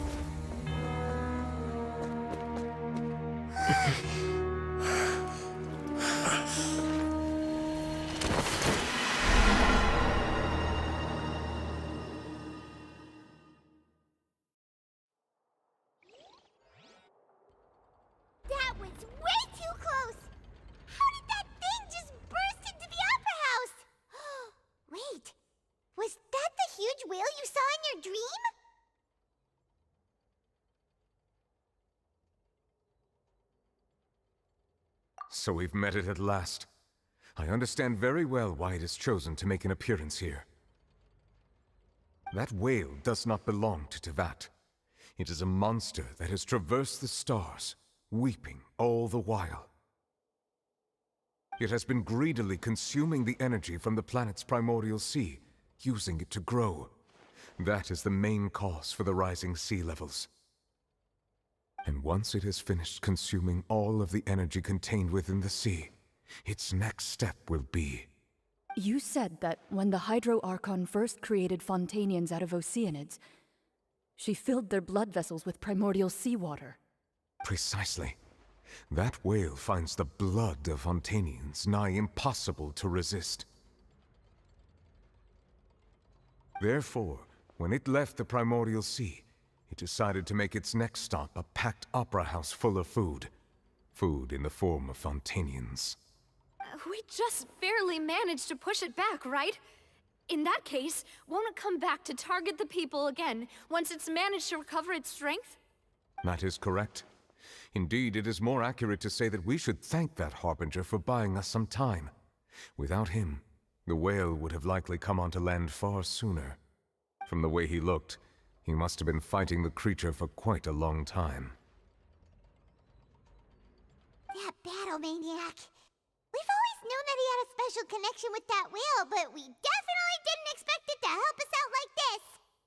Anyway, now that we know that this whale is the actual cause of the disaster recorded in the prophecy, all we need to do to stop the prophecy would be to find a way to beat it up, right?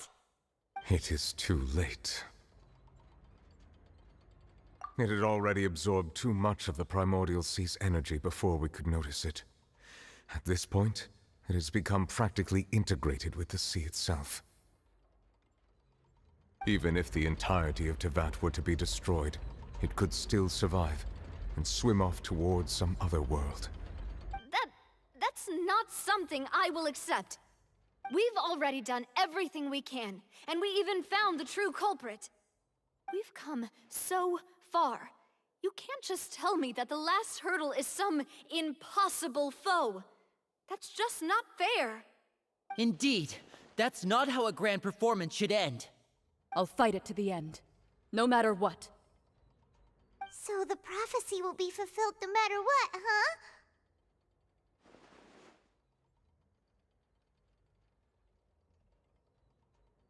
The prophecy.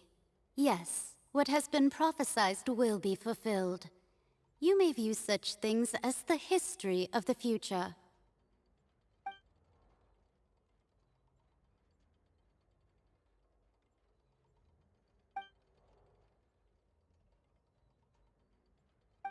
Just as prophecies are usually only the future as seen from the perspectives of the gods, could things be happening in hidden corners where the gods' gaze does not fall? Ultimately, fate shall serve as your only guide, no matter what will happen in Tevat's future. All you need to do is to play your part.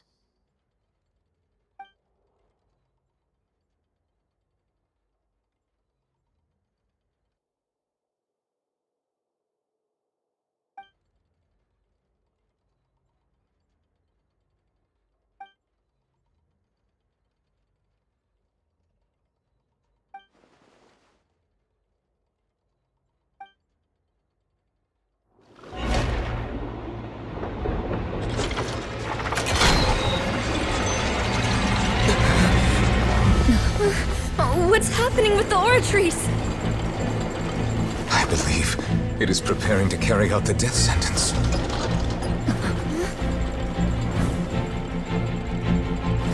Furina!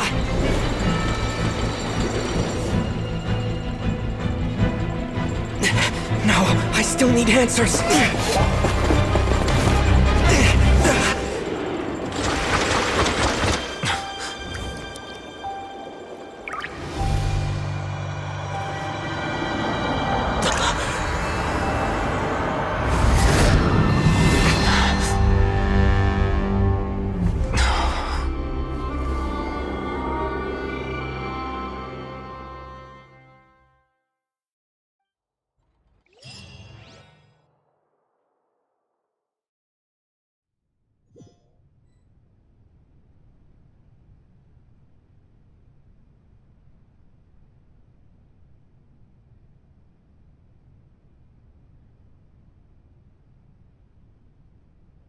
You...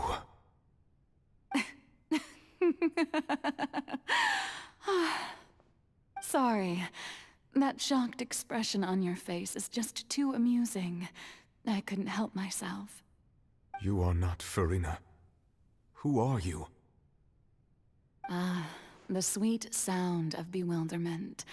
Marvelous. A sure sign that my attempt to deceive everyone was a resounding success. But to answer your question, I am Focalor. You know, the god. Focalor? Why did you deceive us?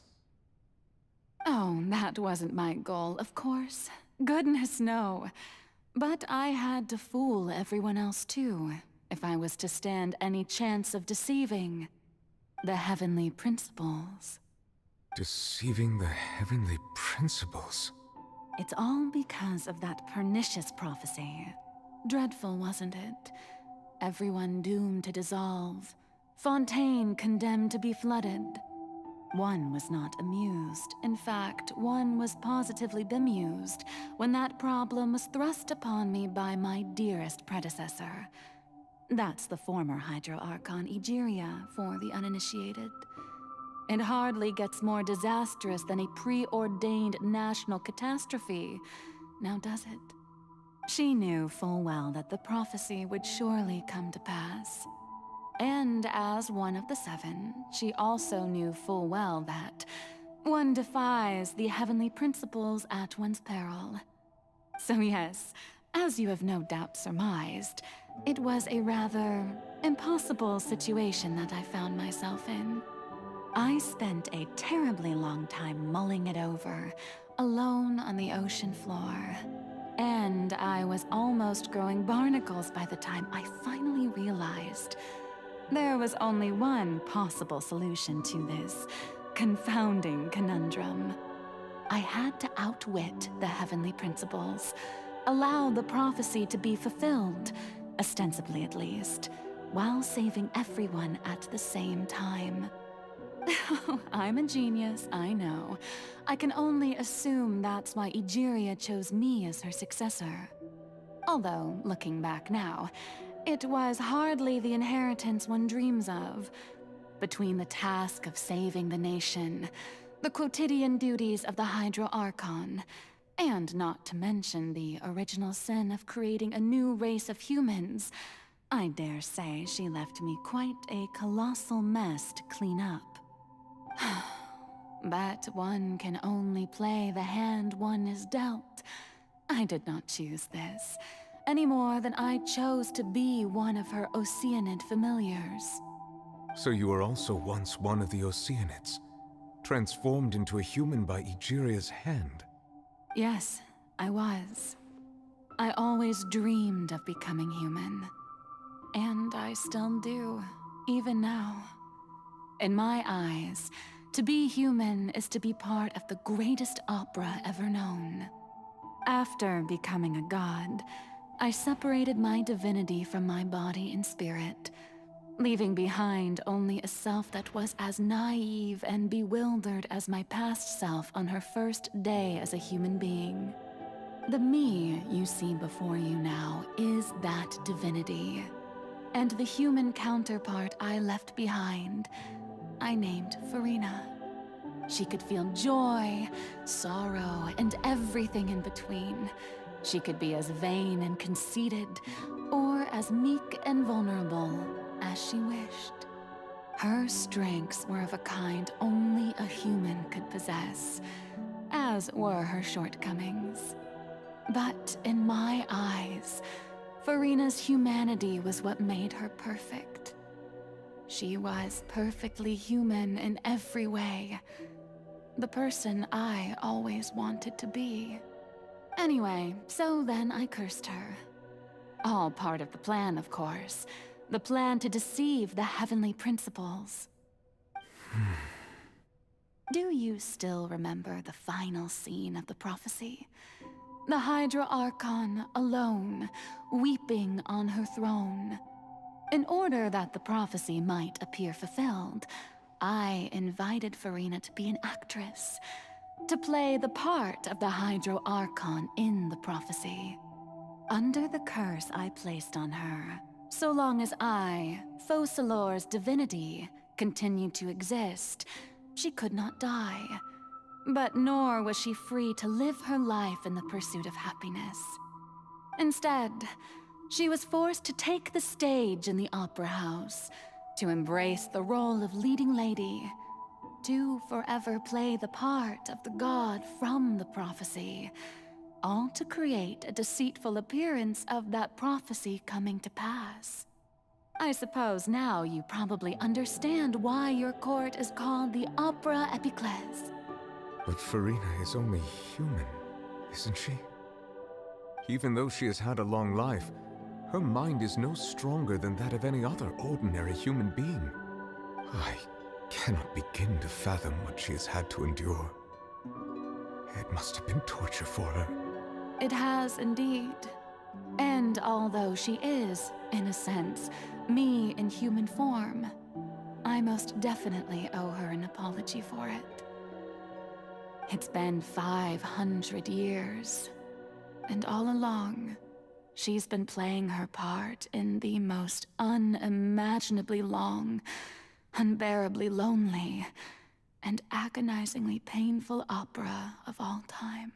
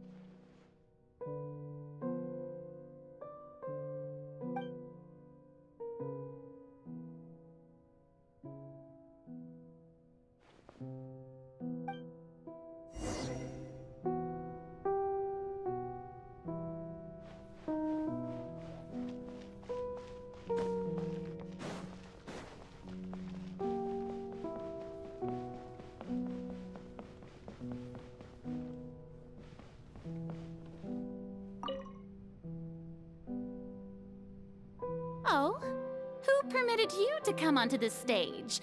Now, I understand your admiration for my august self, but I must ask you to keep to the rules.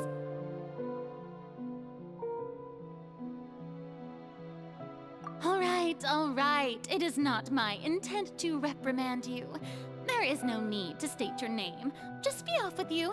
Do not distract me from my performance.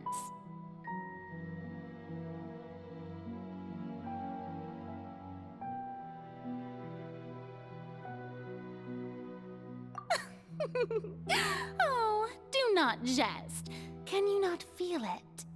I am Focalor. The eyes of countless Fontainians are upon me.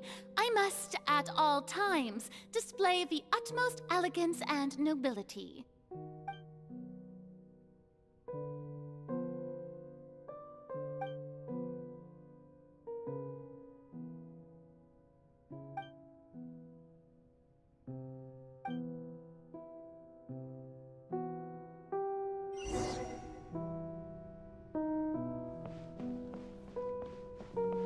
Dear audience, the performance is experiencing a technical difficulty, but worry not. The guards shall resolve it soon enough.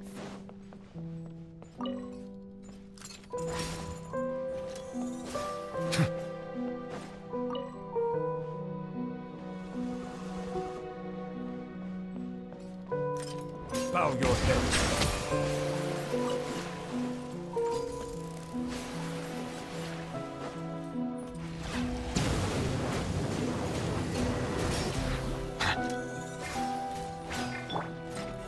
Everything.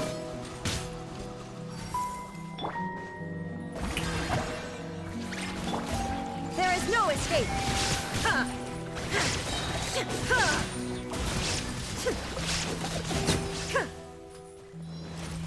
Hey, what gives? The audience is still watching me, you know. Guards? Wait, where are the guards? Guards!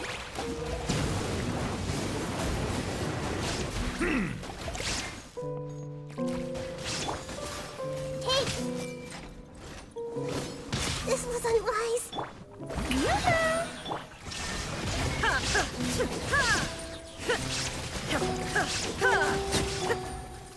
Settle down.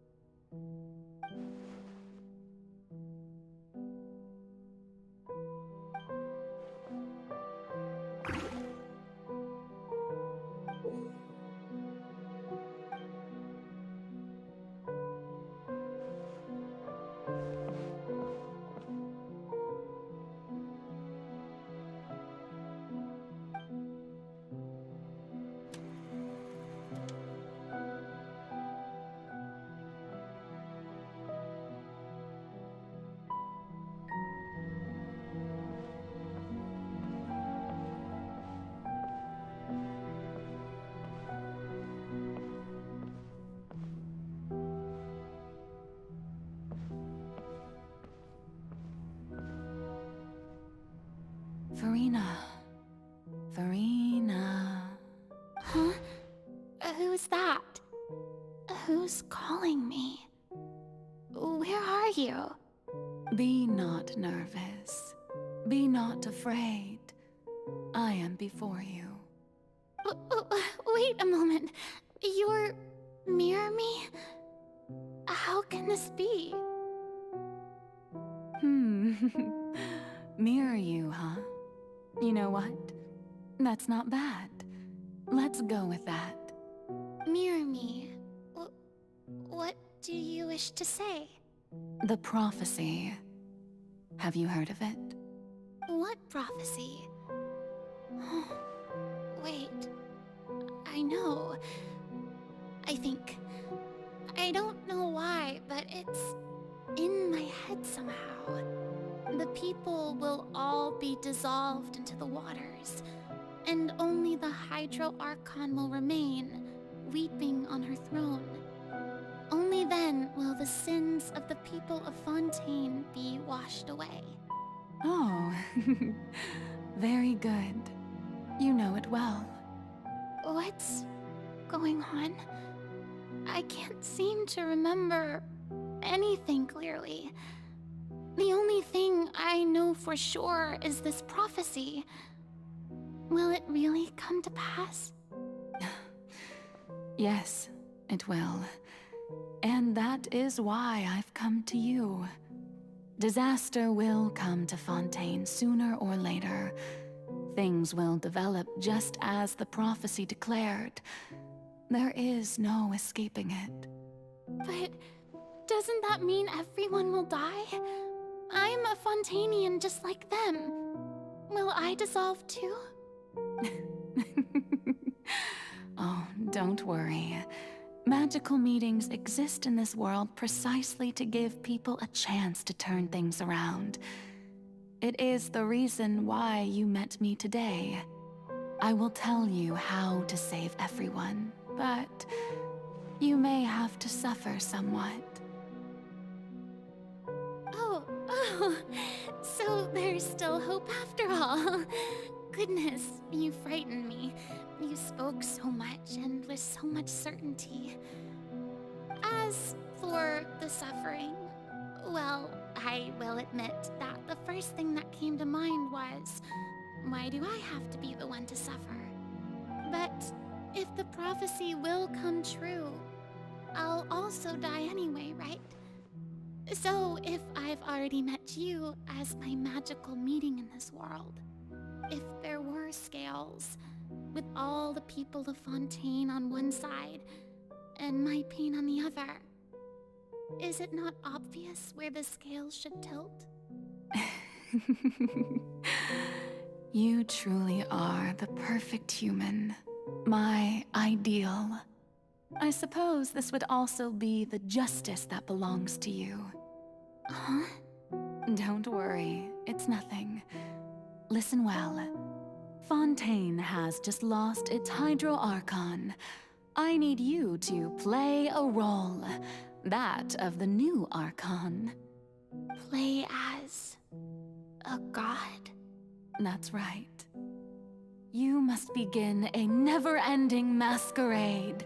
You must never let anyone suspect your identity. If you can keep it up, then I shall have my way of defying this prophecy. But should your identity be revealed, then all hope will be lost. But how will I do this? A human assuming the role of a god without being exposed. Don't worry. What you must do is not to turn yourself into a real god. You simply need to play the role of a god as humans imagine them to be. Being a human yourself, I'm sure you already know what such an entity would be like. Remember, your true challenge will not be pursuing divinity, but contending against humanity. I'm still not sure I understand, but I'll try. I'll try to do this. So, how long am I going to have to play this role? To accomplish this mission, you will have to stay on the stage for many, many years. You will endure and not grow old until your task ends. But I promise you, all will eventually end in a magnificent and dramatic trial, and everyone will be saved. A trial? Huh. How exciting. I'll be looking forward to it.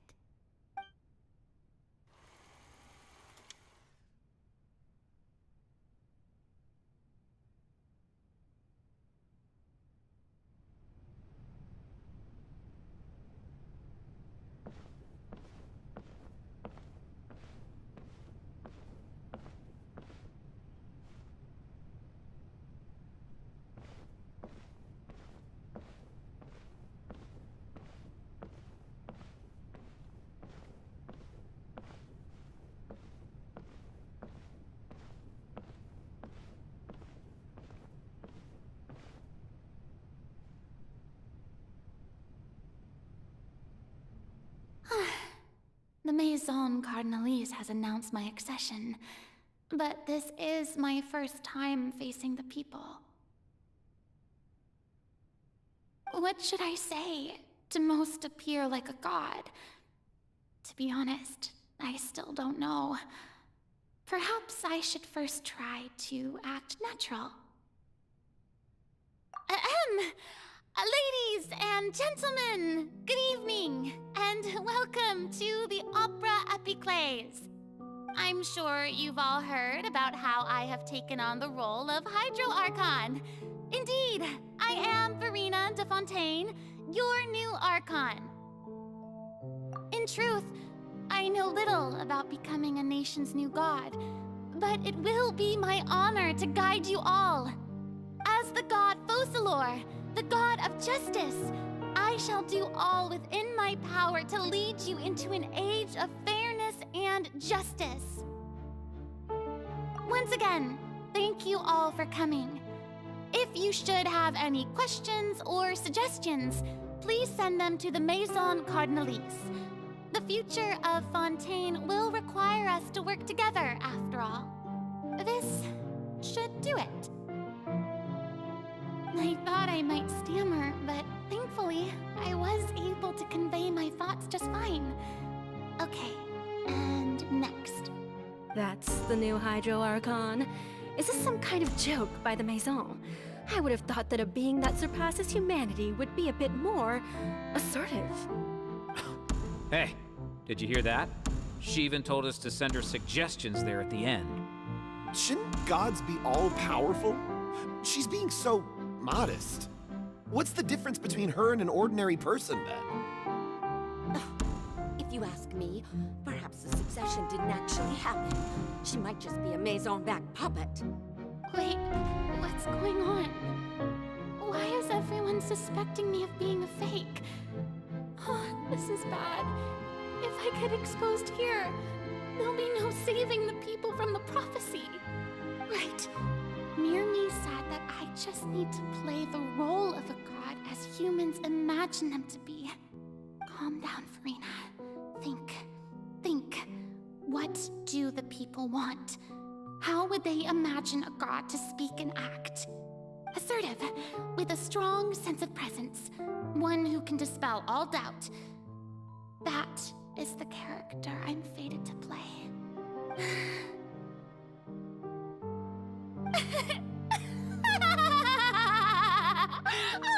Oh, very good, my people.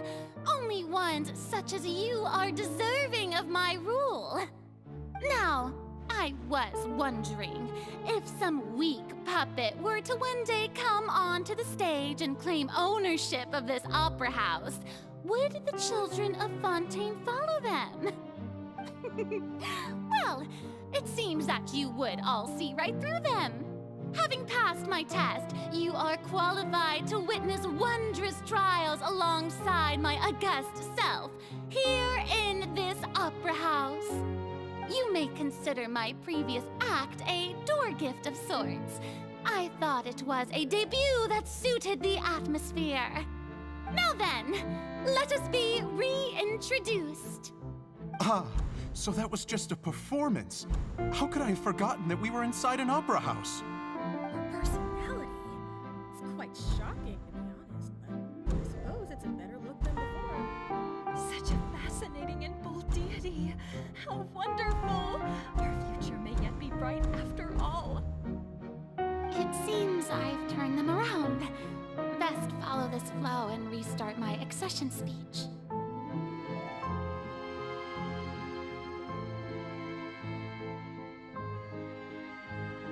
My dear people, whether you acknowledge me or not, whether you trust me or nay, I say to you, keep faith in your ardor for justice. We have heard it said that this nation's sins can no longer be washed away. Well, I say that justice is most fragrant when it blooms amid sin. The scales of justice should not weigh heavy in the hands of its God. On one side, it must carry fairness and justice. And on the other, praise and applause. May law be the prayer on our lips. May judgment be our worship. Let us light the fires and drink to the future of Fontейн!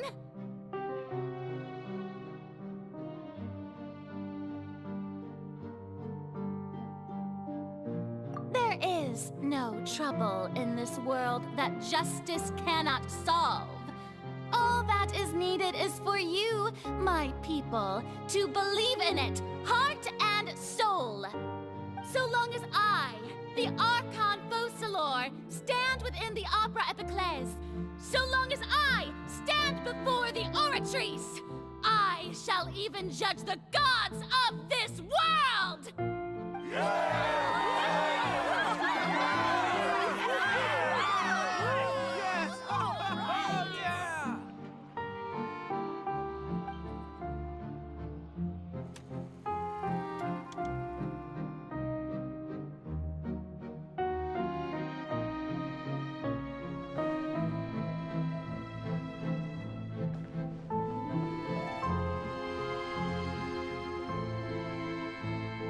Lady Farina, here are today's case reports, as well as a summary of the follow-up for your perusal. Come now, was I not just at the Opera House in person? Leave these kinds of things to Neuvillette. Besides, none of these trials were the one that I'm looking forward to the most. If I may be so impertinent, what kind of trial are you truly looking forward to? A magnificent, dramatic, and wondrous trial. A trial to end all things. How could you hope to understand? That's true. I fear I lack the ability to grasp your divine thought, Lady Archon. No need for fright, and do not take what I said before too seriously. Go now, do your duties. The trial I await.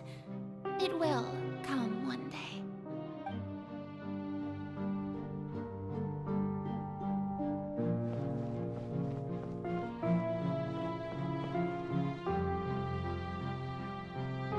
Lady Farina, I don't know what to say.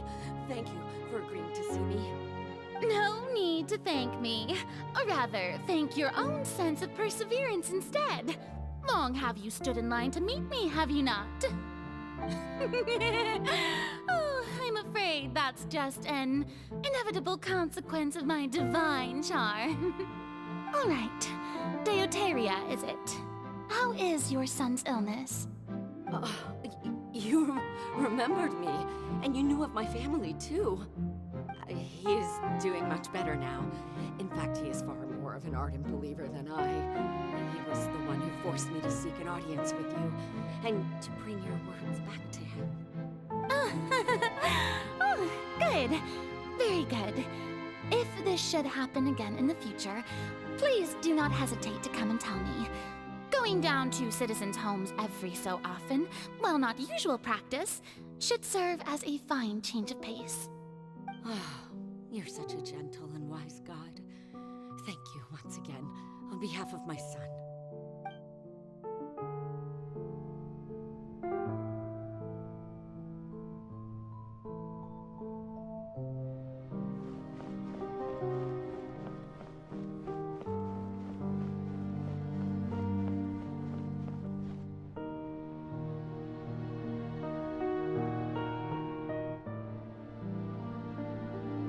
Lady Farina, here are the latest hydrological reports. As for the specific parameters you asked to take note of, I'm afraid things still don't look good. I see. It's as I thought, then. As your god, I did already expect this, but I wanted to see how far your human wisdom would allow you to analyze it. All manner of signs indicate that the prophecy will still come to pass. Forget it. That's not something you need to worry about right now. Well, as I understand it, the Fontейn Research Institute is also trying to find a way to counter the rising water levels. Really? Have they found anything? I'm afraid that they haven't found any effective solution thus far. Is that so? Well, no wonder. This issue has reached the realm of the gods, after all. Still, their spirit is praiseworthy.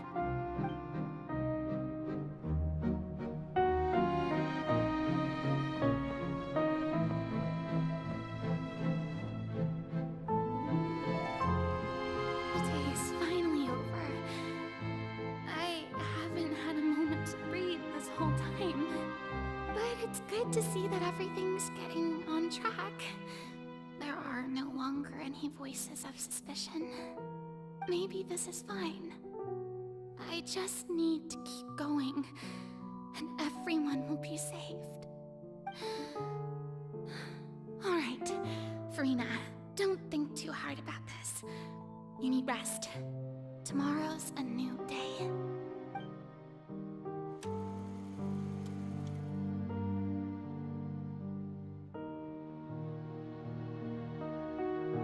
Lady Farina, here are the new trial reports for the latest cases, as well as a summary of the follow-up.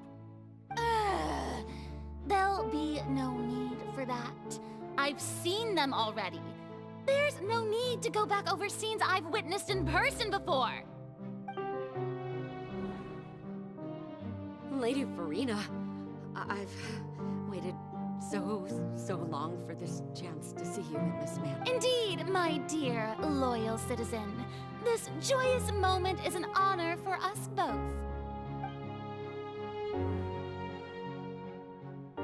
Lady Farina, we're detecting significant hydrological anomalies near Poisson. Understood.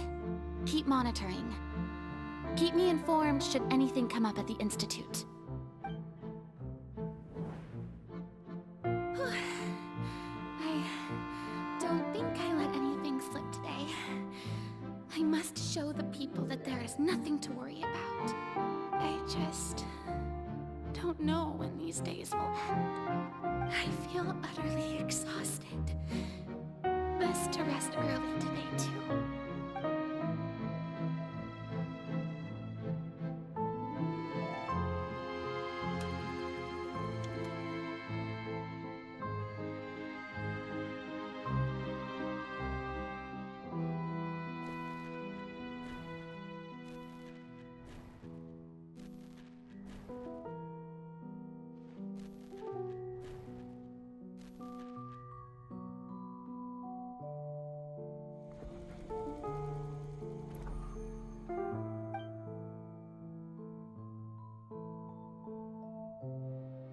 Lady Farina, it's like a dream being able to speak with you up close like this. I've heard that the first member of our family who was honored to receive an audience with you was Madame Deoteria, almost 20 generations ago. And what a fine family yours is indeed. It brings me great joy to meet such a faithful believer, a descendant of a line most ardent. Surely you exaggerate, Lady Farina. My lady? What is it, good citizen? Are you crying? Oh, really now? I didn't even notice.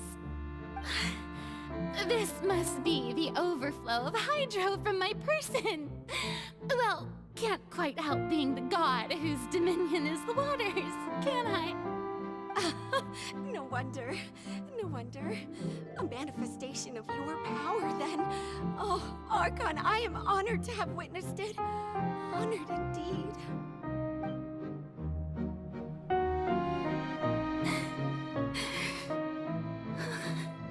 So interminable.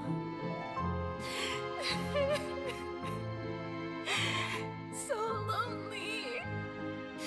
Just how much longer? Hundreds of years must have passed by now. Perhaps the show must go on for hundreds more. I never imagined that it would hurt so much. Have I reached my limit? No. Perhaps I reached it long ago.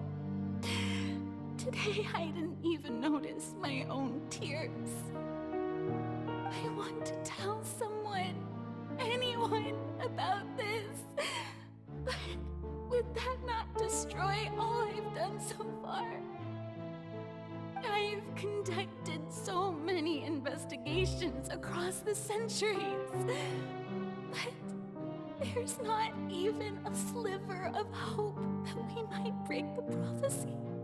All I can do is keep heart. I must maintain this act. It is the only way to save Fontaine. Please, mirror me. You have to succeed.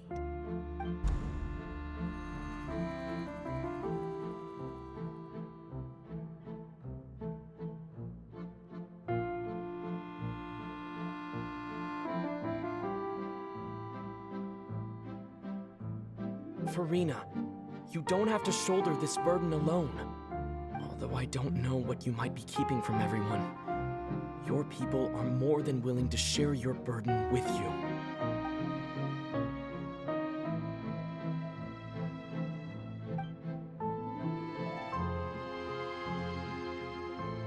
Share my burden. That's impossible. It was fated right from the start that this would be my duty alone. But even if your burden doesn't need to be shared, you can still choose to confide in someone. Just share it with me. I'm what you'd call a witness. A witness? Yes, I've heard that you came to Tevat from beyond the stars, yes. In other words, you never belonged here. And if Tevat is, in its entirety, a show on a stage, then you're just a spectator, aren't you? If that's the case... He's right. I could confide in him, couldn't I? But if things don't play out as expected, the people of Fontaine will be the ones to pay the price. No, Farina. You shouldn't be selfish. But what if it's really all right? Farina, you've worked so hard for so long. Surely it would be okay to put yourself first for once. Just this once. Is it such an outrageous thing to do anyway? To find someone in whom you can confide your frustrations and sorrows?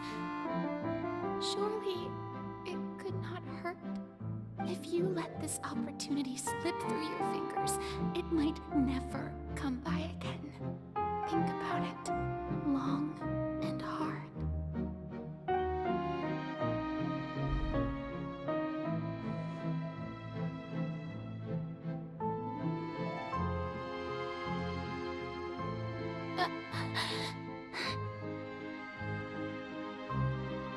No, I have nothing to say.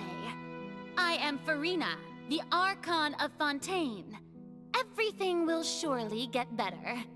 All you need to do, dear spectator, is to witness my performance until the curtains fall.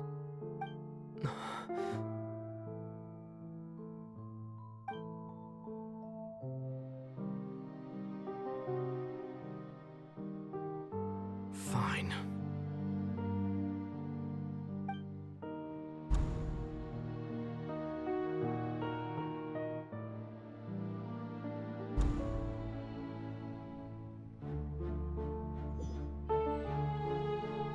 So even Farina doesn't know the truth? You've never once let her in on the full plan? Yes, it had to be done.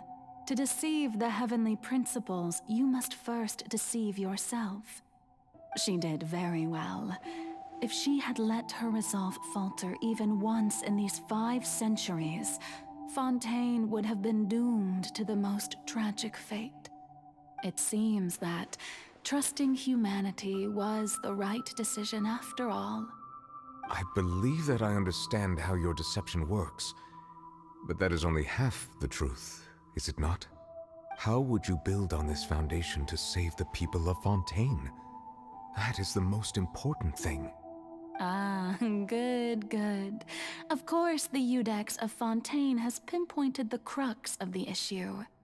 I'm sure you've long sensed that the Oratrice is no simple machine, yes? I've always suspected that it had its own consciousness. And Linny did mention that he heard a human voice within the core chamber.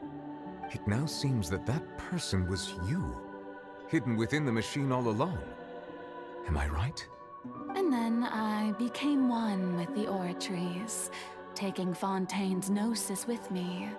Yes, it would seem so, wouldn't it? Alas, your understanding of this device still lacks sufficient depth.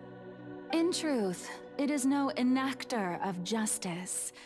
It is, in fact, a device created to kill the god of justice. I beg your pardon? Oh, you have it. And to be more precise, not only will the Oratrice take down the god of justice, it will also take down the divine throne upon which she has been placed. I mean, did you think I would be the sort to enjoy peaceful repose while Farina suffered? My work over these last 500 years has been to constantly accumulate indemnitium within the Oratrice. But really, some have already discovered that only a small fraction of the energy generated by the device was ever used to provide power to Fontейн. The vast majority had to be, accumulated to enact this death sentence. It was all part of your plan, then? Both the trial and the sentence? Indeed. This power, accrued over 5 centuries, could have sustained Fontainians for millennia had it only been used for that purpose. Almost all of it has now been stored within the Oratrice. But only power of this magnitude could hope to destroy the Hydro Archon's divine throne, shaking the rules established by Celestia and breaking through the institution that is the Seven. So the Oratrice's call for death was for neither Farina nor Focalor, but for the Hydro Archon. The destruction of that divine throne. If I do not misunderstand your intent, you must be... Returning what's rightfully yours to you, of course. In other words, this was all done to return the authority of the Hydro Archon to the Hydro Dragon of this planet. But...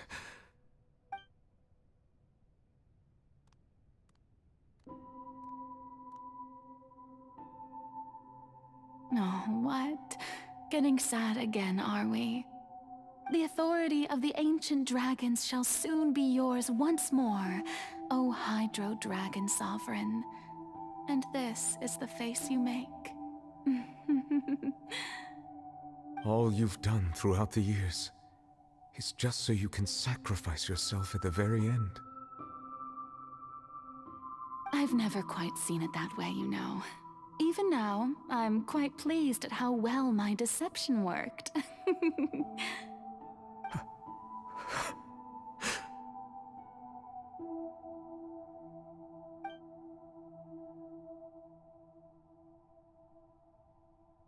Hydro Dragon, don't cry. I must say, had it been within my rights, I would have loved to judge the heavenly principles themselves. Were they not guilty of essentially the same crime? Egeria stole the power of the primordial sea, and the heavenly principles stole the power you ancient dragons possessed. I, for my part, am the god of justice. And is it not just that your original powers should be returned to you? Speaking of justice, I have always believed that justice lies in the process of pursuing human existence itself.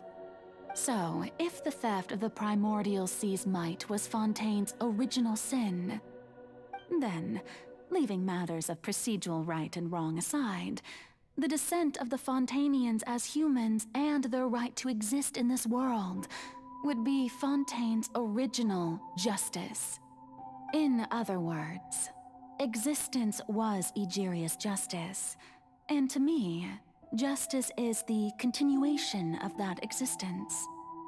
Defying the prophecy and ensuring that Fontaine's people shall live on, that should be the justice enthroned over all others. At this point, we, whether it be myself or all other Fontainians, have shouldered the burden of this sin for far too long. Iudex Neuvillette, the highest judge in our land, when you regain your full power as an elemental sovereign, what verdict shall you pass upon us? So when I was invited to the court of Fontaine to serve as Iudex, I see now that that was your idea too. At last, I now understand the true purpose behind this position. In the beginning, I was uninterested in human existence. But these 5 centuries of living alongside them have gradually brought about mutual understanding between us. And I have even attempted to feel as they feel. You are a devious one, Focalors. Things being as they are, surely you know that I could never declare them to be guilty.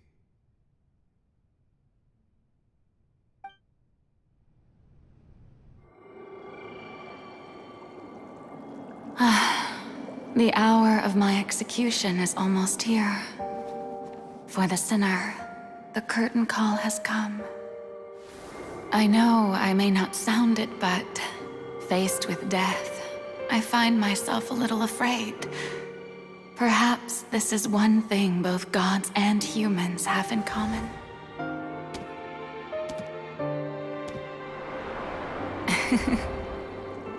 Farewell, Neuvillette.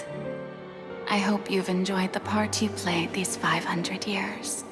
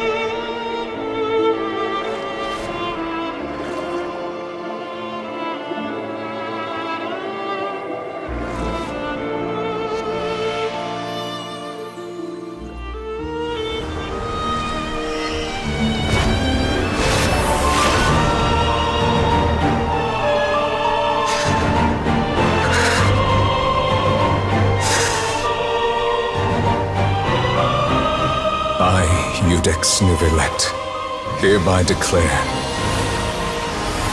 people of Fontaine, your sins are forgiven.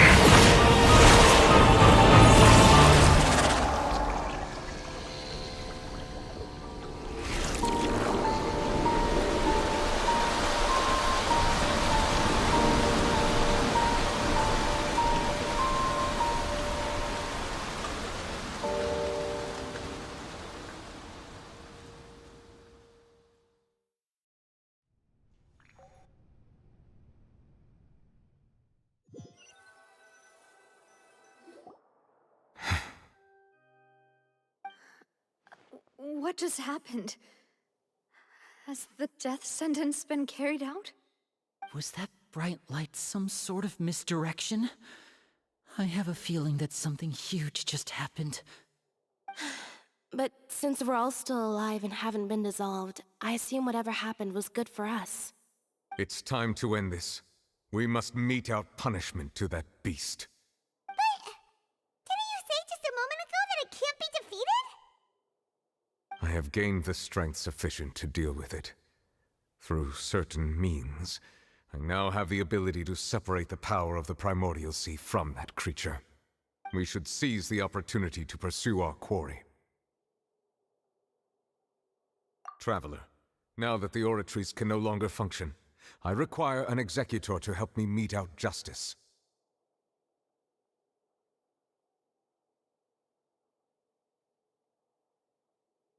The root of the calamities befalling Fontaine, the beast that enacts the prophecy. Its name is the all-devouring narwhal. Come with me, traveler. The hour of execution has come.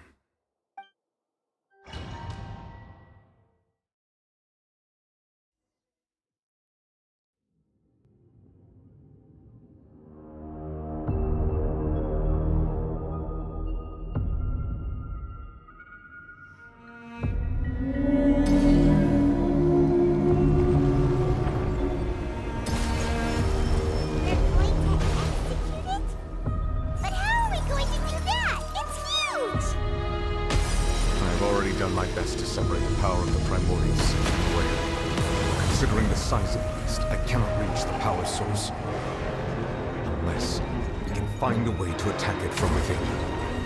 We shall share a part of the ancient dragon's power. We shall look for an opening together.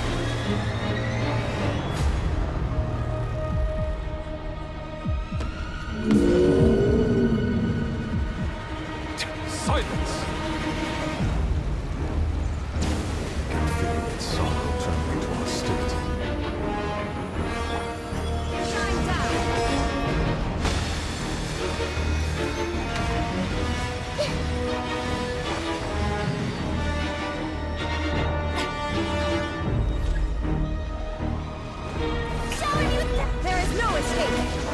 The narwhal cannot resist its instinct to devour. Continue to trigger its hostility. Chance will present itself.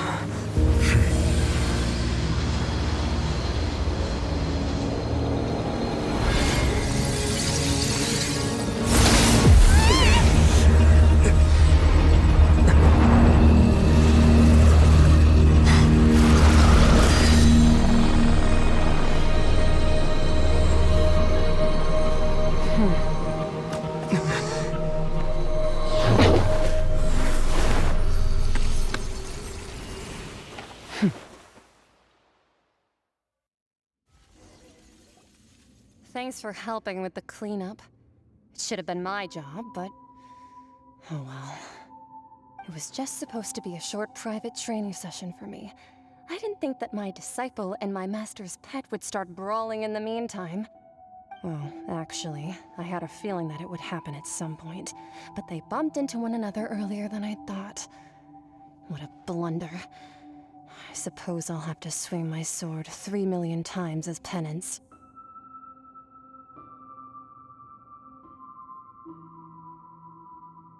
That power. Who are you exactly? Paimon has an idea. From what she said earlier, she must be Child's master. Skirk, right? It's just that he gave us the impression that she was the less talkative person. I simply did not have anything to say to the weak. But you, on the other hand, managed to defeat the all-devouring narwhal without using power from beyond this world. So you may speak to me as equals.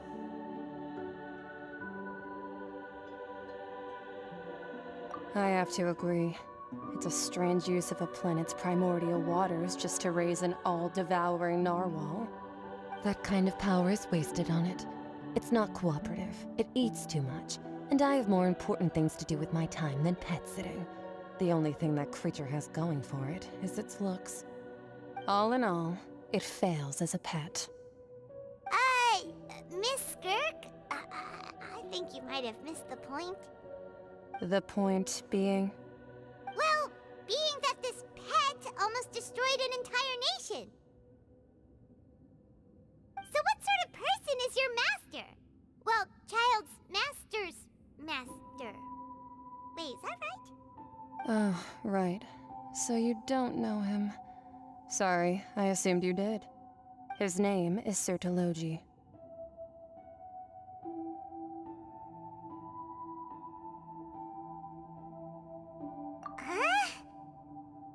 I am unfamiliar with that name. Huh. So Master isn't sufficiently famous. How should I describe him then? Have you heard of the name The Fowl? The Fowl? Still nothing? Well, how about the Visionary? Vetterfulnir then? Or Gold Rhindaughter? Ooh, that one we've heard! Rhindaughter's part of the Hexen Circle. She's Albedo's mom, right? Oh, so you do know that name. To be honest, I also heard all of those names and titles from my master. I don't actually know them either. But I suppose you understand now, yes? My master is likely a similar sort to Rhindaughter. They are both pursuing some form of perfection. Wait! Didn't you also mention a visionary person? Paimon didn't quite catch their name. Actually, never mind that. I believe it expedient to inform you that the all-devouring narwhal used up nearly all its strength fighting you. Such roiling hydro energies will prove difficult for the planet's deep seas to digest. As such, the Fontaine back on the surface has most likely been thrown into chaos. In other words, the prophecy that you've been fretting over should now be in full swing. What?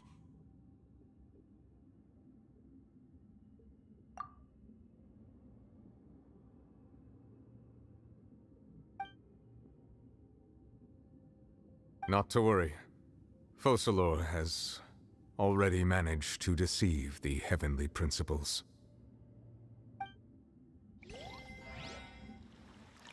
In the end, the people will all be dissolved into the waters, and only Farina will remain, weeping on her throne.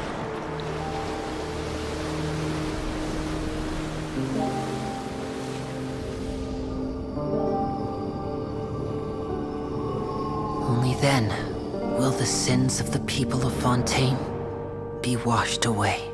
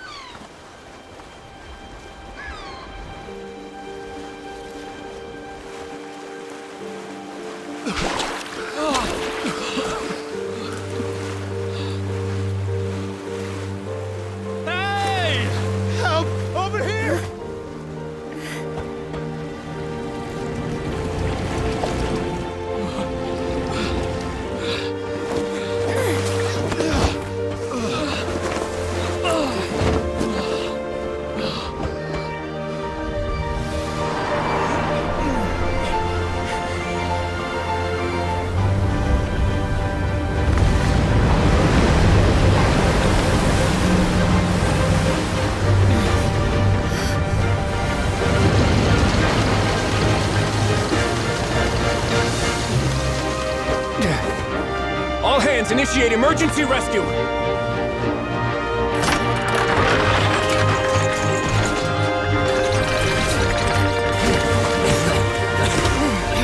Hurry!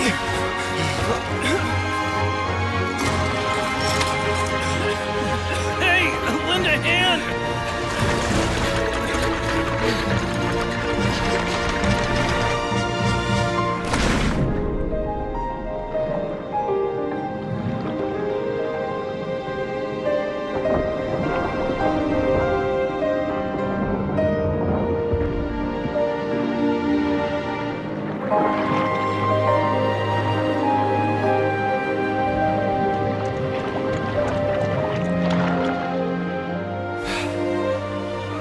Look! The water's receding!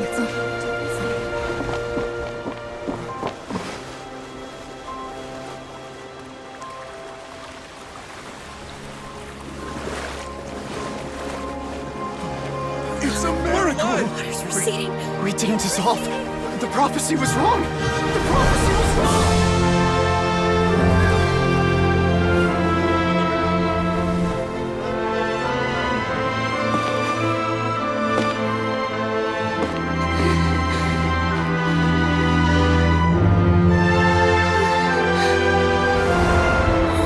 Are you alright? Yeah. We're saved. The prophecy was wrong.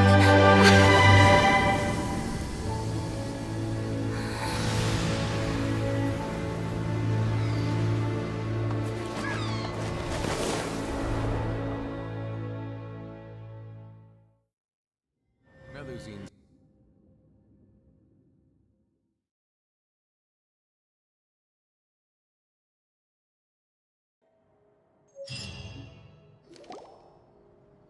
The soil renewed. The Spina Rasula talks post-disaster rebuilding.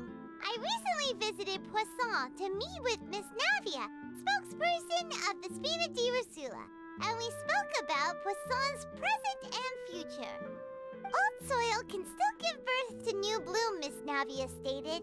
Hope is like seeing a small cookie when you're starving late at night. You just need a little of it. Skyship Winglet, lunar brain of the Fontaine Research Institute. The various disputes that have arisen on account of Mr. Edwin have suddenly become a shield over the Institute, with Jurier turning out to be a once overlooked hidden gem. People always call the first researcher mad, but few know what to call the second. And should that latter person achieve a miracle, they would find it all the harder to find a word with which to classify him and his team. Wow! Paimon barely recognizes the people in the reports. Are those really Jurier and Navia? They sound like real big shots.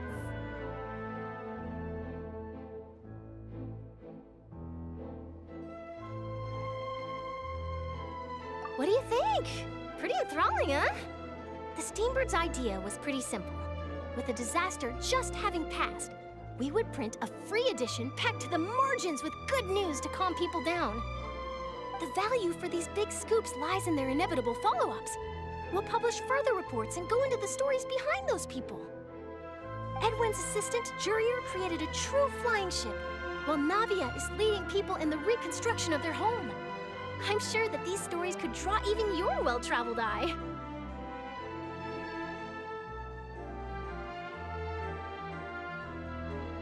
Paimon's curious too! Wait a minute. Didn't we watch everything happen from start to finish? What's there to be curious about? And that's exactly why I'd like you to come conduct interviews with me. You're the best incubators of news, if you haven't noticed. And also, with you around, I'm sure I'll get to see that Duke. Are you sure? Hasn't he turned you down several times already? Oh, this time will be different. Come on, let's head to Poisson first, and then make a trip to the fortress. There are some things you'll only know when you get there.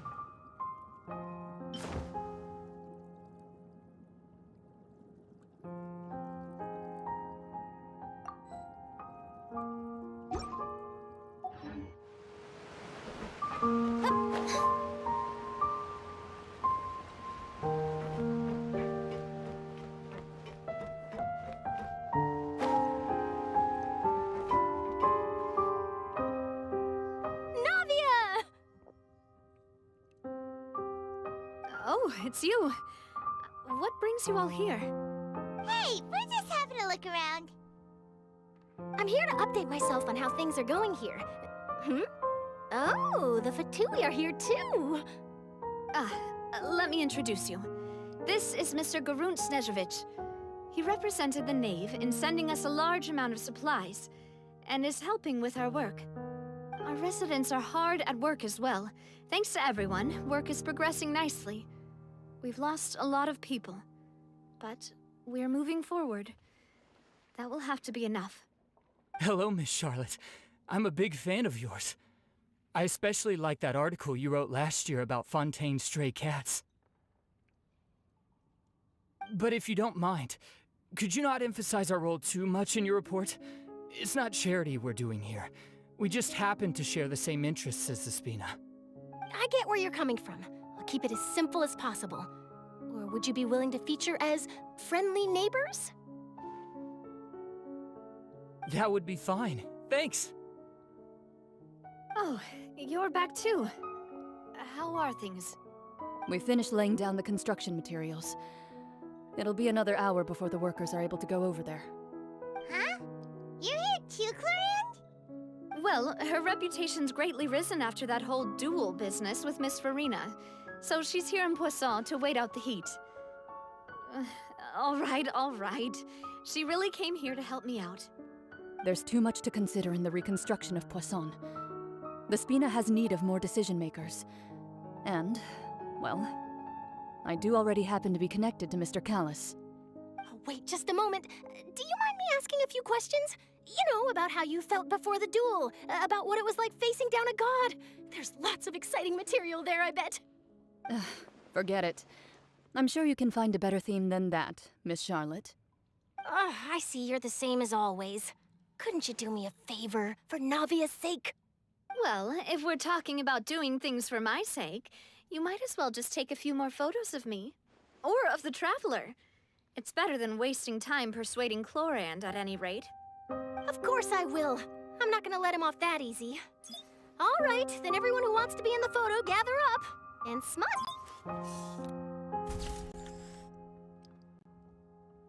How did it go? Was it a good shot? Did Paimon look cute in it? Not bad. Your addition really helped the composition of the picture. All right, hang on a moment. Let me snap a few more shots.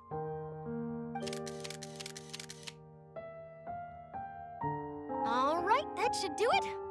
I'll be back here later anyway, so let's call it a day.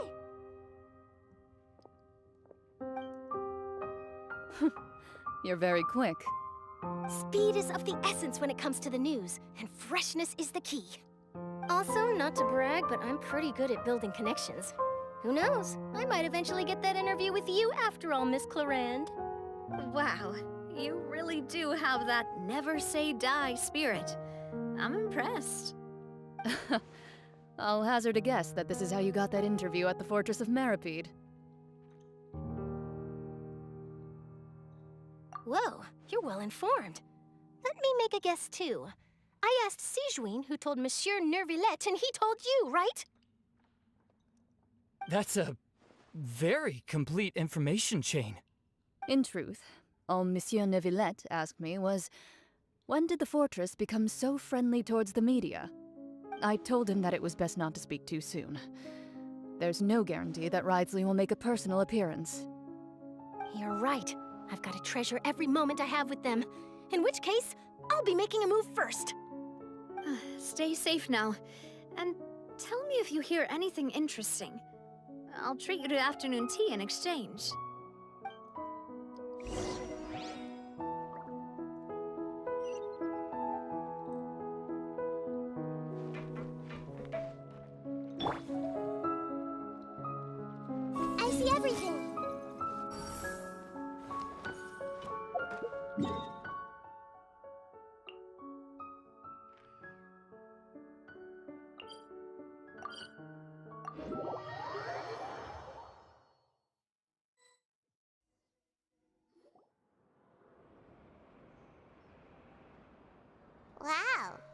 here again, huh? There's a real nostalgic feeling to this place. Looks like you've been missing us. Duke! Did you come all the way to the entrance to greet us? Of course. I'm here to welcome you and our dear Miss Charlotte, whom our good head nurse recommended to me. It's an honor to finally meet the much-rumored Duke. Thank you for consenting to my visit to the fortress, sir. No need to thank me. But that said, I shouldn't be the focus of your interview. I trust you recall our agreement? Of course, of course. All right then, this way.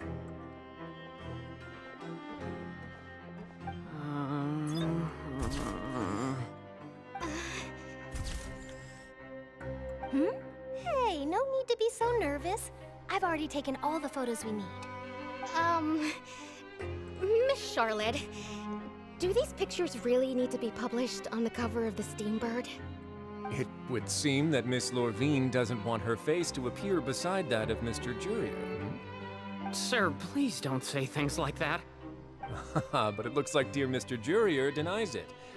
Might this interview be very important to you then?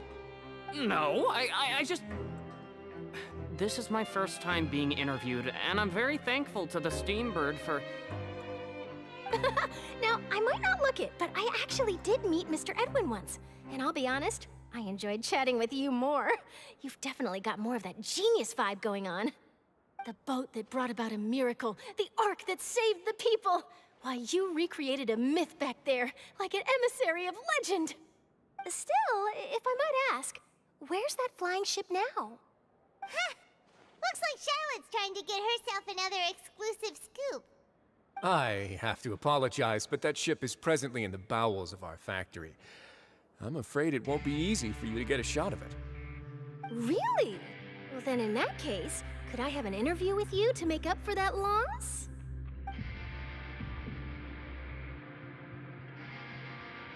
You already know my answer, I'm afraid. Best you interview our head nurse instead. Or perhaps you'd like to take another photo of this couple of researchers? Did you really have to use the word couple? Well, then, 2 solo photos will do. Is my hair messed up? Please, someone help me have a look. Things sure are getting pretty lively here. We've seen this kind of thing before. Oh, seems like everyone's here. Would any of you like to try this new drink I came up with? Ah, Siegeween. Hey, Miss Charlotte. Why don't you, take some pretty photos of our head nurse? Sure. Come on, Miss Siegeween, over this way. Let's find a brighter spot. Huh? Oh, sure. Do I have to smile? So, how have things been at the fortress?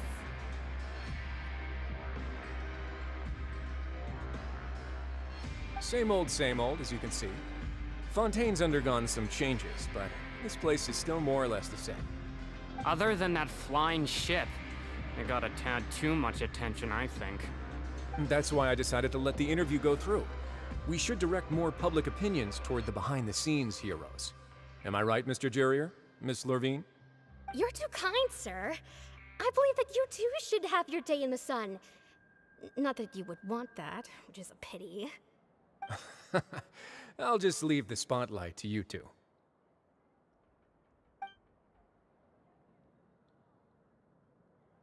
I see. Lots of things happened that day, huh? Anyway, regarding that Harbinger, I'm not sure you remember, but his 3 young followers are still waiting for his return. He sure did win them over, huh? I'll tell them that there's good news and bad news. The good being that their boss seems fine, and the bad being that they must face extended sentences for abetting his escape. Oh, actually, what about you? Are things gonna change for you too? What change can there be? The fortress will keep chugging along, and so will my duties. As to what Miss Farina's departure will mean for the nation, and if our laws and governance will be transformed, we'll leave those to the folks in the overworld. Hey everyone, the photo shoot's done. Good. In that case, let's call it a day here. Thanks for your cooperation. Come on, Traveler, let's go. Till next time. There'll be a next time? Maybe. Who knows? I might write a story about the underwater factory next time. Until then. All right. Last stop, the docks.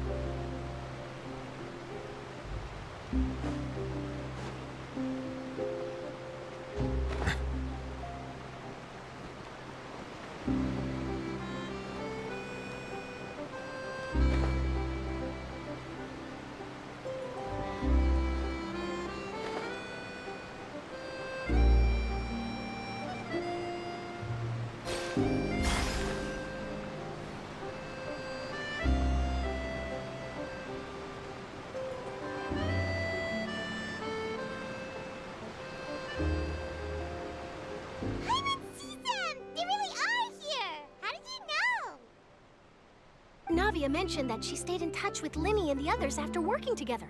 Apparently, they've been at the docks distributing these strange pockets the whole time since. Traveler, Paimon.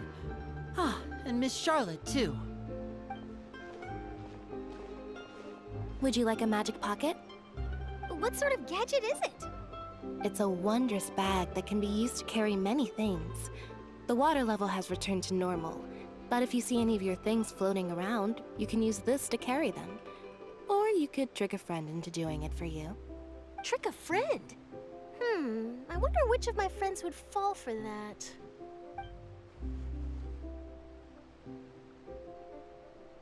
You could just make a friend like Fremine here. Isn't that right, Fremine? Is this what you meant by, I'll help you make some more friends? To be honest, that sounds pretty sweet. Could I have your contact, please? Sure. Please, write down my address. You sure are working hard to help Fremine socialize. He was the one who proposed doing this. He even wants to assist in our magic shows. Yes, I was planning to first introduce Pear as an assistant, and later Fremine himself. In the future, I think we can leave underwater escape magic to him too. That said, would anyone want to see a diver escape underwater? Oh, it'll work out. Every journey begins with the first step. He'll become a part of our show eventually. Lynette, could you come over? Miss Charlotte says she wants to take a picture of us.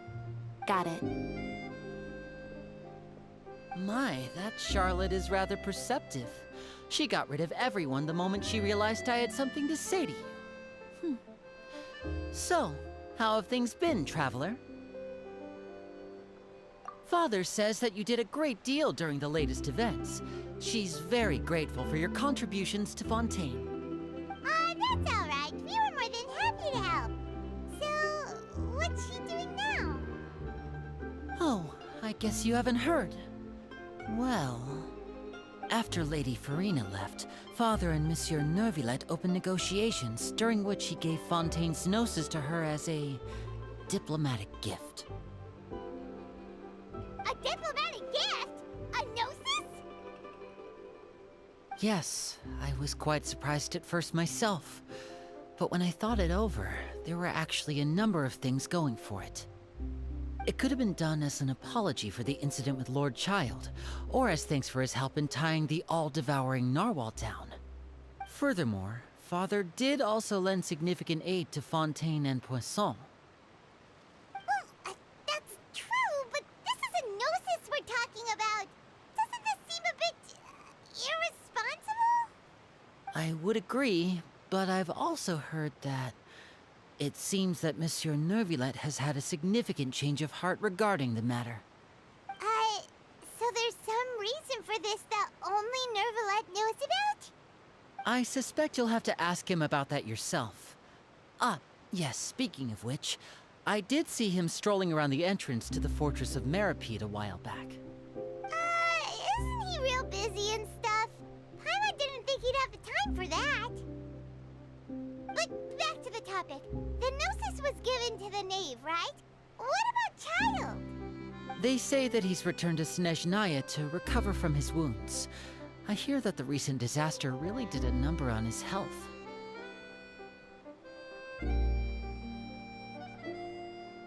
That's true. When you think about it, we've had loads of run-ins with the Fatui. To think we'd be allied with them this time. So shocked by such a simple switching of sides?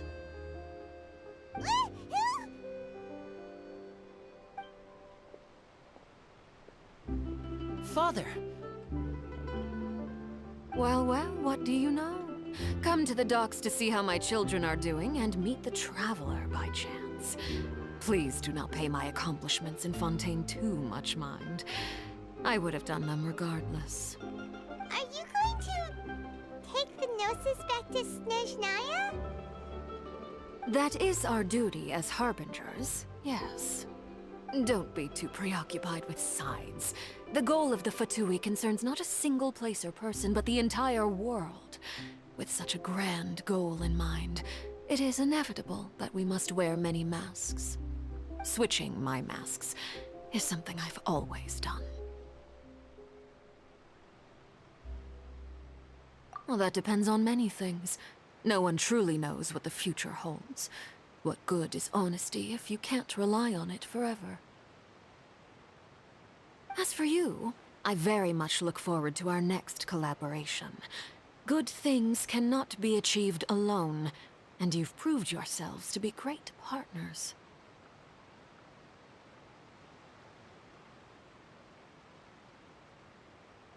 A vision? All right. I'll remember to return it. Thank you for keeping it safe for him this entire time.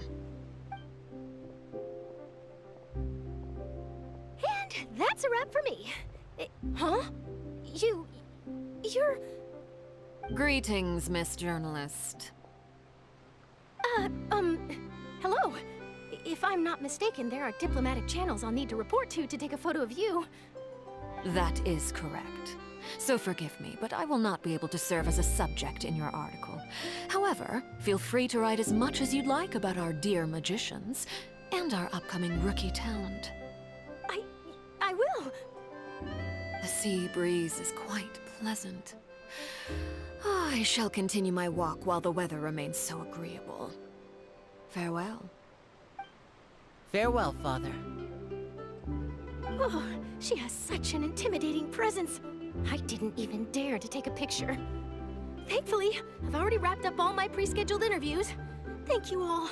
This'll be more than enough for me to write about, I'm sure. Don't be too nervous. Why don't you take a magic pocket before you go? Here, Traveler, Paimon, you take one too. To move things about? That's right. Funny.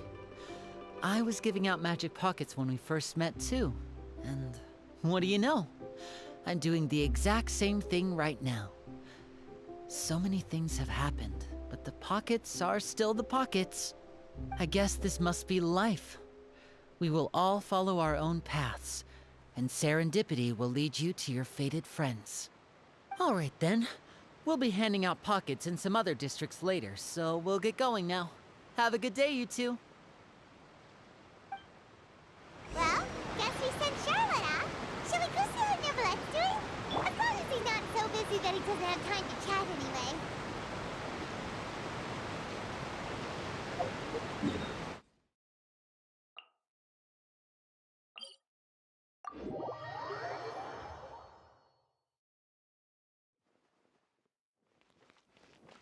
Yep.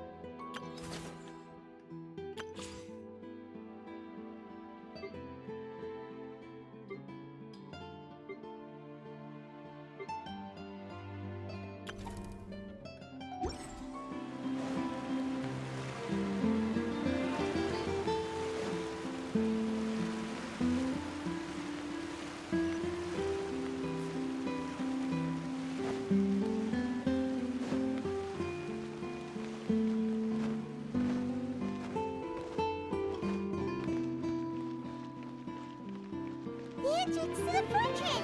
Ooh, he really is there!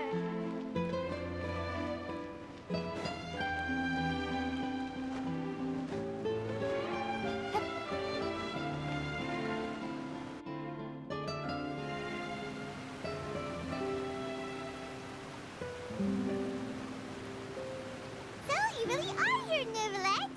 Paimon didn't think you were going to have free time this hour of the day. Really? Oh, I suppose you must have met Mr. Linney. He took the time to greet me earlier when he passed this way. In any case, you came at a good time. I was just considering reaching out to you to set up a meeting, so I may explain some things that I haven't had the time to before. Aw, Paimon's glad that you remembered. Thank you for keeping us on your mind, what with you being busy and all. Alright, let's have it then. How was Fontaine actually saved? The whole business is still quite the mystery to us. It is strange how words can often leave a bitter taste in the mouth when it finally comes time to say them out loud.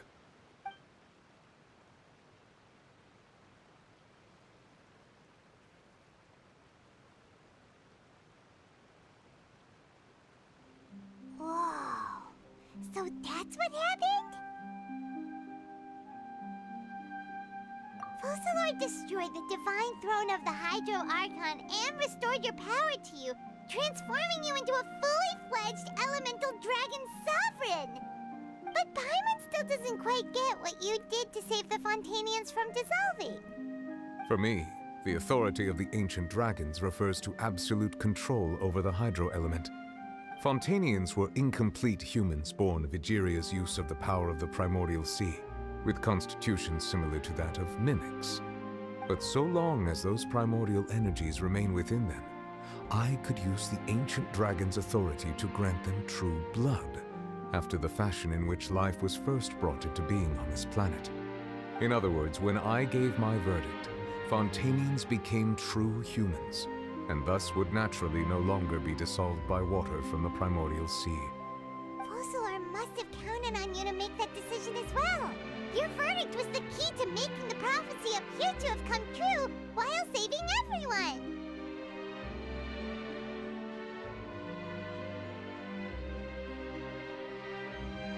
Yeah, and in a manner of speaking, Focalor finally managed to fulfill the original Hydro Archon's wish to turn Oceanids into real people too!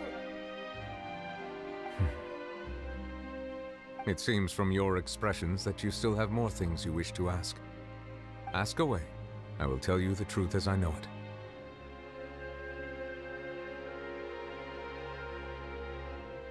I have investigated his case along many avenues, and I have learned that he once fell into an unknown chasm when he was young. There, by chance, he awakened the all-devouring narwhal. But whether it be by sentiment or reason, that should not have been enough to consider him the root cause of the disaster. At most, he would have had tangential liability. As for the judgment passed by the Oratrice during the trial, whether it was due to that liability by association, or Focalor deliberately using him to buy time for us on the assumption that he would be able to hold the creature off, I cannot say. Guess Focalor had Fontainians in mind the whole time. In the end, it was thanks to her that they finally became real humans. Hang on a second. Paimon suddenly got another question. Back when Fontainians hadn't yet become real humans, were the children they had also transformed Oceanids? Life has always flowed like water. Do you recall how Fontainians would often come to the Fountain of Lucine to pray for children? Yeah, Lynette said the fountain is where all the waters in Fontaine converge. In truth, even those couples did not know that such prayers were no mere custom, but instead a form of ritual. Those Oceanids who were blessed within the spring water would later descend as new humans in the coming months. Paimon sorta gets it now. Either way, it seems like this ritual won't be of any further use, but it'll probably live on as a local custom. Ask away. I will tell you the truth as I know it. Yeah, about that. Risley said Farina has already left. What's that all about? Ah, Lady Farina. The people are only aware that her death sentence has not been carried out. She abdicated the post of Hydro Archon and left affairs related to that title to me, before leaving the Opera House. I related Focalor's words to her faithfully and completely. After hearing them, she seemed neither saddened nor comforted. She simply said that she was tired and needed to rest. Having said that, she then packed her things and moved out of the Opera House, not unlike how an ordinary person might. But she's still got a place to stay, right? You need not worry. I will make arrangements to ensure that she will not want for food, clothing, board, or travel. In truth, I am somewhat happy for her. The wear and tear on her spirit will, of course, take time to heal. But now that she no longer has to play the role of Focalor the Hydro Archon, she can finally lay down her burdens and lead a normal life. What about you then? What are your plans now that you've regained your full powers as the Hydro Dragon? After Focalor passed on, the Oratrice also ceased to function. This matter will directly affect our trials. After much careful consideration, I've decided to take over its role in our courts. From now on, I shall hear cases and pass verdicts by myself. Looks like you're still considering stuff from the perspective of the Udex, huh? As an elemental dragon, there are indeed many things that I must do. But this power and this duty, in a manner of speaking, you could say that both were granted to me. As such, before I attend to my other responsibilities, I must first and foremost continue to serve Fontейн as its highest judge. The duty of the Hydro Sovereign and the duty of the Udex shall coexist within my person. Additionally, the Hydro Archon's departure has brought about another problem, which is that the Opera House shall no longer produce indemnitium. That's true. That power was derived from the people's faith in the Hydro Archon, wasn't it? Wait, but the various mechs and machines in the city are all still okay. Where are they getting their energy from? As I am now, I have full command over New Musia, and it can serve as a complete substitute. Another reason why I cannot quite leave Fontейн immediately. Wow. This ancient dragon's authority stuff is really quite useful, huh? Ask away. I will tell you the truth as I know it. Oh, that's right! They say you've given it to the knave as a diplomatic gift or something! Leaving aside their intentionality, the two Fatui Harbingers have indeed done much for us during this crisis. Their sole remaining goal in Fontейн, at least at this point, would seem to be the Gnosis. The Oratrice has ceased to function. The Hydro Archon's divine throne is now no more, and I do not need the Gnosis's power. As such, it has lost all meaning for Fontейн. If the Fatui have impure designs, then we might as well accede to their request now, and avoid unnecessary conflict. What complicated considerations! Paimon thought you were just giving it to them out of gratitude to the knave and as an apology to Child. Ask away. I will tell you the truth as I know it. You will soon be heading to Natlan, I presume? I'm afraid that I have little talent as a travel guide, so all I can do is tell you what I know about that land. As far as I'm aware, Natlan can be said to be a nation of dragons. A nation of dragons? You mean like you? No, I suspect that I would not find myself welcome there. Unlike ancient dragons such as myself, the dragons of Natlan have undergone long years of development and evolution.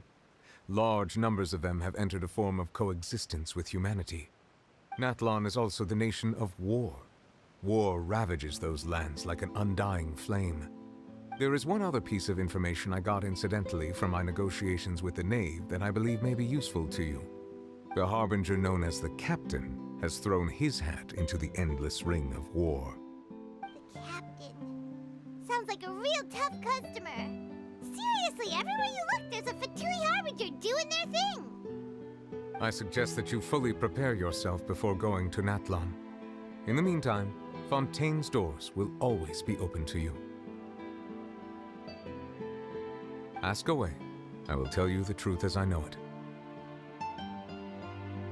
Hang on a sec. Paimon's still got a question about the Gnosis. When we spoke to Linny earlier, he mentioned that your attitude towards giving away the Gnosis had clearly changed. We guessed that there might be some reason for it that only you were aware of. No wonder the House of the Hearth is the Fatui's intelligence division. They are certainly sharp. So regarding this specific issue, I was just getting ready to share something with you. What is it? In truth, I exchanged some further words with that lady named Skirk after sending you two back to the surface. It went something like this.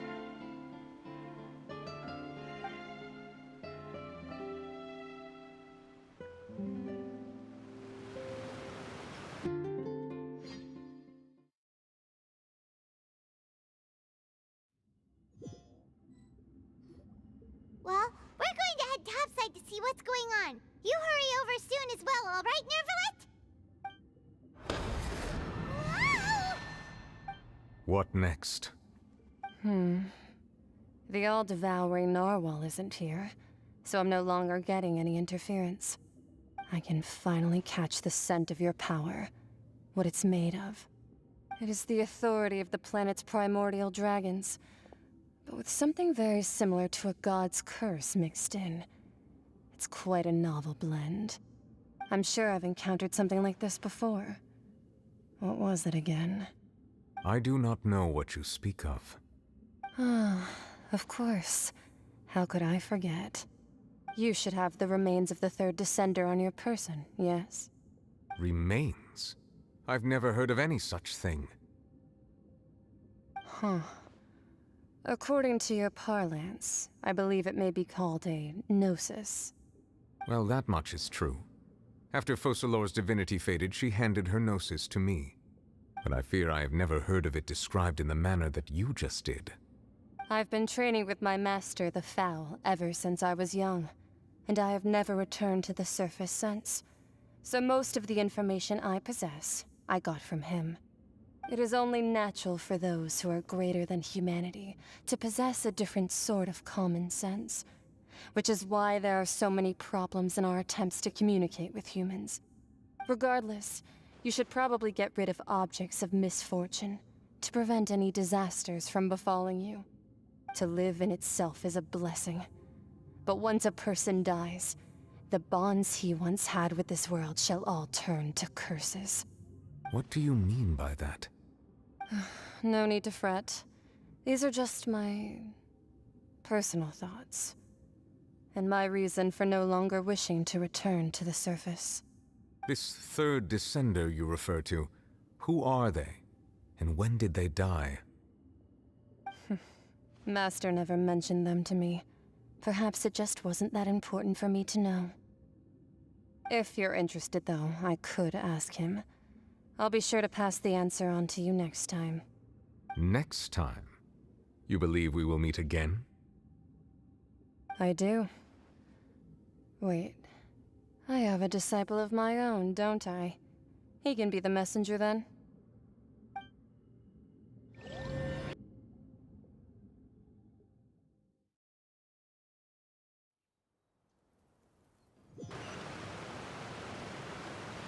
That's what she told me. Whether it would prove useful or not, I wanted to pass that information on to you. The remains of the third descender? So that's what the Gnosis actually are. Paimon just thought they looked like chess pieces. How could they be a person's remains? All the same, assuming that there was no misunderstanding or special metaphor at play, that is what she meant to say. And she said that it would bring misfortune and that you should check it, which is why you gave it to the Fatui. If she speaks the truth, then I would simply be putting Fontейн at unnecessary risk by keeping it here.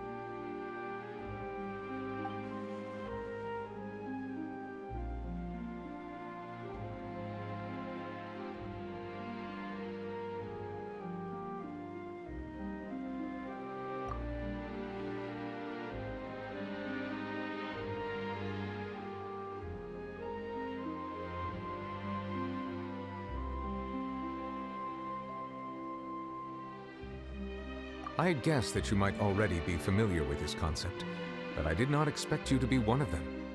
That means that the Gnosis, which are exceedingly element-compatible and can even enhance elemental abilities, do indeed come from the third descender. I wonder, does your body also possess similar properties? Like being able to use elemental powers without a vision. That does sort of count as special compatibility, right? No, let's not think about this stuff right now. It just feels creepy. Comparing the Traveler to the dead third descender and all.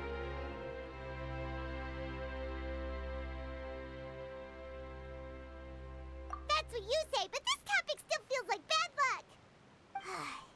Once Child recovers, let's get some more answers out of him. Or go look for his master and get the answers that way. I too believe it unwise to make too many blind guesses when information is lacking. The same is true of being at court. All right. Whatever the case, it seems like the crisis here in Fontaine's over for now. Yes. All of Focalor's efforts were for this moment as well. But she sacrificed herself in the end as a god, and she suffered through all those years as a human. Was that really what she wanted? I suppose that would be the mystery of a god's will.